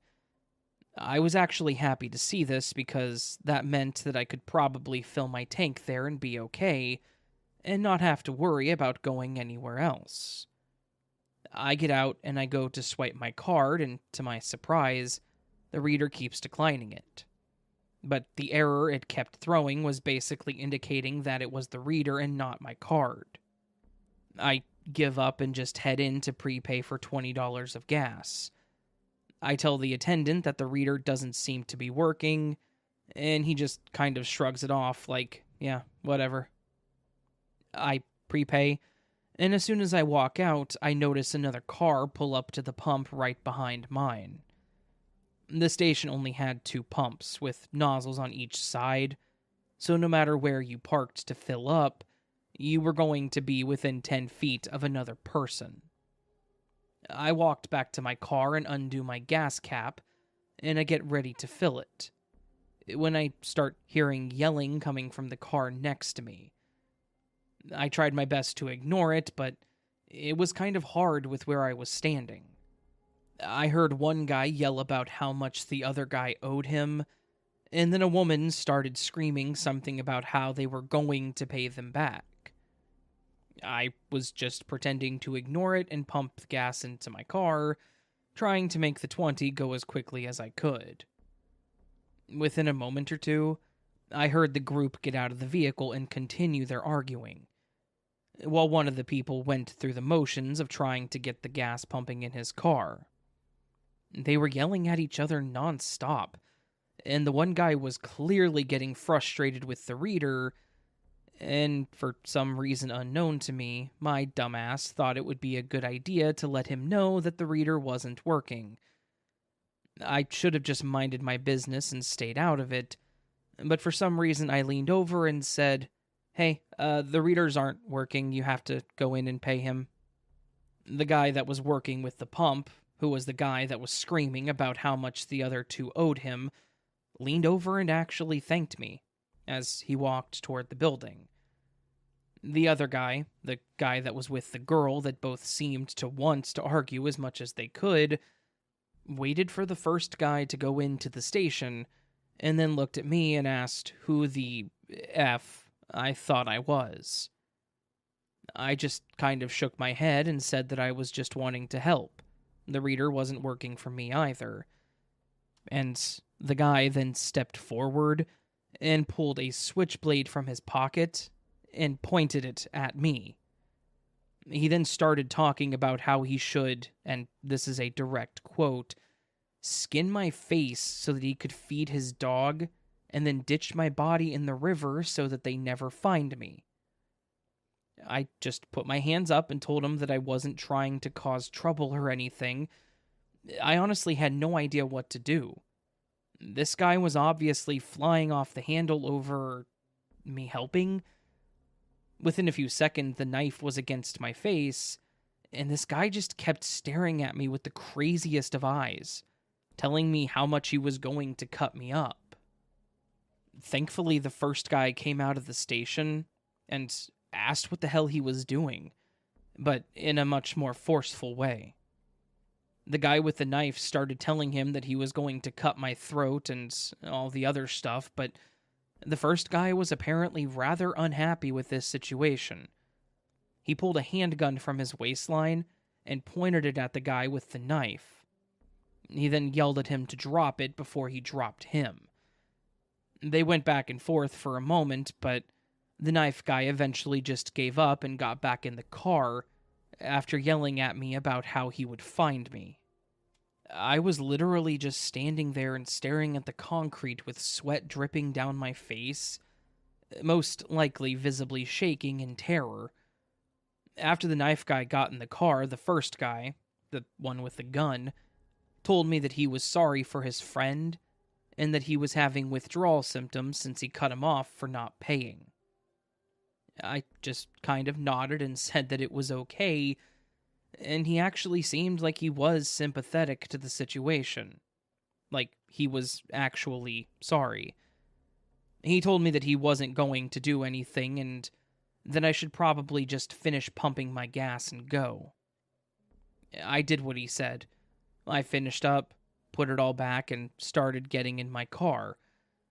Right before I left, he stopped me and said, "This is probably obvious, but I would appreciate it if you didn't tell the police about this. You know, for everyone's safety." I nodded again and told him that I wouldn't call the cops, and he told me to have a nice day. That was the last time I ever went to that station. I now only fill up near my house, and I never let my tank get empty to the point that I would have to go there. I also never saw those people again, thankfully, and I'm glad that the first guy was in the right mind to stop the one with the knife, because I feel like he was about to make very good on his threats.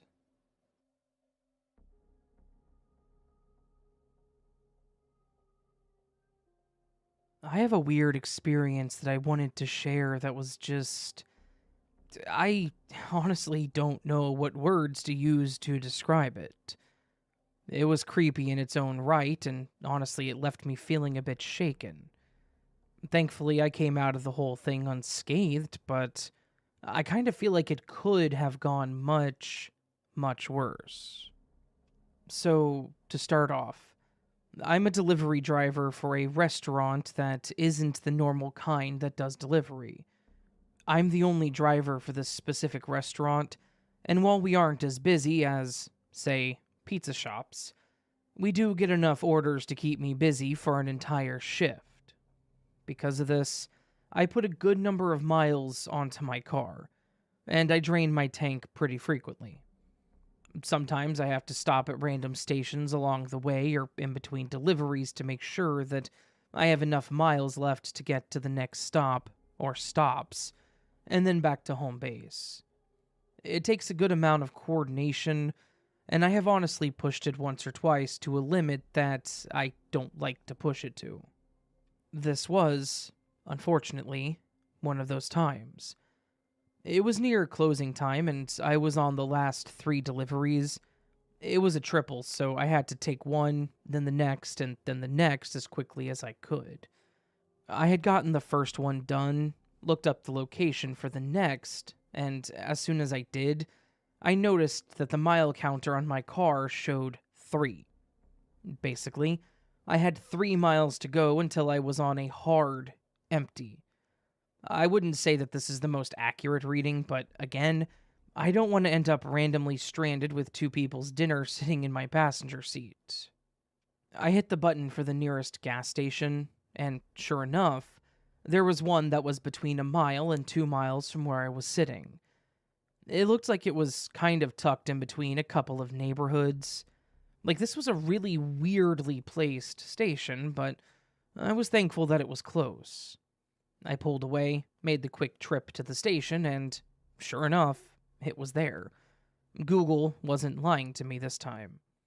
The building was dark, like they'd closed up the shop for the night, but the pumps had card readers and were definitely still on based on the lights shining on the screens and overhead. I pulled into the parking lot, got up next to one of the pumps, got out and swiped my card. Basically did all the things that one does when they're going to fill their tank. After a couple of seconds, I noticed a couple of guys standing next to the building. One of them was sitting on the ground and smoking. I could see the embers glowing in the dark. And the other was staring at me from underneath his hood. Of course, I was a bit on edge. I did have cash on me from the deliveries. But at the same time, with where he was standing, I would have had time to throw the pump and jump into my car before he could even get close.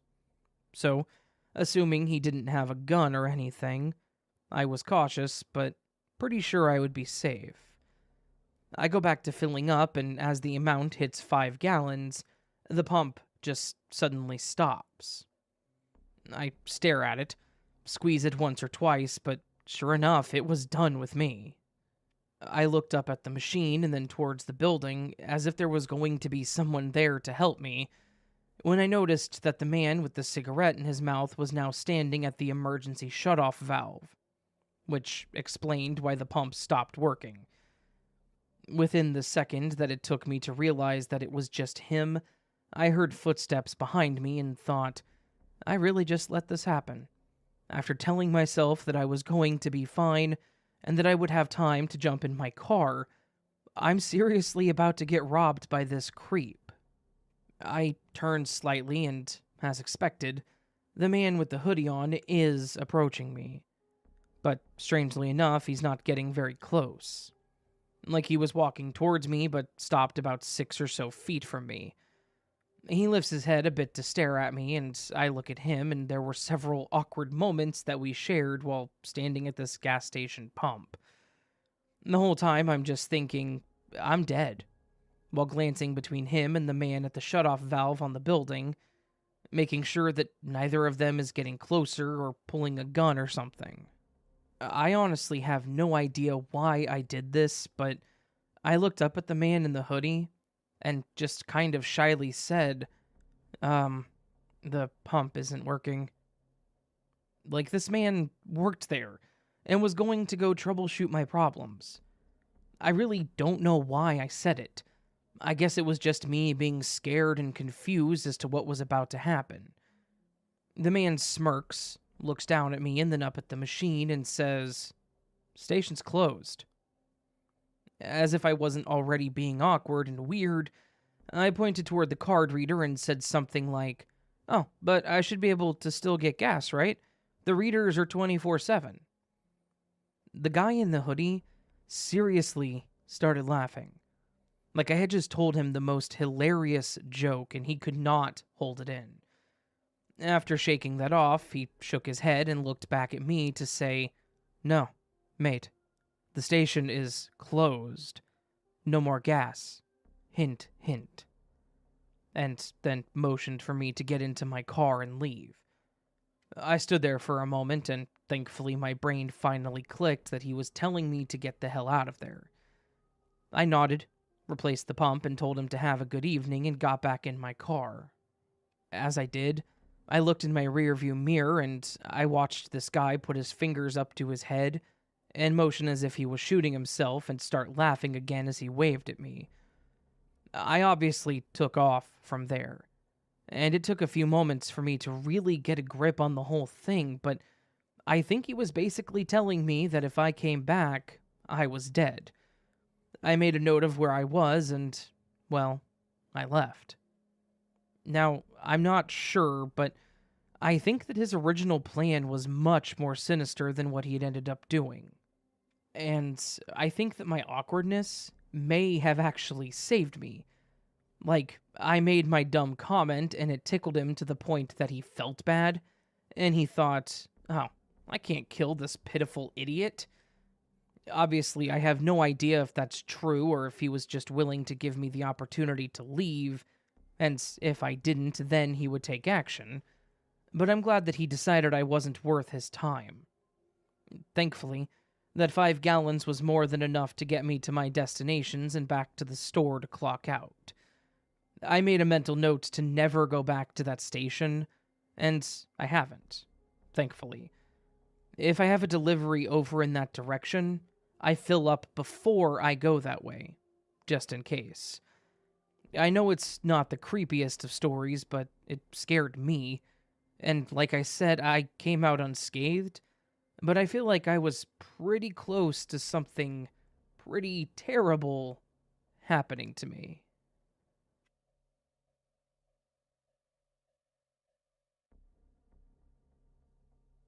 I've worked at a small gas station in what I consider a middle of nowhere town for quite a few years now. I used to work the day shift, but I decided that I would take the pay increase and lose my social life and work the overnight shift instead. Not like I had much of a social life to lose, but to be honest, I've been married for about 10 years now, and we don't exactly go out to parties or hang out with our friends or anything. Thankfully, my wife doesn't mind that I work the overnight shift, and we've made it work between the two of us. Honestly, the job has been incredibly uneventful for the years that I've worked it, with very little exception. Obviously, this is an event that is an exception. One important thing to note about this station is that we are, mostly, a 24/7 station, with a 1-hour exception each night for us to count down the drawer and do the receipt drop in the back. Basically, we close the store for 1 hour to mark the end of the business day for the business and pull the numbers. They used to not close to do it, but there was one point where the store was actually robbed by a former employee during the count because he knew the time that it was done, and the door was unlocked. So he took advantage of it. Ever since then, they've made it to where the store is closed for 1 hour every night. It's a weird system, but it does work in the end. On this night, I had closed down the store at 3 a.m., as I was scheduled to do, and I had counted down the drawer first and then did the receipt print for the card transactions. I had actually gotten it down to about 40 minutes, so I had 20 minutes until I needed to reopen, and I decided that I would go ahead and just take a few moments to myself behind the counter. Kind of like a power nap sort of thing. Not really sleeping, but just dozing off for the full 20 minutes. A couple seconds after I had sat and closed my eyes, I started hearing what sounded like a banging noise. It was enough to pull me from my light nap and make me jump. I looked around at the doors, and there was a woman that was smacking one of the doors and pulling on it as hard as she could. At first, I instinctively started saying, "We're closed until 4. I can't unlock the door until then." But as I started talking, I could tell by the way that she was frantically pulling at the door and staring at me that something was seriously wrong. Since I'd already counted down the drawer, I figured that I could let her in and at least see what the hell was going on. I walked around the counter and unlocked the door and asked what I could help her with. She told me that her car had broken down a few blocks down the road and that she was trying to get here so that she could have someone pick her up since she wasn't from around the area. But then said that for the last block or two, there was somebody that was following her. Now, this was definitely a creepy story, but I was a bit skeptical at first. It almost felt like one of those stories that you would tell to scam someone or to get them to let their guard down. I actually asked her what she wanted me to do about it, and she said that she just wanted to come inside to call her husband so that he could come and get her. After a few moments of her reiterating things, and me feeling like she was probably telling the truth, I decided to just let her in and lock the door. I told her that we weren't technically open, so I couldn't have her anywhere in the store other than right there. She said that she understood, and that she would stay at the front door and apologized for the whole thing, saying that she didn't mean to be a bother. She was just really scared about what the guy that was following her was planning on doing. At this point, I felt like she was leaning too heavily into the story to actually be lying to me. So I told her that it wasn't a bother and mentioned that if she sees him, that I would go ahead and call the cops for her. After a few moments of her talking on her phone to whom I'm assuming was her husband, and then her waiting and just staring out the front door, she started making a bit of small talk, which was fine. I still had a couple moments before I could reopen, so I kind of welcomed the conversation. No sooner than when we started just talking about whatever, I heard another loud sound. But this time, it wasn't just a person smacking the glass. It was the sound of something smashing the glass on the side door. Thankfully, the door was designed so that smashing it would not allow access, as the glass was reinforced, wasn't very wide, and there were 4 metal bars across it. But this guy was seriously doing everything he could to smash the glass so that he could get in. Like, he was pretty clear in what he was trying to do. The woman screamed. I kind of yelped like, "Whoa, what the hell?" and turned to look at the scene in front of me. After realizing what was happening, it occurred to me to hit the panic button.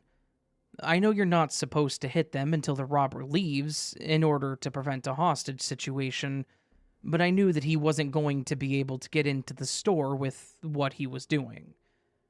I'm sure that this whole thing played out in like 10 seconds, but it felt like forever.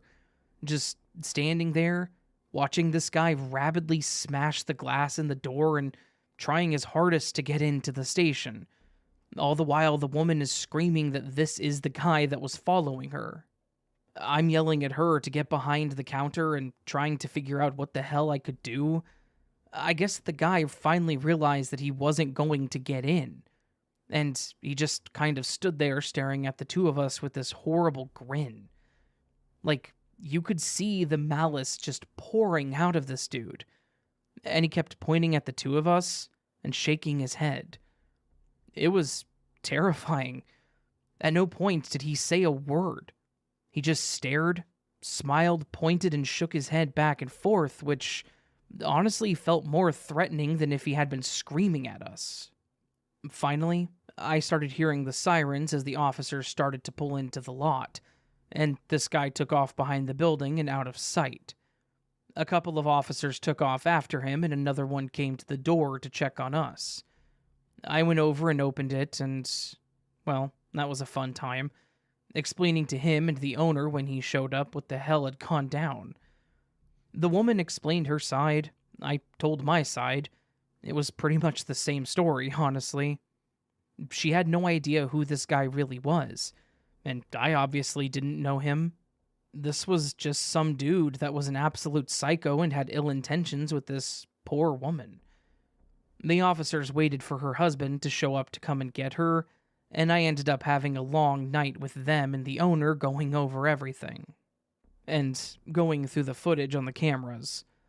The owner wasn't too happy that I let her in during our closed hour, but I straight told him that if I hadn't, this guy would have gotten to her, and that would have been a lot worse than a bit of property damage.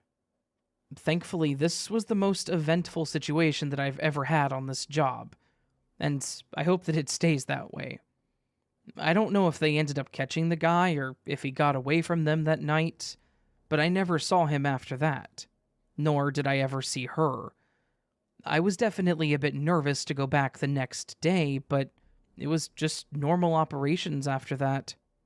I did have to explain to a few of our regulars what happened to the door, which got old, but it is what it is.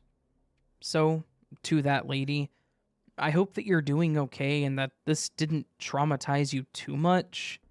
And to that guy, I hope that you and I never meet again. You absolute psycho.